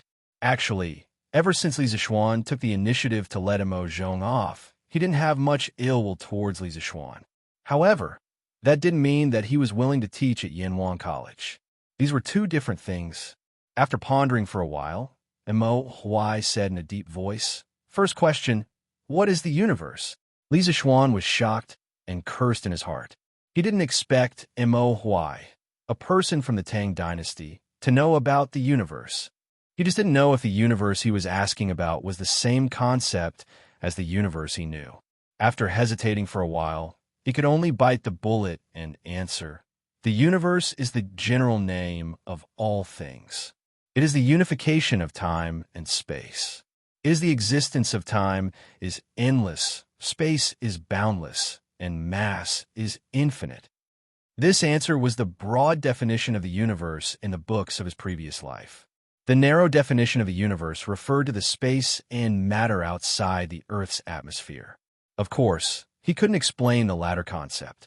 What Li Zixuan didn't expect was that after hearing this answer, Mo Huai didn't laugh at him, nor did he have any doubts or confusion. Instead, he was a little shocked. Yes, he was shocked. At this moment, Mo Huai's heart was in turmoil. He said over and over again in his heart, "Impossible! Impossible! How could this little kid in front of me know the holy ancestors' definition of the universe?" That's right. As early as the pre-Qin era, Moz had a detailed definition of the universe. He believed that the universe was a continuous whole, and that individuals and parts were separated from this unified whole. They were all parts of this unified whole. In other words, the whole contained individuals, and the whole was made up of individuals. There was an inevitable organic connection between the whole and the individuals. Starting from this continuous view of the universe, Moz then established a theory of space-time. He believed that space-time was both limited and infinite. To the whole, space-time was infinite, but to parts, space-time was limited. He also pointed out that continuous space-time was made up of space-time elements. He defined space-time elements as beginning and end. Beginning was the smallest unit in time that could not be divided again, and end was the smallest unit in space that could not be divided again. This formed the theory that space-time was continuous and infinite. This continuous and infinite space-time was made up of the smallest units. There was a limit in infinity, and there was a discontinuity in continuity. Although Li Zixuan's theory couldn't be said to be completely consistent with Moz's theory, it coincided with the general idea. How could Mo Huai not be shocked? At the same time, it also showed how awesome Moz was in the field of ancient science. Correct. Please listen to this old man's next question. Mo Huai didn't argue and directly admitted that Li Zixuan had answered correctly. Then he continued. Chapter 604. Please ask Juzi. Li Zixuan heaved a sigh of relief when he heard Mo Huai's affirmative answer. At the same time, he couldn't help but feel shocked. Since Mo Huai said so, didn't it mean that people in this era were really beginning to understand what the universe was? This made Li Zixuan feel incredulous. The second question, what is force? Li Zixuan was shocked, but how could Mo Huai not be? He had read the definition of a universe from Moz's handwritten notes. He thought that this question alone would make Li Zixuan retreat. He didn't expect Li Zixuan, a 14 or 15-year-old kid, to be able to turn the tables. This made Mo Huai very puzzled. After thinking for a while, Mo Huai asked the second question. Force? Is it the force of force? Li Zixuan suspected that he had heard wrong and asked uncertainly. Mo Huai nodded and said, yes. Li Zixuan smiled and answered, force is the interaction between several objects. Interaction refers to the movement of an object that changes due to the existence of other objects. Objects only have two attributes, mass and speed. Therefore, force can change the state of motion of an object. If the speed of increase is defined as acceleration, then for the same object, the greater the force it receives, the greater its acceleration will be. Li Zixuan talked nonstop about all the knowledge points about force in the physics books of the later generations into words that the ancients could understand. Li Gang, who was listening at the side, was confused, not knowing what the hell Li Zixuan was talking about. And Mo Huai, on the other hand, narrowed his eyes and stared at Li Zixuan with an extremely solemn expression. At this moment, it was as if his heart had experienced a violent storm, and he was unable to calm down for a long time. The ancestor of the Mahist family, Moz, once had a detailed definition of force in the Mahist classics. He said, force is the reason for the movement of an object. In other words, force was the reason for the movement of an object, even if the action of the object's movement was called force. In this regard, he gave an example and said that it was like lifting a heavy object from bottom to top. It could only be done because of the action of force. At the same time, MOZ pointed out that when an object was under force, it also produced a reaction force. For example, after two objects of equal mass collided, the two objects would move in opposite directions. If the difference in mass between two objects was great, although the object with greater mass would not move after the collision, the reaction force would still exist. Then, MOZ gave the definitions of movement and stop. He believed that movement was due to force pushing, and stop was the end of an object's motion after a certain period of time. Although MOZ didn't clearly point, he realized that the object's motion, after the external force, he realized that the object's state of motion could not exist forever after the external force disappeared. To a certain extent, MOZ's research in the field of physics and mechanics was definitely more than 2,000 years ahead of the entire world. If the Mahis family could replace the Confucian family and become the orthodox school of physics, then China would very likely become the origin and prosperity of the world's physics. After a full quarter of an hour, Li Zixuan finally stopped. The two young men, Mo Zhong and Mo Yun, no longer looked at Li Zixuan with contempt. As the core disciples of the Mahis family, they certainly had a certain understanding of Mozi's handwritten notes and works. However, they spent most of their time learning martial arts. In comparison, their knowledge in this area was far inferior to Li Zixuan, Mo Zhong, and Mo Yun, who had always flaunted themselves as the children of reclusive masters, felt very hurt in their hearts. They couldn't win in terms of martial arts, let alone in terms of knowledge. Mo Huai closed his eyes and digested what Li Zixuan had just said in his heart, trying to find some loopholes in it. However, after a long while, he opened his eyes somewhat dispiritedly, because he found that what Li Zixuan had just said was not only impeccable, but also more detailed than what was recorded in the ancient books of the Mahis family. He even went a step further in explaining and proving some of the concepts. He had never heard of some of them, but he had to admit that Li Zixuan's words were very reasonable. Li Xianan, you got this question right. Mo Huai looked at Li Zixuan with a complicated expression and said, although there were rare copies of the Mahis classics circulating in the world, in the social context of Confucianism, how many people in the world would read such an obscure book? Moreover, Li Zixuan's theories had clearly surpassed the definition of force in the Mahis classics. He had expanded force into a complete and detailed knowledge on the basis of Mahis classics. Where did Li Zixuan's knowledge come from? Why did he know so many things?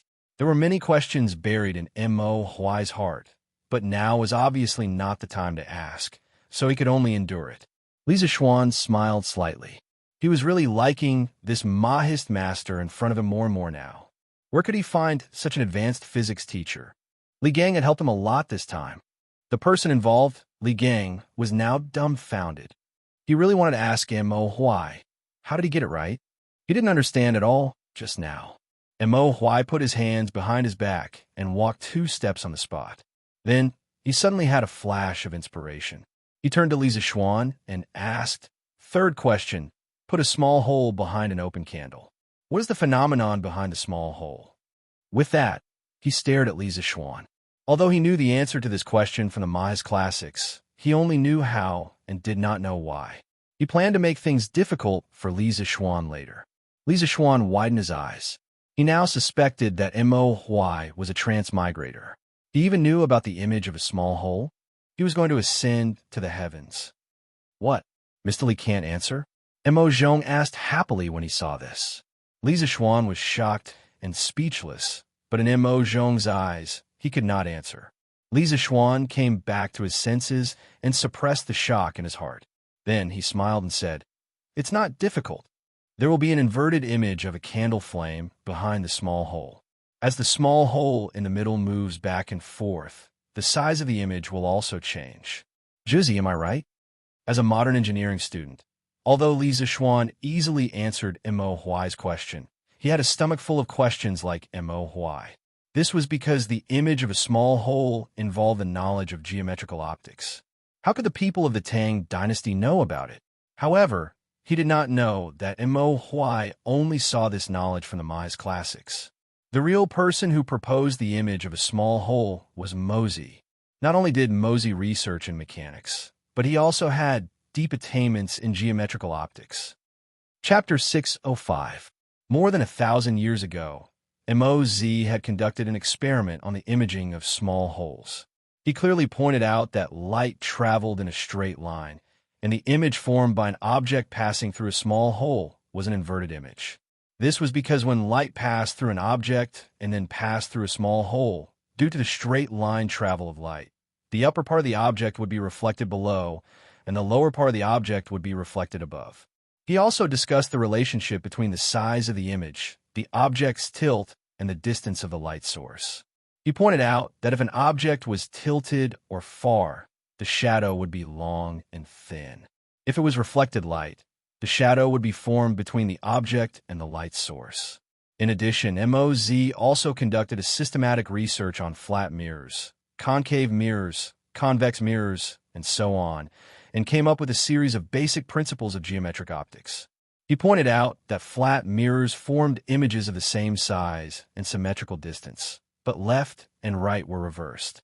If two or more flat mirrors were to face each other and shine light, there would be repeated reflections, forming countless images.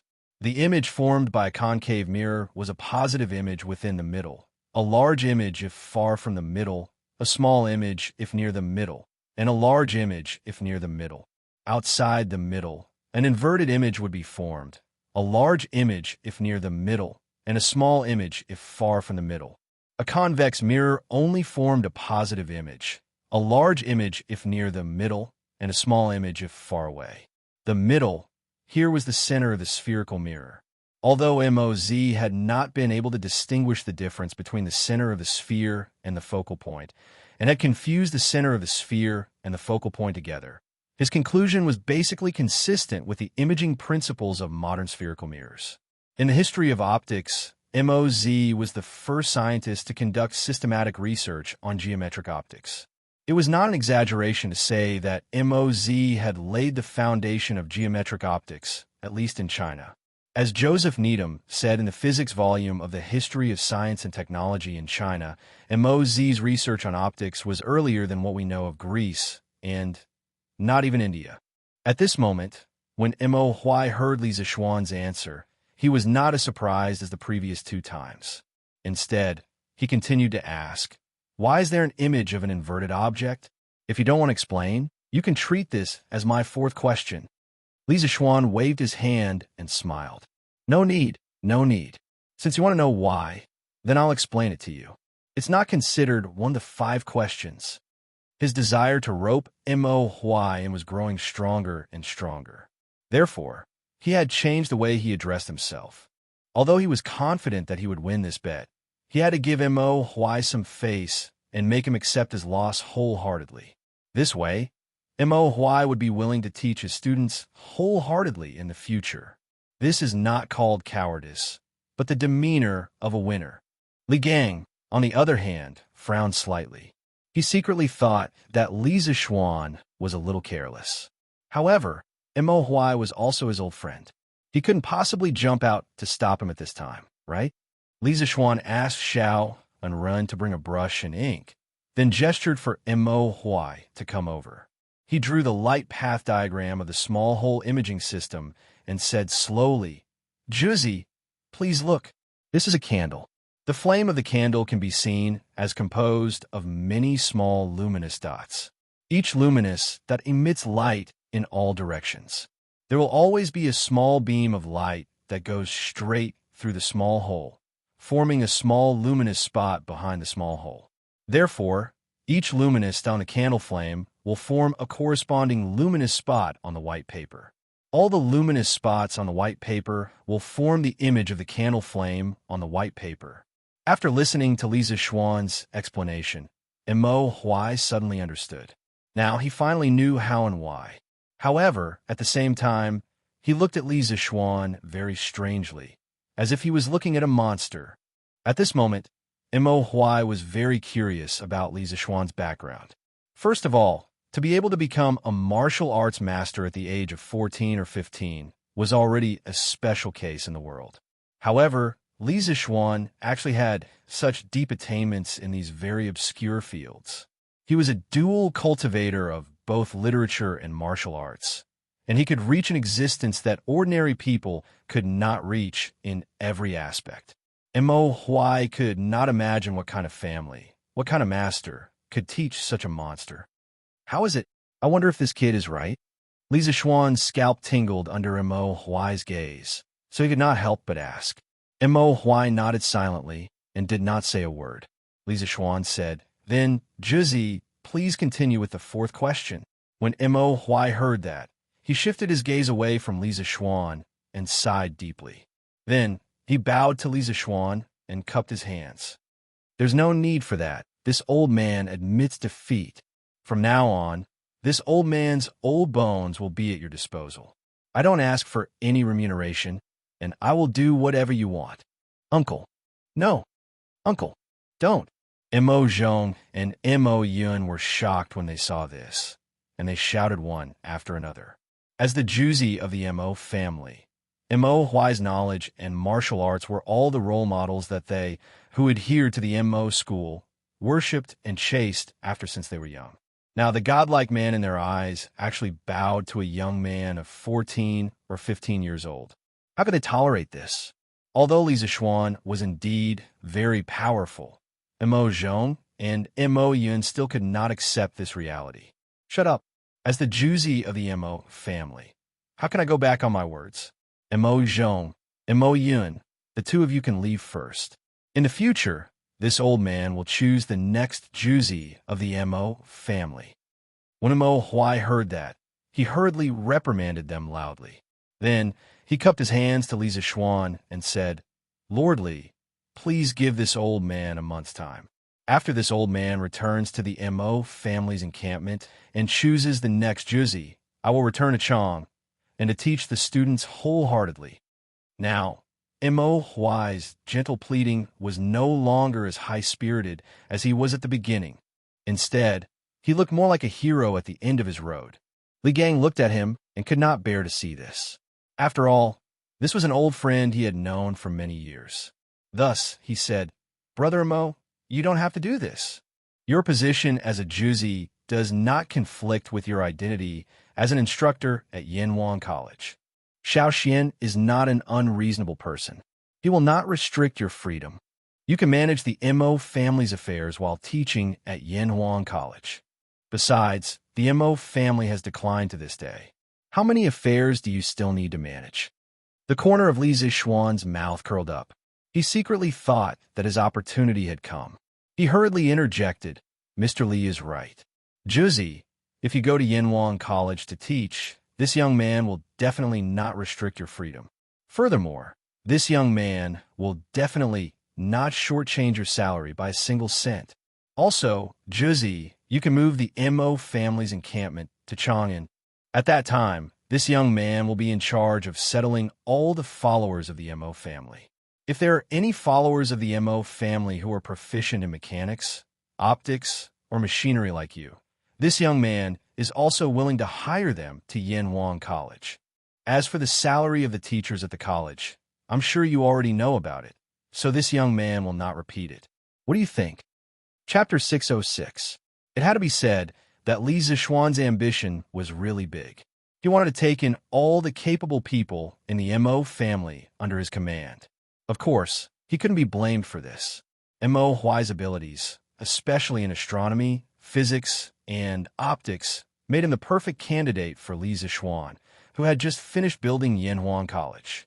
With Mo Huai's addition, his workload at Yanwang College would be greatly reduced. After Li Zixuan said that, Mo Zhong and Mo Yun's eyes flashed, and a glimmer of hope appeared on their faces. To put it nicely, they were the core disciples of the Mo family, but their work was no different from that of farmers. They also had to do farming on a regular basis. Otherwise, what would they eat? What would they drink? They would only return to the Mo family when they were not farming to accept the organization's training or other arrangements.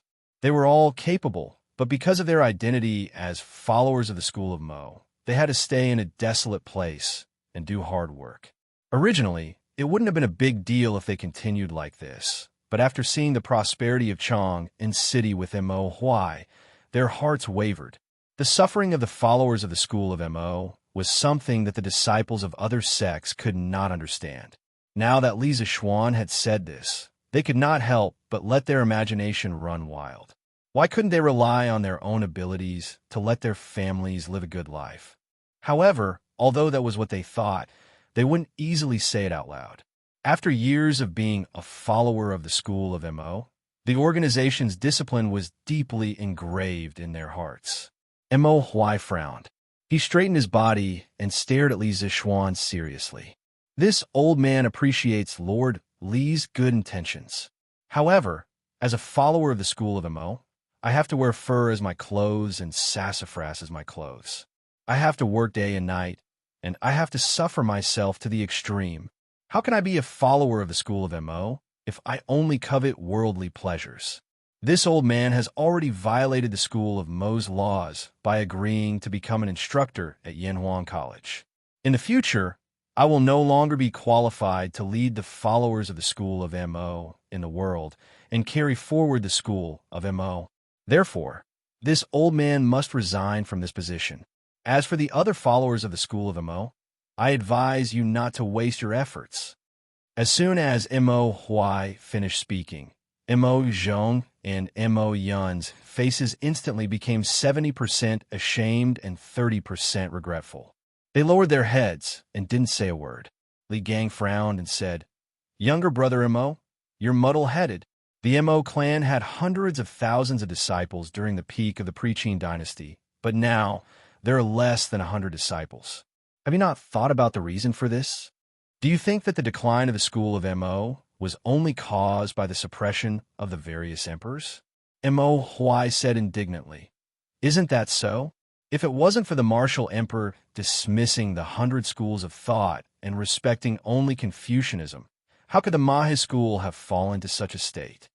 When Li Gang heard this, he said rather painfully, "Ridiculous.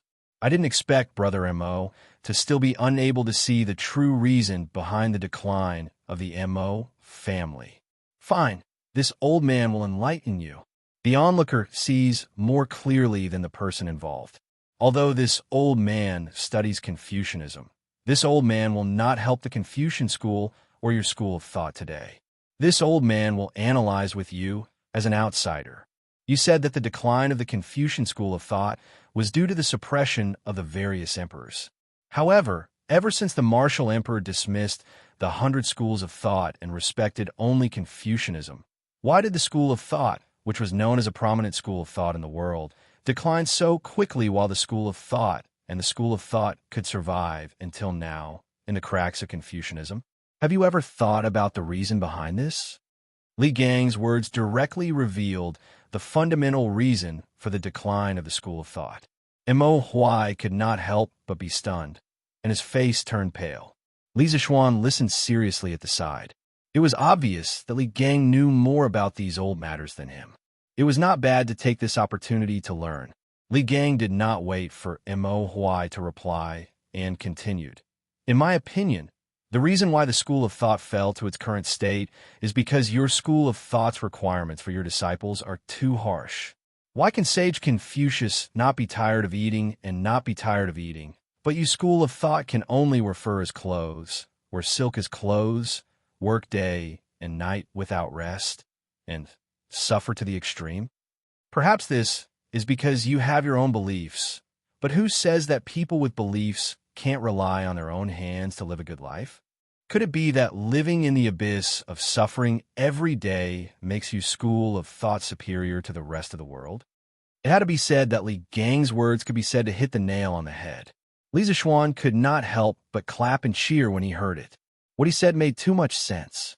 Among the 100 schools of thought in the Pre-Qin dynasty, the ones with the greatest influence were naturally the 4 schools of Confucianism, Moism, Taoism, and legalism.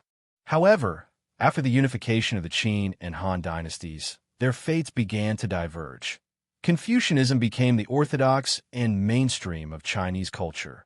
Legalism, due to its special nature, dominated the politics of the imperial court for 2,000 years.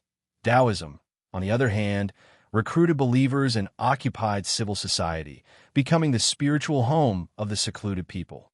Only the school of Mo, after a moment of glory, disappeared into the long river of history, whether as a school of thought or as an organization. Why did the school of thought end up so tragically? Was the school of thought not brilliant enough? Definitely not. The school of thought was filled with great humanitarianism and scientific spirit. Even from the perspective of a modern person in the 21st century, it was still so dazzling. In addition to the external reason of dismissing the 100 schools of thought and respecting only Confucianism, there was also an internal reason for the demise of the school of thought. If a person wanted to be a loyal believer of the school of thought, he must have a strong spirit of sacrifice and dedication. He must have a heart of universal love for everyone, and he could not talk about personal feelings. Therefore, Zhuangzi the world criticized the school of thought. His life is hard, his death is shallow, his Tao is great. He makes people worry, makes people sad, and his actions are difficult. I'm afraid that he can't be a saint and have the heart to rebel against the world. Although the school of thought alone, what can he do to the world? Apart from the world, he is also far away from the king. In contrast, being a disciple of Taoism was much better. The goal of Taoism was to become an immortal. This was a beautiful wish that could attract a large number of believers. Moreover, for Taoism, especially for Zhengyi, which had a long history, there were not many rules about abstinence. Sexual intercourse was even a secret technique of the immortals. As a religion that was born, although Buddhism required abstinence, the monks could enjoy spiritual satisfaction while abstinence. Thus, they saw all suffering as a raft that led to happiness. It was because of this chicken soup for the soul that devout Buddhist disciples could ignore the physical hardship and pursue the metaphysical Zen. However, the school of thought's love with impartiality, non-aggression, respect for the virtuous, respect for the common, non-life, non-pleasure, frugality, and frugality in funerals. These ideas were not enough to be the foundation of the school of thought's belief. If it was not based on a firm belief that bitter and abstinent life would not attract new blood to join the school of thought, the number of followers of the school of thought in the world would only decrease. This was the internal reason for the decline of the school of thought. Chapter 607. In the main hall, Li Zixuan saw that the time was right. So he stood up and said, "Zhizi, the previous causes and effects are all gone, but they will also serve as a warning. If you don't want the Mo family to continue to decline, you have to make some changes." Didn't Moz establish the Mo family to use his talent in manufacturing to let the farmers in the world live a good life? Although the Mo family is declining now, Moz's knowledge must have been passed down. You are content to stay in a corner and forget Moz's original intention to save the world. In the long run, the only thing waiting for the Mo family is complete extinction. Back then, Moz called himself a humble man and was called a commoner. He used to be a doctor in the Song Kingdom and was a scholar with considerable cultural knowledge. He was also closer to the workers and farmers.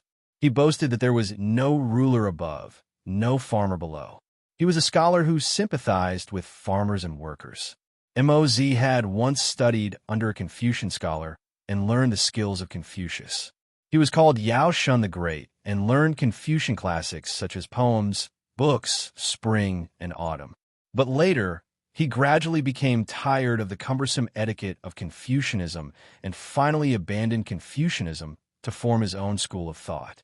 Before the rise of legalism, which represented the interests of the new landlord class, the Mo family was the largest school of thought in opposition to Confucianism in the Pre-Qin dynasty. Han Fizi, eminent learning, recorded, "The eminent learning of the world is Confucianism. Where Confucianism is, Confucius is. Where Mo is, Mod is." At this moment, Mo Hui sighed deeply and looked at Li Zixuan with a complicated expression.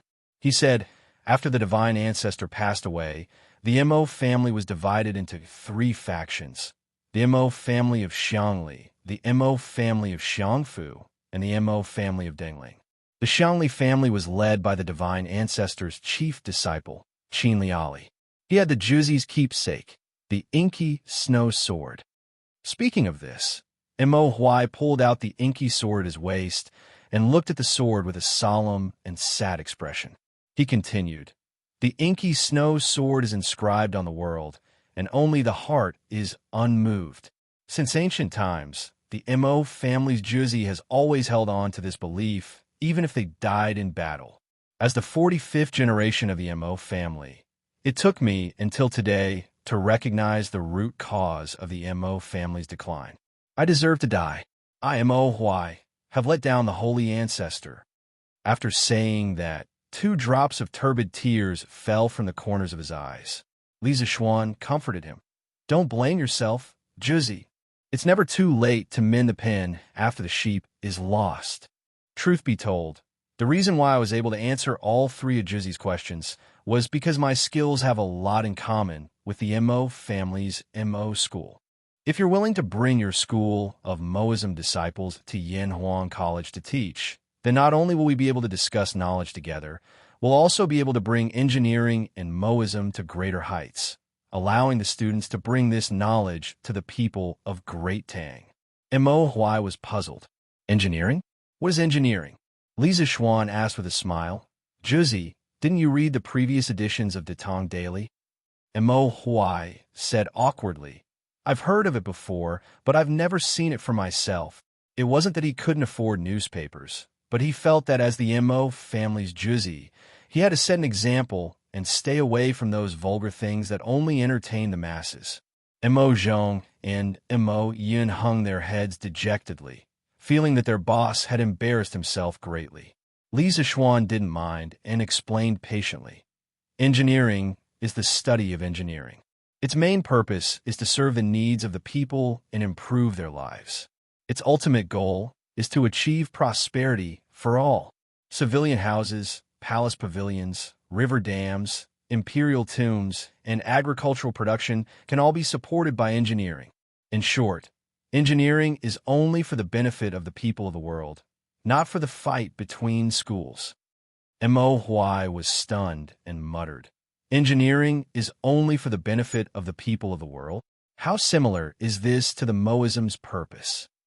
The Moism's purpose was for righteousness, while Minxia said it was for the benefit of the world. Zhuangzi, the world, said it was for the sake of the world. The Moism gathered disciples to teach and practice. They were the main opposition of the Confucian school. Back then, in order to realize his ideas, Mo Zi personally led his disciples to various countries so that the Moism could bring convenience and benefits to the people of the world. After a while, Mo Huai came back to his senses and said, "Forgive me for being presumptuous, but Lord Zhu, you said that your engineering has many similarities with the Moism. Do you have any proof?" Now that things had developed to this point, Mo Huai's attitude towards Li Zishuan had changed greatly. From the initial arrogance and contempt to the new respect after losing the bet, and now, after hearing that Li Zishuan had created his own engineering, he already regarded Li Zishuan as someone of the same generation. Since ancient times, a capable person, regardless of age, beauty, or ugliness, would be respected no matter where they went. Li Zishuan laughed and said, "What's so difficult about that? Mr. Li, can you let your servant go to my house and fetch 2 books?" Li Gang naturally agreed. After a while, a servant in Li Gang's house rode an old horse out of the back door and rushed to Yongling. The people in the house were not idle either. After seeing that Li Gang had arranged for someone to fetch the books, Li Zishuan cupped his hands and said to Mo Huai, "Juzi, to be honest, I was very surprised by the 3 questions you raised just now. I originally thought that I was the only one who studied astronomy, mechanics, and engineering. I never thought that I would meet a like-minded person today. If it's convenient, can you tell me where the 3 questions came from?" There was no other reason. Li Zishuan asked this mainly because he wanted to confirm whether Mo Huai was a transmigrator or not. After all, the 3 questions Mo Huai asked just now were really shocking, and he could not help but be suspicious. Mo Huai heard this and said, Those 3 questions were all recorded in the notes or books left behind by the divine ancestor. I originally thought that I only needed to use one of them to stump Lord Zhu, but I never thought that Lord Zhu would be so knowledgeable about these things at such a young age. I'm ashamed to say that as the Mo family's Juzi, I'm not as knowledgeable as you, Lord Zhu.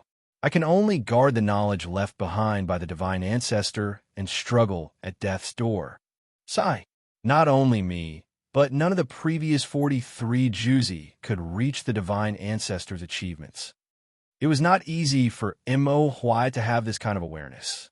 As he said, after Mo Z, there was no other great thinker in the Mo family, and there was no further improvement of the Mo family's thinking to maintain its vitality. They did not keep up with the times. As for the other schools of thought, after Confucius, there was Mencius, Sun Zi, Dong Zhongshu, and so on. After Laozi, there was Zhuangzi, Luan, and so on. The legalists were even more valued by the ruling class, especially at the beginning of the Western Han dynasty, when the country was under great rule and the ruler needed good strategies to govern the country. Dong Zhongshu of the Confucian school offered the spring and autumn dew and the 3 strategies for heaven and man. Luan of the Taoist school offered the Huainanzi. As for the Mo family, they did nothing in terms of academics and governance at that time. This was also one of the reasons why the Mo family was on the decline. Chapter 608. It's Mo Z.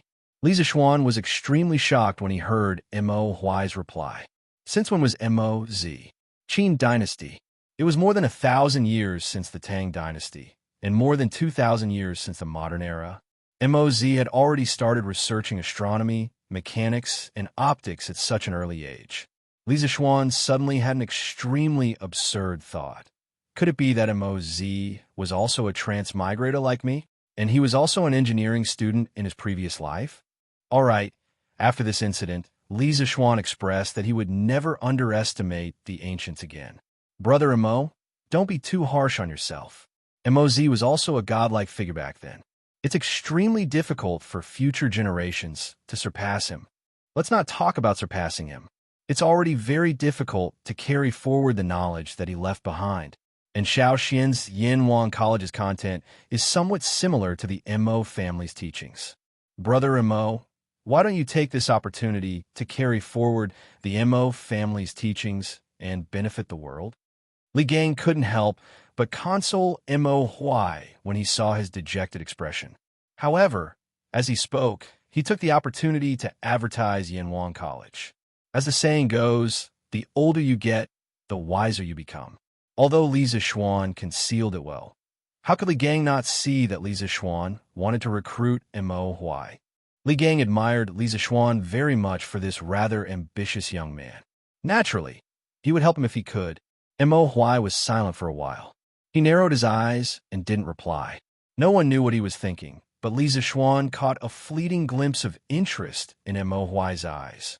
Thus, Li Zixuan struck while the iron was hot and said, Juzi, you just said that although the Mo family's bloodline hasn't been cut off until today, the Mo family hasn't made any fundamental progress after so many years. In the long run, the Mo family will completely disappear. From the way I see it, if you want to bring the school of Mo to greater heights, you have to bring the remaining followers of the school of Mo out into the world. Any sect that was content to stay in a corner and build a cart behind closed doors would not be able to progress and develop. On the other hand, Yanhuang College is a place where the young talents of the Great Tang's 360 provinces and counties are gathered. This is the best opportunity for you to promote the Mo school.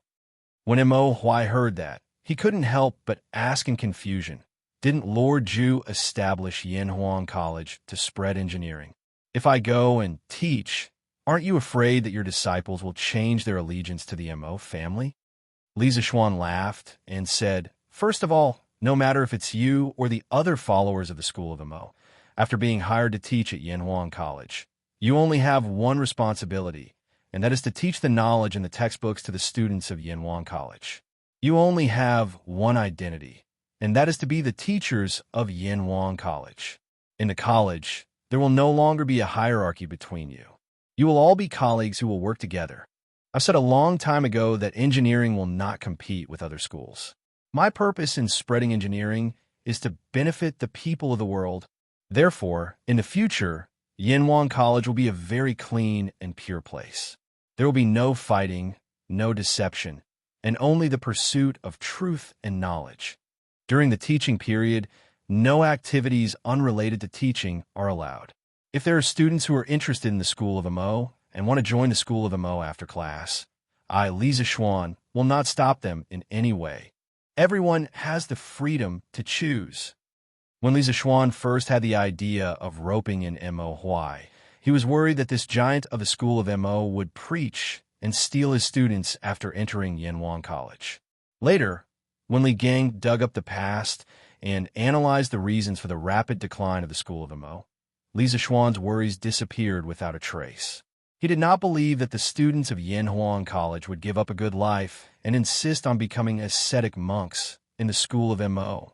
On the other hand, if Mo Huai brought the followers of the School of Mo to Yanhuang College, Li Zixuan felt that with the luxurious facilities and rich and friendly academic atmosphere of Yanhuang College, those followers of the School of Mo might be assimilated.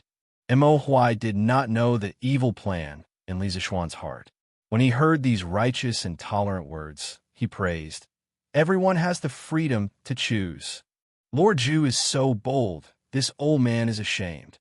This old man believes that in the future, Yanhuang College will definitely become my Tang Empire's academic holy land.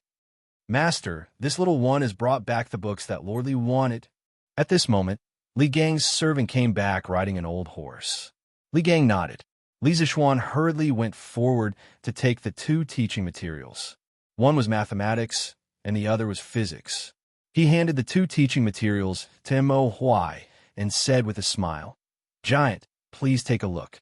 These two books are the teaching materials that Yanhuang College will use." Of course, Yanhuang College's curriculum is definitely more than these two. And Mo Huai did not dare to be careless at this time. He solemnly took the teaching materials with both hands, then excused himself to Li Zixuan and Li Gang. He could not wait to sit on the stool and start reading seriously. Li Zixuan and Li Gang smiled to show that they understood. Then, the two of them started chatting in low voices. On the other side, Mo Huai first opened the mathematics textbook. As a giant of the Mo family, he was quite proficient in mathematics. However, after getting used to the Arabic numerals with great difficulty, his eyes could not help but widen as he read. Algebra, equations, geometry, and so on. There were many new concepts defined in the textbook.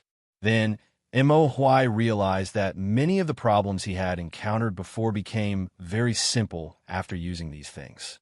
What was even more unbelievable was that he seemed to have seen many of the concepts in the mathematics textbook before in the Mo family's classics. After flipping through another 10 pages, Mo Huai put down a mathematics textbook and opened another physics textbook. Li Zixuan's physics textbook was very rich in content. It included a preliminary introduction to basic physics concepts such as motion, speed, sound, heat, light reflection, light refraction, and mechanics. There was also Newton's 3 laws. Ahem, of course, Li Zixuan shamelessly used his name here again. He called it Xiaoxuan's 3 laws. Unlike the mathematics textbook, Mo Huai flipped through the physics textbook very quickly. In less than half an hour, he had flipped through more than half of the physics textbook. Then, he closed the book and put it away. He took a few deep breaths, then suddenly stood up and went to Li Zixuan. He bowed and said excitedly, "Thank you for your help." The 45th generation of the Mo family's giant, Mo Huai, pays his respects to the divine ancestor. Li Zixuan, who was still wondering why Mo Huai would bow to him, felt that it was ridiculous when he heard Mo Huai's words. He stomped his feet and said, "Divine ancestor? How can I be your divine ancestor? Are you all right, giant?" Chapter 609. In the main hall, Li Gang, who was sitting on a couch, was so shocked that he almost pulled his beard off when he saw this absurd scene. Mo Zhong and Mo Yun, who were supposed to be guarding Mo Huai, saw that their boss actually bowed to Li Zixuan and even called him divine ancestor. Both of them looked as if they had seen a ghost. As disciples of the Mo family, no one knew better than them what the two words divine ancestor meant. In the Mo family, the giant was called a saint, and there was only one person who could be called the divine ancestor since ancient times, the founder of the Mo family, Moz. As the giant of the Mo family, would Mo Huai use the two words divine ancestor as a joke to others? Obviously not. Even if he died, it was impossible. But how was he going to explain the current situation? At this moment, Mo Zhong and Mo Yun were completely dumbfounded. Mo Huai did not let everyone wait for long. He said firmly, "You are the reincarnation of the divine ancestor. You are the Mo family's divine ancestor." Li Zishuan was speechless. Reincarnation? Juzi, did you make a mistake? You believe in something as non-existent as reincarnation? Actually, he was more certain than anyone that he was not the reincarnation of Moz, because the soul in his body had transmigrated from the modern world and had nothing to do with Moz. Yes, Brother Mo, reincarnation only exists in supernatural novels. There is no such thing as reincarnation in reality. Brother Mo, are you too tired? Why don't you go back and rest first? Li Gang could not help but frown and interrupt. If it wasn't for the fact that he knew Mo Huai well, if it were someone else like Mo Huai, he would definitely think that this person was crazy. No. Brother Wenji, I am very clear-headed. I know that no one will believe in the existence of reincarnation. I didn't believe it at first either. However, after reading those two books, I am convinced that Sir Li is the reincarnation of the Mo family's divine ancestor. Mo Huai first shook his head and declined Li Gang's good intentions. Then he began to analyze. For example, in this book of arithmetic, the multiple, midpoint, circle, decimal system, and so on are basic concepts that I have seen in the divine ancestor's handwritten notes. 1,000 years ago, the divine ancestor proposed these concepts. What shocked me the most was that the things recorded in this book of arithmetic were actually more detailed than the divine ancestor's handwritten notes. Also, this physics textbook covers the concepts of motion, speed, sound, heat, reflection of light, refraction of light, mechanics, and so on. I've read all of these things in the sacred ancestor's notes. Moreover, this physics textbook's research on these problems is obviously more in-depth. Back then, the divine ancestor was a genius and spent his entire life to have some attainments in these aspects. However, Li Xianan, you are so young, but you can study these aspects more thoroughly than the divine ancestor. Other than the fact that you are the reincarnation of the divine ancestor and are born with the will of heaven, I really can't think of any other reason. Li Zishuan was dumbfounded. It turned out that Moz had studied the concepts written in his book before. He had to admit that Moz's interests and hobbies were really broad. His understanding of the world had been refreshed once again. However, did he count as being unjustly implicated? In fact, what Mo Huai said was not nonsense. In history, Moz was the first scientist in China's history to treat mathematical problems from a rational perspective. He gave a series of propositions and definitions of mathematical concepts. These propositions and definitions were highly abstract and rigorous. Secondly, Moz's research on physics involved the branches of mechanics, optics, acoustics, and so on. He gave many definitions of physics concepts and made many important discoveries, summarizing some important physics theorems. These included the principle of leverage, small hole imaging, light and shadow, as well as the imaging characteristics of flat, concave, and convex mirrors. Lastly, Moz himself was also an expert in mechanical manufacturing. He once spent 3 years to meticulously develop a type of wooden bird, kite, that could fly. He was also an expert at manufacturing vehicles. He could build a vehicle that could carry 30 tons in less than a day. Combined with the new horse carriage that was popular in Chong and City, Don't Touch Me, and the crane that had just appeared recently, Mo Huai was even more certain that Li Zishuan was the reincarnation of Moz. Juzi, this kid really isn't the reincarnation of your divine ancestor. The knowledge recorded in these two books were all taught to me by my master, spiritual master Ling Su, when he was still alive. I call them all the knowledge. The reason I set up Yanwang Academy is to spread my master's knowledge to the world. Li Zixuan rubbed between his eyebrows and explained helplessly. Li Zixuan felt a little uncomfortable being the reincarnation of someone else's divine ancestor for no reason. Although this divine ancestor used to be a very awesome existence, this had nothing to do with him. He just wanted to be himself. Mo Huai said in disbelief, "Impossible. Other than the divine ancestor, who else in the world could have such deep attainments in these aspects?" Li Zixuan spread out his hands and said, "You haven't seen it, but it doesn't mean that it doesn't exist. Moreover, my abilities came from my master. There's probably no one in the Great Tang who doesn't know about this, right? Wake up. I'm definitely not the reincarnation of your divine ancestor." Li Gang also nodded and said, "Brother Mo, although there are many coincidences in this matter, Xiaoxian's abilities are also open and above board. He definitely isn't the reincarnation of the Mo family's divine ancestor." Hearing Li Gang's words, Mo Huai finally wavered a little. His face was filled with disappointment as he muttered, "Is it really not?" Li Zixuan couldn't help but feel a little sympathy for this old man's disappointed look. He thought for a moment and said, "Juzi, I know what you're thinking. You're hoping that there really is the reincarnation of the Mo family's divine ancestor, and then lead the Mo family to become strong again. But it's better to rely on yourself than on others. The spread of the Mo school still depends on you and the current followers of the Mo family." Mo Huai was stunned. Li Zixuan's words stabbed him in the heart. He didn't have such thoughts before. After a while, he cupped his hands and bowed to Li Zixuan. "Thank you for your advice, Lord Li Zixuan. I've made up my mind. I'll issue an order for all followers of the Mo family to come to Chang and help Lord Zhu impart knowledge and enlighten the people." When Mo Zhong and Mo Yun heard Mo Huai's words, they couldn't help but look at each other. It seemed like they were happy with this result. Li Zixuan was overjoyed. He said excitedly, "That's great, that's great. Juzi, welcome to Yanwang College. When the rest of the followers of the Mo family arrive in Chang, and just let me know and I'll take care of them." Chapter 610. Little Xian.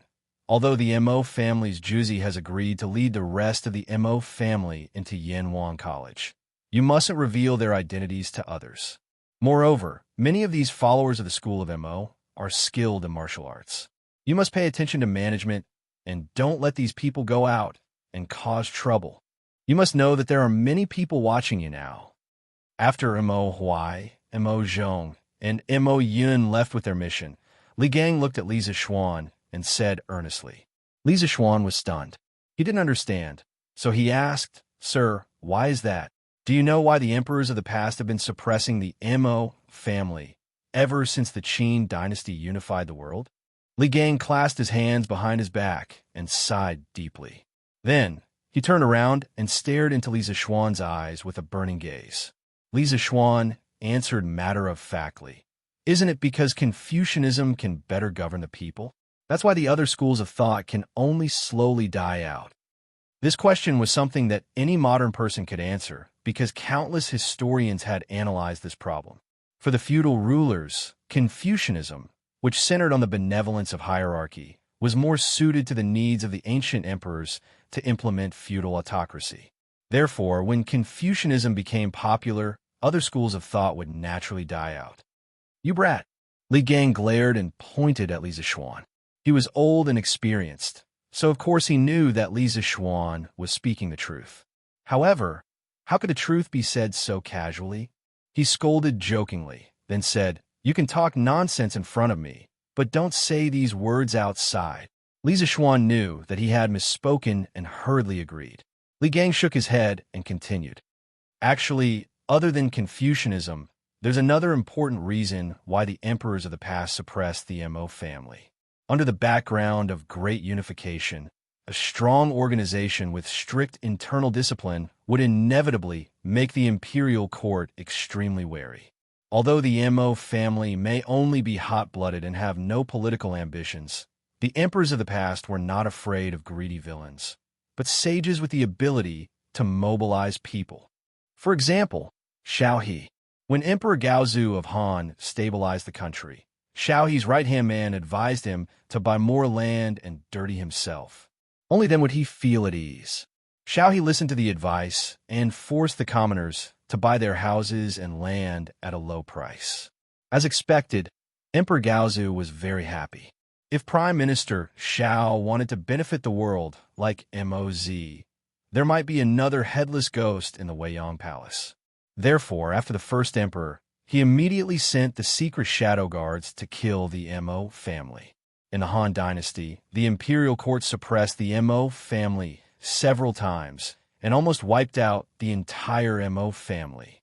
Although these people are Xianxia, you still have to avoid suspicion, to avoid to RIs to Lees. Don't give, you still avoid or error off. You don't error off, you don, you they you to avoid or error off, to avoid. Li Gang's words were not wrong. To a ruler, the most terrifying thing was not the ambition to rebel, but the ability to rebel. Therefore, as an organization, the Mo family could only exist in the era of the various kingdoms. At that time, there was no unification of the four kingdoms. The greatest danger that the rulers of the various kingdoms faced was the enemy countries around them. Therefore, they were much more relaxed towards the commoners under their rule. Once the 6 kings are gone, the 4 kingdoms are one, the ruler would definitely treat his subjects as his enemy. Not only would organizations like the Mo family not be able to continue existing, even those who inherited some of the Mo family's ideas and took the responsibility of eliminating violence and protecting the common people would not be tolerated by the imperial court because of using martial arts to violate the law. Li Zixuan stood to the side. As he listened, he couldn't help but think of that turbulent and bloody era. He couldn't help but feel sad that such a great school of thought like the school of Mo was born in this terrible era. After a long silence, he solemnly cupped his hands towards Li Gang and said, "Thank you for your reminder. I will be careful." He knew in his heart that if Li Gang didn't really treat him as a junior, he definitely wouldn't have said these words. Li Gang shook his head. It was obvious that he also felt pity for the Mo family's ending. At this time, he looked at the green bamboo at the corner of the door and said with a sigh, "The Mo family's motto is words spoken by mouth must be carried out by body. The Mo family has many brave warriors, and every member of the Mo family is willing to go through fire and tread on blades without hesitation. This kind of dedication is valuable, but it can easily be expressed as a collective action, which is not beneficial to the long-term development of the school." In the past, when the Mo family's great son Meng Sheng was appointed as the Lord of Yang City in the Chu Kingdom, he and his 183 disciples all died in battle. In the chaotic times at that time, such an incident was definitely not the only case for the Mo family. Although the Mo family had hundreds of thousands of disciples at its peak, no matter how many disciples there were, how many times could they withstand such a great battle? Therefore, this old man believes that the Mo family's bravery and ruthlessness are not desirable. Today, Yinhuang College is a good place for them to go. This old man hopes that they can peacefully teach and educate people in the college and don't cause any more trouble. With lofty ideals as the goal, a strict organization as the norm, and a willingness to sacrifice themselves for their ideals, this was the overall characteristic of the Mo family. When they participated in social change and practice in a collective and group way, they could demonstrate an extremely powerful force. However, the tragic result could also happen. When this group of people suffered a strong blow, with their dedication to justice and ideals, with their spirit that would rather die than retreat, the result would not only be a collapse, but also a complete wipeout. If the group collapsed, it could still be dealt with, but a wipeout would be impossible to continue. Forget it. Forget it. Let's not talk about these old things. It's getting late, and I know that you're very particular about your food. This old man only has coarse bran and pickles at home, so I won't keep you here to eat, lest you dislike it. After a long time, perhaps Li Gang realized that these topics were too serious, so he stood up and looked at the time, half joking. Li Zixuan blushed with shame and said, "Sir, what are you saying? I'm not a spoiled, rich young master who can't bear hardships. Back then, my master and I ate wild vegetables in the mountains. To be able to eat at the same table as you, even if it's coarse bran and pickles." Li Gang waved his hand in annoyance and said, "Go, go, go. This old man didn't cook for you. Go home and eat by yourself. Oh, right, in 2 days, two of my good friends will be coming to Chong, and you should come and meet them." Li Zixuan was still gloomy at first, but when he heard the second half of the sentence, his eyes suddenly lit up, and he hurriedly asked, "Sir, your two good friends are? You'll know in 2 days, but you don't have to worry. They're just like me, easygoing people. I'm sure they'll be willing to stay at your college." Chapter 611. Prince of Wei's Mansion, Literature Hall. "Scholar Xiao, are you done with the proofreading?" Li Tai came in from outside and walked around the people around him. He went straight to Xiao Dian's desk and asked expectantly. Looking at Xiao Dian again, his hair was disheveled, his face was haggard, and he had two large dark circles under his eyes. He looked like a devil that had just come out of hell. Where was the gentleness from a few days ago? When he heard Li Tai's question, he replied without raising his head, "Soon, soon. Your Highness, please wait a moment. The last proofreading is about to be completed." When Li Tai heard this, he nodded in relief and did not rush him. This was because he knew that the people in the literature hall were already working to their limits. Therefore, he acknowledged and sat by the side to wait for the results. After about an hour, Xiao Dian slammed his brush on the inkstone and laughed loudly. "Ha ha! The proofreading is complete. There are no mistakes. The book is done. It's finally done." Li Tai, who was lying on the desk and flipping through the manuscripts in boredom, suddenly quivered. He ran to Xiao Dian's side and said happily, "Scholar Xiao, are you done with the proofreading?" Xiao Dian nodded excitedly and said, "I'm done with the proofreading. Your Highness, after 7 days of hard work by the 13 of us, this geography textbook is finally done." Xianxia could not help but say excitedly, "Unbelievable! It's really unbelievable." Although Li Xianxia had already completed most of the geography textbook, even the remaining content added up to quite a lot of work. "I didn't expect that we only used 7 days to complete it," Li Tai said warmly. "This is all thanks to all of you scholars who worked hard these few days. After this prince hands this book to Mr. Li, this prince will personally enter the palace to request for credit for all of you." Although Xiao Dian looked extremely tired, he could not help but laugh when he heard this. "Ha ha! Your Highness is too serious. Even if I don't make any contributions, I, Xiao Dian, am still extremely happy to be able to participate in the writing of such a peerless book." Xianxia smiled and said, "Dian is right.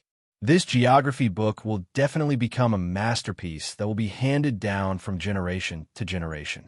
At that time, we might even be able to leave our names in history because of it. We are still basking in the glory of your Highness and Li Xianxia." "That's right. That's right." The rest of the scholars agreed with him.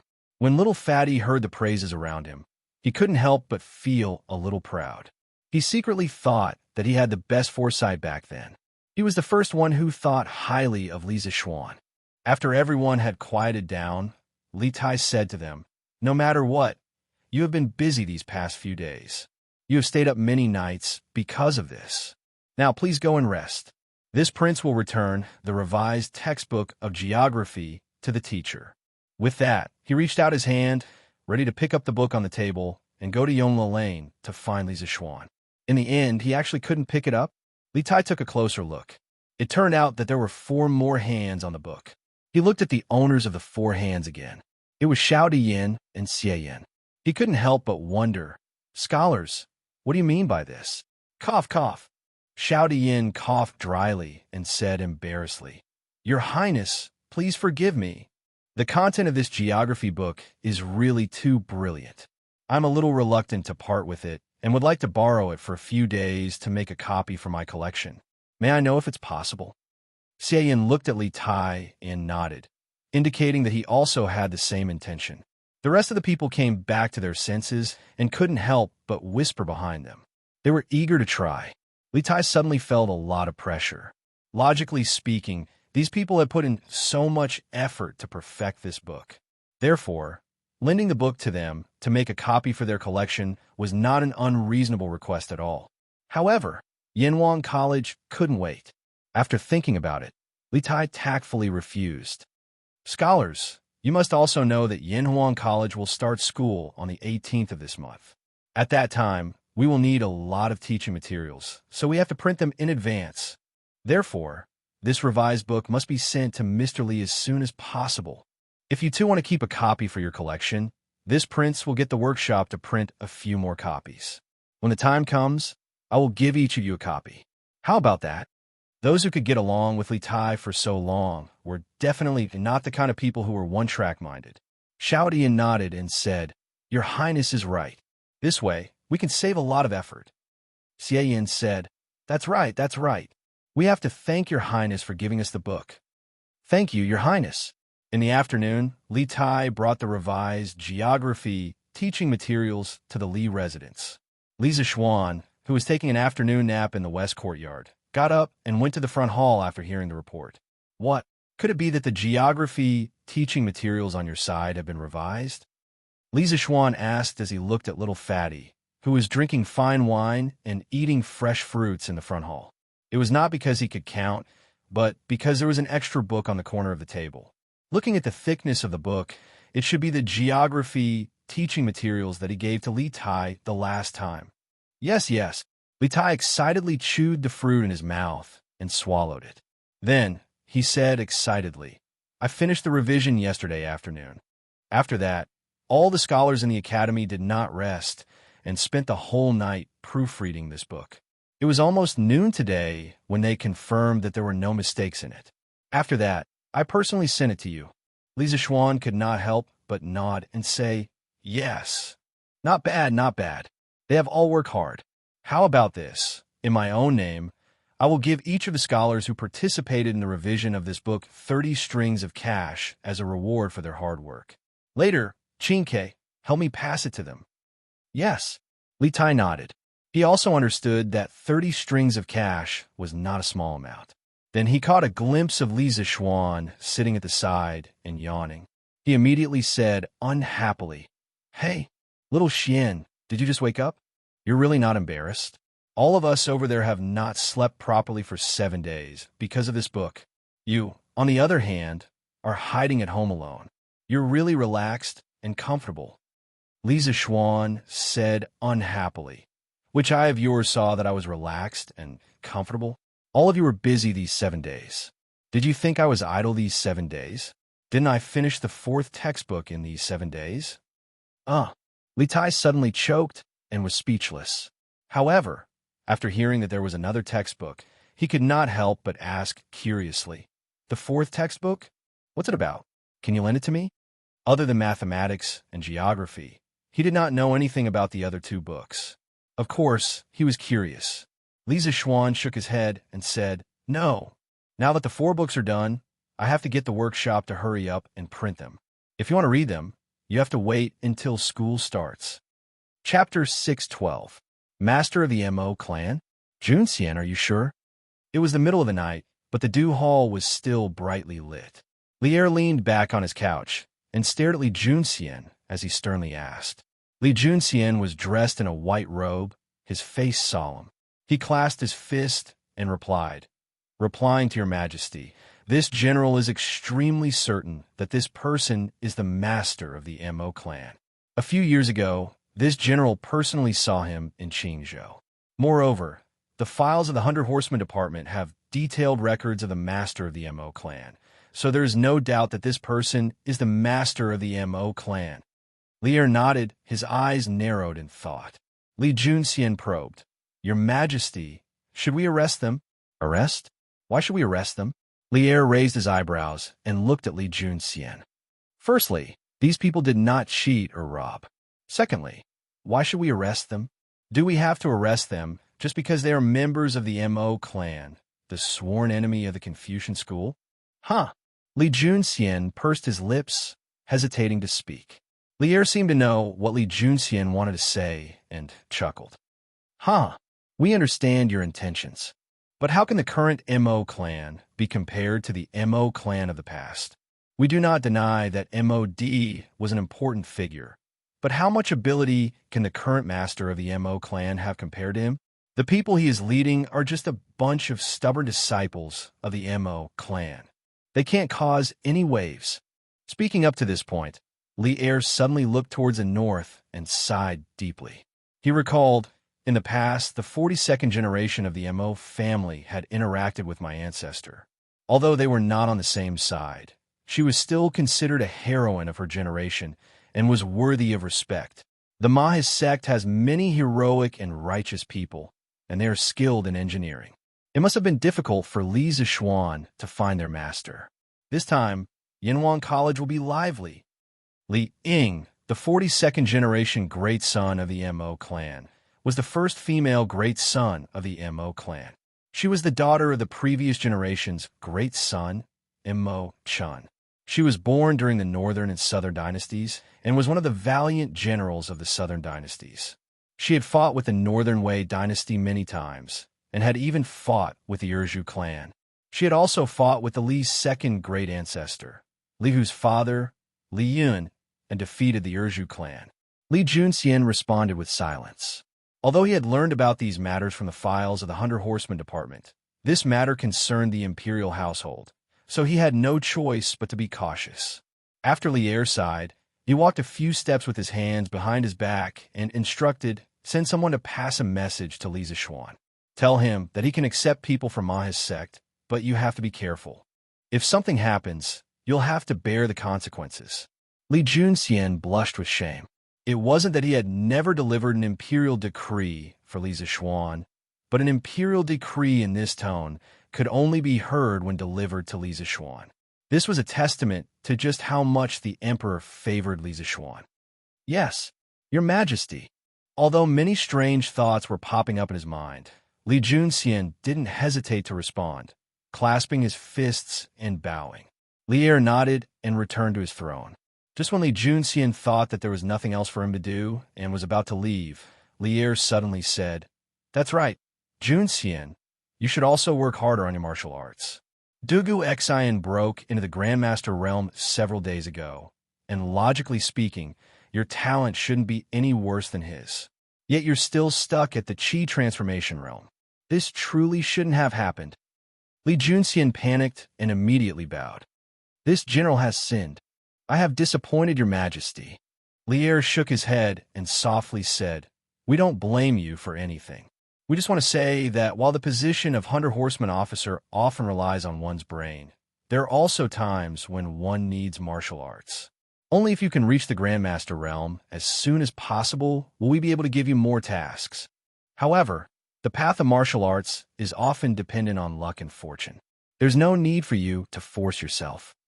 Li Junxian fell into thought, and after a few moments, he clasped his fists and said, "This general understands. Thank you for your majesty's grace." Luck and fortune? It said that Dugu Xian's luck came from a sword style that Li Zishuan unintentionally created. Then where's my luck? After leaving the palace, Li Junxian looked up at the bright moon in the sky and sighed. He had known long ago that Dugu Xian had broken into the Grandmaster realm, and he had also understood the various details. While he envied Dugu Xian's good fortune, Li Junxian also felt a great pressure. He and Dugu Xian were both outstanding talents of the Great Tang's younger generation. After Li Er ascended to the throne, the two of them had served at Li Er's side, one in the light and one in the shadows. They were both good partners and potential rivals. Just as a matter of fact, Li Er had used Dugu Xian to compete with him tonight. Although Li Er might not have had such intentions, it was said that with great power came great responsibility. If Li Junxian wanted to stabilize his position, he had to do both his duty and break through as quickly as possible. However, it was extremely difficult to break through to the Grandmaster realm. In the world, there were thousands of Qi transformation realm martial artists, but only a few dozen Grandmaster realm martial artists. This proved the value of Grandmaster realm martial artists. Li Junxian had been born into a poor family, and he did not have Dugu Xian's profound family background. In his early years, he had served under Li Mi and later became Wang Shicheng's general. But because he loathed Wang Shicheng's conduct, he had led his men to defect to Li Yuan and was made a light carriage commandant. He had followed Li Er to the Central Plains. During the battle, he rode out alone, charging and breaking through enemy lines, fighting bravely. In the third year of Wuda, Li Junxian had followed Li Er to defeat Song Jinggang in Jieshio. He had been made the general of agile cavalry and given palace servants and silk. In the fourth year of Wuda, Li Junxian had gone to Luoyang to attack Wang Shicheng and was made the deputy commander of the cavalry. Wang Shicheng's son, Wang Xianying, had transported grain into Luoyang from martial prison. Li Junxian had captured his army, and Wang Xianying had fled. He had followed the army to defeat Do Jianda and Lu Haida. After Li Er ascended the throne, he had been made the Left Guard Residence's assistant commander. In the 8th month of the 9th year of Wuda, the Great Tang Dynasty, which had just undergone a coup less than a month ago, had been invaded by the Turks. At that time, the Turks had attacked Jingyang, which was only 40 li away from Chang'an, and the capital had been shaken. Li Junxian and Yuqi Jingda had been ordered to meet the enemy and resolve the crisis in Chang. And Li Er sighed. Junxian is so valiant. What is there to worry about? He had been made the general of the Left Guard, in charge of the Xuanwu Gates Guards, and had been made the county duke of Wulian. Li Junxian had been very diligent in his work during the war, and he had often been rewarded by Li Er. This year, Li Er had formed the 100 Cavalry, and the brave and intelligent Li Junxian had been made the commander of the 100 Cavalry Department. It could be said that he had been blessed by the emperor for a long time. Sigh, I can only take one step at a time. Nothing can be forced. Let the heavens decide everything. Li Junxian shook his head and sighed. Then, he mounted his horse and rode off into the distance. However, he was not the only one who was troubled by the martial Dao. Chapter 613.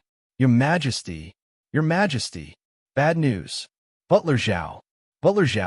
Not long after his conversation with Li Junxian, Li Er was preparing to leave Ganlu Palace to rest in the rear palace when a young eunuch came running over, shouting at him as he ran.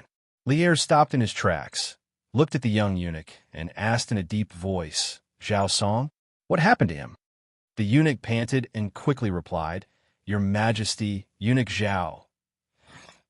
He seems to have gone berserk due to improper training. Right now, his room is like a furnace and no one dares to go near it." Li Er was shocked and said, "There's such a thing? Quickly summon Wang Jian and Wang Gang to the Minister of Internal Affairs." If something had happened to other eunuchs, Li Er would not be so concerned. But Zhao Song was different.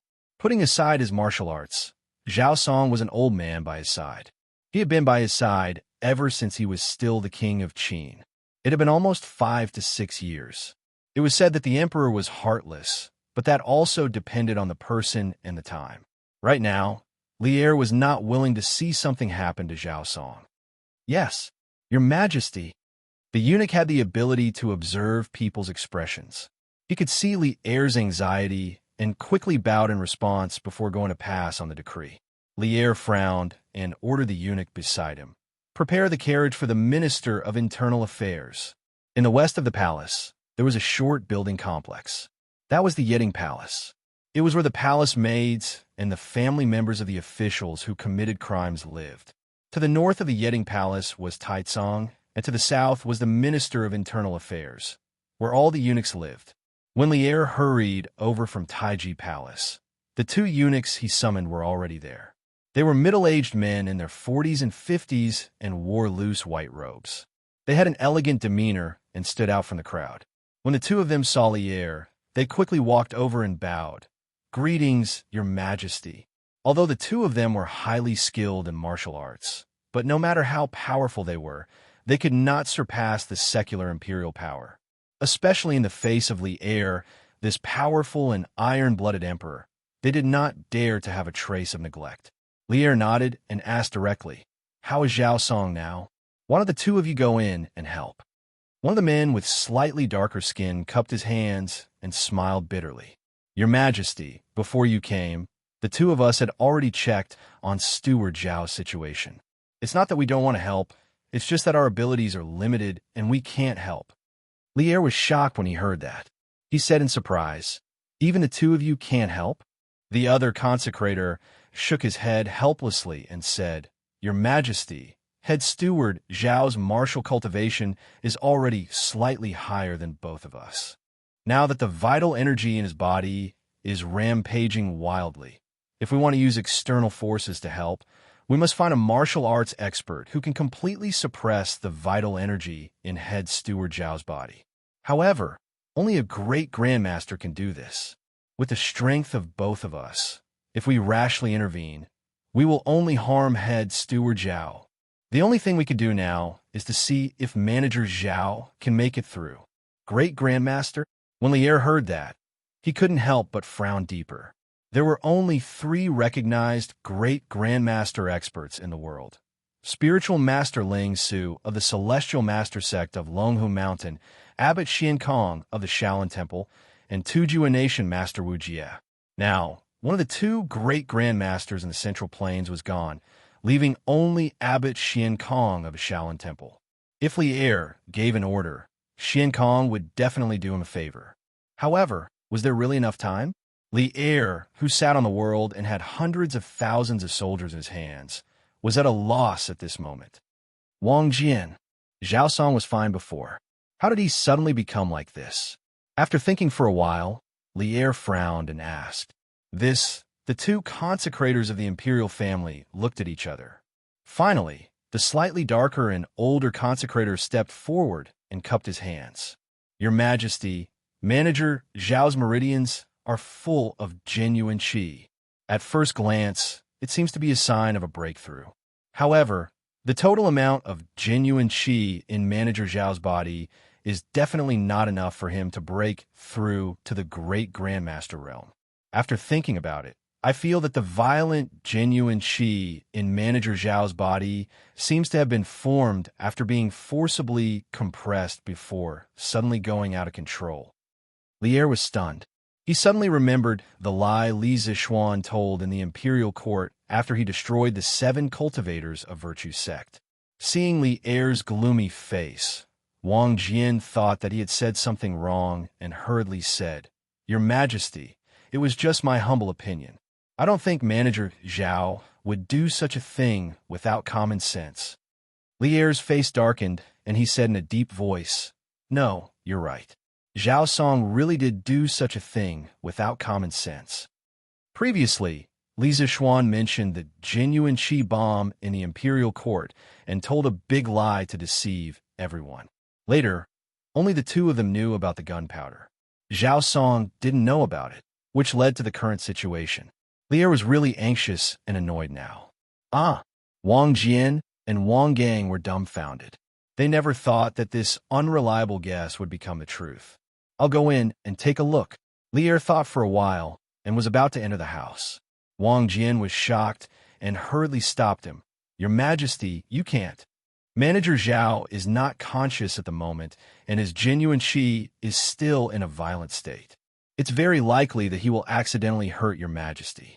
Besides, this house is very hot at the moment. Your Majesty shouldn't go in. Your Majesty's body is priceless. Please think twice." The accompanying eunuchs and maids stopped him in unison. Lier was helpless. He sighed and said, "Then you 2 stay here and take good care of him. You must protect Zhao Song's life. When he wakes up, inform me as soon as possible." Wang Jian and Wang Gang naturally cupped their hands and said yes. Qin Mansion. Although it was late at night, it was still brightly lit. "Zhuang Qi, why hasn't Master come out yet? He's been in there for almost a day." Outside a house in the backyard of Qin Mansion, a group of anxious people gathered. There was Madame Qin, Qin Huaiyu, and the maids, servants, and guards in the mansion. At this moment, Madame Qin glanced at the tightly shut door and asked the burly man beside her with a worried expression.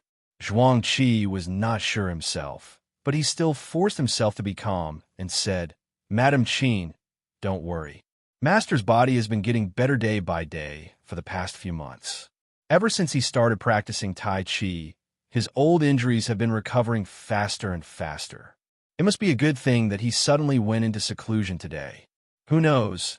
Maybe Master will be able to recover to his peak strength this time. Madame Qin wiped the sweat on her forehead and sighed. I only hope that Master can be healthy. As for the strength of his martial arts, I don't care about it. At this moment, Qin Huayu came over and patted Madame Qin's shoulder, comforting her. Mother, father will be fine. Go back to your room and rest. I'll stay here and guard. Chapter 614. The next morning, Li Zixuan had just woken up when he heard a piece of big news. What? Uncle Qin's injuries are completely healed? And he even broke through? Li Zixuan was eating breakfast in the main hall when Han Yushi suddenly came in and told him the news. Li Zixuan couldn't help but exclaim, That's right. I heard that after practicing Tai Chi yesterday, Godfather suddenly felt something and locked himself up. Last night, Godfather broke out of seclusion. Not only were his old injuries completely healed, but his strength had also improved and reached the peak of the master stage. This way, Godfather doesn't have to suffer any more pain. Han Yushi happily shared the news she had heard with Li Zixuan. After saying that, she seemed to have thought of some unhappy things. She immediately wrinkled her nose and said, Previously, some imperial physician said that Godfather's body could only hold on for another 10 years at most. Let's see if they still dare to say that now. A bunch of quacks. Li Zixuan couldn't help sweating. He really wanted to say, Wife, those imperial physicians were right. If it weren't for me, Qin Xiong wouldn't have lived for more than 10 years. Of course, he couldn't say that he had foresight. Transmigration was his biggest secret. Ahem, wife is right. Those are all quacks. Li Zixuan coughed dryly and agreed. Han Yushi smiled and walked to Li Zixuan's side. Husband, let's go to Qin Manor to visit Godfather later, okay? You were busy with the matters of the academy previously and alienated some of the elders who were close to our family. Li Zixuan was stunned. He didn't expect Han Yushi to think so thoroughly. So he praised, Yes, wife is right. Let's go and visit Uncle Qin after dinner. Although they were married, they still addressed Qin Xiong by their own names. Anyway, Li Zixuan couldn't call Qin Xiong Godfather like Han Yushi. Okay, young master, General Zhuwu Wei is here with an imperial edict. After breakfast, Li Zixuan asked the servants to prepare some gifts and prepare to go to the Qin family. After all, Qin Xiong's recovery and breakthrough this time could be considered a joyous occasion. It was necessary to bring some gifts to congratulate him. Unexpectedly, at this moment, the gatekeeper, Ah Fu, rushed in to report. Li Zixuan asked in confusion, General Zhuwu Wei? Who is it? He already knew that there was one general and 2 generals in each of the 16 guards of the Tang dynasty. He also knew that the general of the Zhuwu Wei was Qin Xiong. However, he really did not know who the general of the Zhuwu Wei was. However, he could not be blamed for this. Ah Fu was dumbfounded by the question. There was no one else like this wastrel young master. He replied, Young master, it's General Li Junxian. Oh, Li Junxian, hurry up and invite him in. Li Zixuan said hurriedly with a look of sudden realization. There's no need for that. This general is already here. Mr. Li, you won't blame this general for being rude, right? Li Zixuan had just finished speaking when a white-robed man walked in. He stared at Li Zixuan and said, half-jokingly, It was Li Junxian. Just from appearance alone, Li Junxian had a tall and straight figure and an awe-inspiring demeanor. His sharp eyebrows and handsome face made him look even more heroic. TSK. It's actually a pretty boy. No wonder there were rumors about him and Wu Meinyang in the future. Li Zixuan muttered to himself. Then he stepped forward and clasped his hands with a smile. Generally, what are you saying? You have the divine mandate on you. Please come in and have some tea. While Li Zixuan was sizing up Li Zixuan, Li Junxian was also sizing up Li Zixuan. He had met Li Zixuan before. When Li Zixuan had challenged Mount Beimang in order to save Han Yushi, Lier had sent him to investigate the situation. Although the situation had already been decided by the time he found Li Zixuan, he had still met Li Zixuan before. But today was his first time meeting Li Zixuan face to face. As he looked at this youth who was about the same height as him, but still somewhat childish, he couldn't help but sigh. If not for Li Zishuan, he and Dugo Xian would have been considered outstanding talents of the Great Tang's younger generation. But there were no ifs in reality. Although he held an important position at such a young age, and was even a second-rank county duke, he was still a little dim compared to Li Zishuan. The other party wasn't even 15 yet, but he was already able to climb to such a high position. Who knew what he would be like when he was in his 20s or 30s? Besides, how could a martial arts grandmaster who wasn't even 15 years old compare to him? This general is only here to pass on an imperial decree. I won't impose on you. County Duke Li, listen to the decree. Li Zishuan snapped out of his thoughts and sternly said to Li Zishuan. When Li Zishuan heard that it was a verbal decree from Li Er and not an official imperial decree, he immediately dismissed the idea of having someone set up the incense table. He stood to the side and bent his body slightly, pretending to listen attentively. His Majesty wants this general to inform you that Yinhuang College can accept people from the Mahis sect, but you have to know the limits. If something happens, you will have to bear the consequences. In the end, Li Junxian had to polish Li Er's word a little. Otherwise, he would have been too embarrassed to say it out loud. Even so, this imperial decree was still very straightforward. However, Li Zishuan really liked this kind of straightforward imperial decree. After hearing this, he hurriedly clasped his hands and said, "This subject receives the decree. Thank you for your grace." Li Zishuan's gratitude was sincere. Yesterday, after Li Gang analyzed the pros and cons of the Mahis sect joining Yinhuang College, he knew that the greatest power preventing the Mahis sect from entering the world wasn't the Confucians, but the imperial court and the emperor. Although the Confucians were powerful, their snobbishness couldn't be compared to Li Er's. Otherwise, how could there be a situation where Confucianism, Taoism, and Buddhism coexisted? Thus, Li Zishuan didn't really care about the attitudes of others. However, he had to care about Li Er's attitude. After all, Li Er was his immediate superior. After returning from Li Gang's house yesterday, Li Zishuan had been thinking about how to get Li Er to lower his guard against the Mahis sect. What he didn't expect was that he didn't do anything, and Li Er took the initiative to deliver himself to his doorstep. This solved a huge worry in his heart. As for how Li Er knew that the head of the Mahis sect was going to join Yinhuang College, Li Zishuan could figure it out even with his eyes closed. Although he felt a little uncomfortable in this feudal society, wasn't it easy for an emperor to know the movements of others? For Li Zishuan, it was fine as long as it didn't affect his life.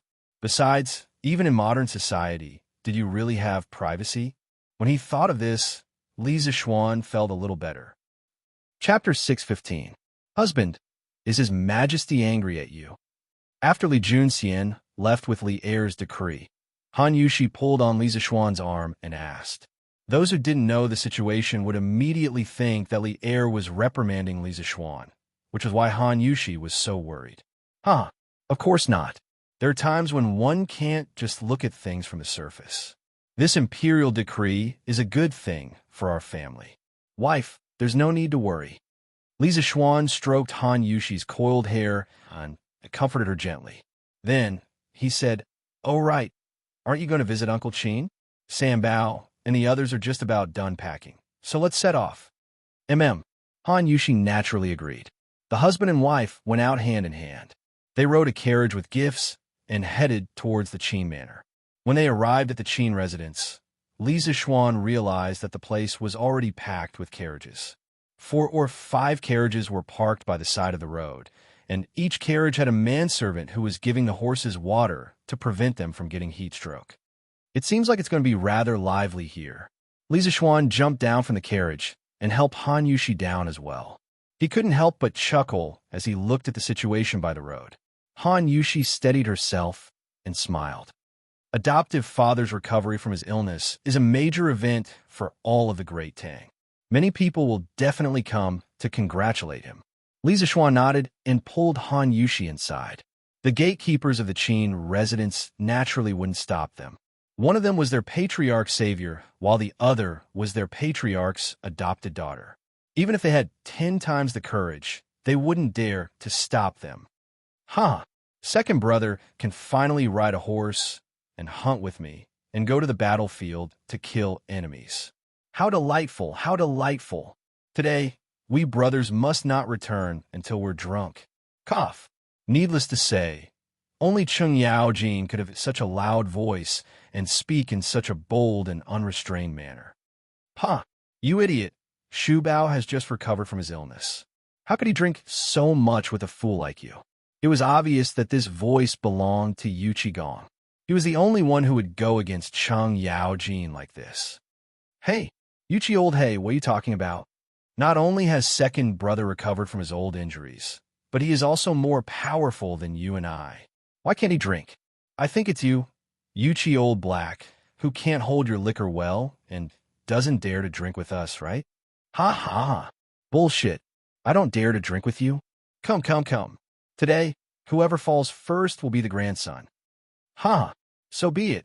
Do you think I, old Cheng, am afraid of you? Hearing this, Li Zishuan couldn't help but shake his head and walk towards the main hall. He thought to himself, these two old fellows can really fight anywhere.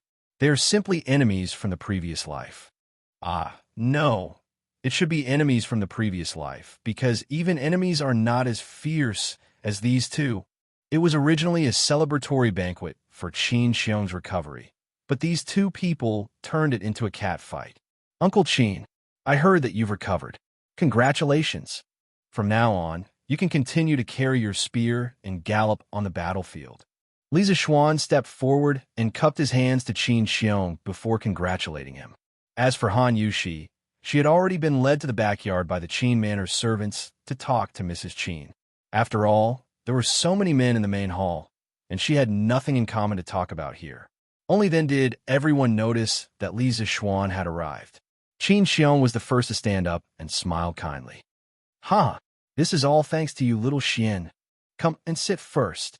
Hey, that's the result of your own perseverance, Uncle Qin. Li Zishuan said humbly. Then, after greeting some of the elders present, Li Jing, Cheng Yaojin, Yuchi Jingda, Niu Jinda, Li Daozong, etc., he sat at the last seat on Qin Xiong's right. There was no choice. Who asked him to be the last to arrive and be the youngest person? Huh, this is your credit. No one can take it away. If it weren't for your unique medicinal wine, little Xian, and that blood-snatching method to prolong my life, this old man could only lie in bed for the next few years and wait for death. How can I still sit here and chat with all of you? Qin Xiong stroked his beard and looked at Li Zishuan with admiration. Cheng Yaojin said with a faint smile, Haha, we're all family. Second brother Qin, what are you thanking us for? Besides, even if you want to thank us, this is not a complete thank you. Did you forget to tell us something? Qin Xiong was stunned and asked in bewilderment, What is it? Cheng Yaojin pursed his lips and said, It's that Taiji fist. Second brother Qin, didn't you break through to the peak of Grandmaster because of Taiji fist? A while ago, I heard that Dugu Xan broke through to Grandmaster with a few sword moves that little Xian helped him deduce. Now, second brother Qin, you've reached the peak of Grandmaster because of little Xian's Taiji fist. This is enough to show that if a martial artist wants to break through, it's best to look for little Xian. That's right. Now, little Xian has a small reputation in the martial arts world. Li Jing stroked his beard and smiled. However, Yu Qigong said, Second brother Qin has just recovered from a serious illness this time, and his strength has increased by another level. It can be said that he has left us behind again. The reason why Yu Qigong said this was mainly because among them, when they were young, Qin Xiong's martial strength was the first to reach its peak. And according to the development of things, Qin Xiong's martial strength should be the first to decline. At the beginning, it was indeed like this. At that time, they were chasing after Qin Xiong's footsteps, but Qin Xiong's martial strength kept declining because of his body. Everyone thought that it would end like this. Who knew that Qin Xiong would be reborn today? Not only did he wash away his old injuries, but he also took another step forward in martial arts and once again pulled away from these generals. Second brother Qin, can I practice Taiji fist? I've been stuck at Grandmaster middle stage for a long time. If I can practice Taiji fist, I might be able to break through. Cheng Yaojin asked shamelessly. At this moment, the rest of the people stopped talking to each other and turned their attention to this side. For martial artists, there was nothing more comfortable than improving their realm. Qin Xiong glanced at Cheng Yaojin and said, I don't have any objections, but you have to ask little Xian. After all, Taiji Fist is from him. Seeing that everyone was looking at him, Li Zixuan hurriedly said, Haha, I don't have any objections either. If you want to learn Taiji Fist, you can all learn it. However, Taiji Fist emphasizes the word understanding. If you don't use your heart to understand it, in the end, even if you do make the final move, you can only make the shape look like the spirit, but not the spirit. It won't be beneficial for breaking through the realm. Chapter 616. Zhao Song is in trouble because of you, and you still have the time to show off here. In the front hall of Qin Mansion, everyone was discussing the magical functions of Tai Chi. Suddenly, a loud voice came from outside the door. Then, Li Er stepped into the main hall in his regular clothes. Everyone in the room was shocked. They quickly got up and bowed. Greetings, Your Majesty. Li Er waved his hand and said, I'm here today to congratulate Xu Bao on his recovery. There's no need for formalities. Qin Xiong heard this and said gratefully, Your Majesty, thank you for your concern. Li Er stepped forward and helped Qin Xiong up. He smiled and said, Xu Bao is the pillar of the country. Shouldn't I be concerned about him? Qin Xiong's lips moved slightly, and he said in a trembling voice, Thank you, Your Majesty. Li Er smiled. Then, he did not greet the other officials in the room. He looked directly at Li Zixuan and paused before saying, Zhao Song tried to force a breakthrough last night. He used the method of compressing his vital energy that you mentioned last time. As a result, 30% of his meridians were damaged. If it were not for the help of the 2 imperial consecrators at the last moment, he would not have survived. Even so, his strength has fallen from Guru Peak to Guru Early Stage. Li Zixuan's jaw dropped in shock. He never thought that Zhao Song, that lunatic, would dare to do something like this and play it so big. It was as if he wanted to go to the heavens. He wiped the sweat from his forehead. He did not know if it was cold or hot, and said, Your Majesty, this? Why is Steward Zhao in such a hurry to break through? Logically speaking, the Tang Empire was at peace now. Although the Turks in the north were eyeing them covetously, these national affairs should not be rushed by a eunuch, right?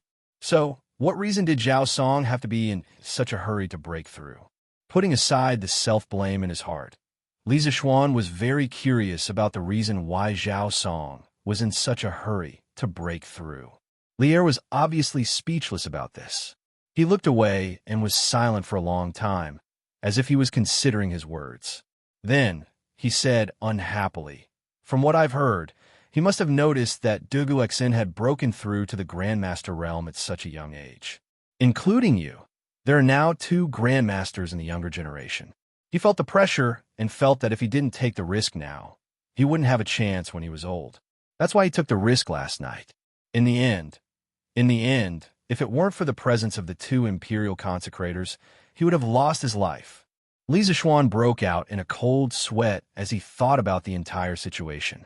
If Zhao Song had really lost his life because he had compressed his vital energy to practice martial arts, then even if he was not punished by Li Er, Li Zixuan would not be able to rest easy. He thought for a moment, then stepped forward and bowed. This is all my fault. I misspoke in the imperial court that day and misled head steward Zhao. I even caused him to almost lose his life. Your Majesty, please punish me. This apology contained 30% of Li Zixuan's guilt and 70% of his retreating in order to advance. This was because when Li Er had just entered, his tone was obviously unfriendly. Old Li had come with a temper today. Seeing this, Qin Xiong stepped forward and bowed. Your Majesty, this matter can't be blamed on Xiaoxian. When eunuch Zhao used the method of compressing his vital energy to break through to the next realm, he must have known the danger, but he still did it. This can't be blamed on Xiaoxian. Cheng Yaojin then echoed in a rough voice, Your Majesty, this really can't be blamed on Xiaoxian. That day, there were so many ministers and generals in the imperial court. Eunuch Zhao was not the only one who knew the method of compressing his vital energy. In the end, nothing happened to the others except for Eunuch Zhao. Can this be blamed on Xianxia? It was rare for Li Jing to speak. He said, "Your Majesty, Shu Bao and Jijia are right. Eunuch Zhao is over 40 years old. He is not a 3-year-old child. There is no reason to blame others for his own decision." I think Eunuch Zhao himself has never blamed Xianxia. Seeing that everyone in the room was speaking up for Li Zishuan, Li Er's face was calm. No one could tell whether he was happy or angry. He paused and said, "I haven't convicted this boy yet. Why are you all so anxious?" Then he turned to Li Zishuan and said, "Although Zhao Song's matter can't be blamed on you, it was more or less caused by you. However, today Shu Bao recovered from his injury and broke through to the next realm because of you. You can be considered to have brought back another Tiger General for the Tang Empire. This is something that can't be exchanged for anything. At least your merit outweighs your fault. I bestow upon your wife the title of Rank 6 Noble Lady as your reward this time. Do you have any complaints?" Li Zishuan said happily, "Thank you, Your Majesty. I have no complaints." The more time he spent with Han Yushi, the more Li Zishuan knew about the inferiority complex in Han Yushi's bones. He was now a higher and higher official, but the pressure on Han Yushi was getting greater and greater. Sometimes, he was also very troubled. He only wanted to live a simple and happy life without any external interference. However, in Han Yushi's heart, she still could not get rid of the secular concept of a well-matched family. Perhaps she agreed to marry him because she was moved by his persistent pursuit. However, ever since she married into the Li family, she didn't have a moment of rest. She learned this and that every day, and even learned poetry. Li Zishuan once told her that she didn't need it. However, she said that she wanted to improve and she wanted to be worthy of him. Humble love, humble self. Many people felt that this kind of humble love was not worth cherishing, but Li Zishuan did not think so. In love, if someone loved more, naturally, there would be someone who loved less. It couldn't be equal. People who loved more would give more, and naturally, they would be hurt more. This wasn't because she was cheap. It was because she loved him and didn't want to lose him. After understanding this, Li Zishuan wouldn't not cherish this relationship. He would only feel that this woman really made people feel sorry for her. And the 6th rank title that Li Er gave to Han Yushi today could be said to be timely reign. In this era, the title of a noble was very rare. If a 6th rank noble was placed in a place, even the county magistrate would have to greet them with the courtesy of an official. Li Er nodded. Qin Xiong and the others quickly cupped their fists and said, "Your Majesty is wise." Li Er laughed and said, "That's enough. Let's not talk about this anymore. Today, Shu Bao's body has recovered. I am really happy in my heart. Jijia, pharmacist, Jingda, since you guys are here, don't leave. Today, we are here to celebrate with wine. We won't go back until we are drunk." Speaking of drinking, Cheng Yaojin suddenly became excited. He didn't care about the etiquette of a monarch and minister. He patted his arm and laughed loudly. "Okay, we originally planned to eat wine at Second Brother's place at noon. It's good that your Majesty is here. Speaking of which, we brothers haven't eaten at the same table with your Majesty for a year, right?" "Huh. Yes. Today, Xiaoxian is here. This kid's culinary skills are excellent. He can cook a few dishes for us to eat with wine. Wouldn't that be wonderful?"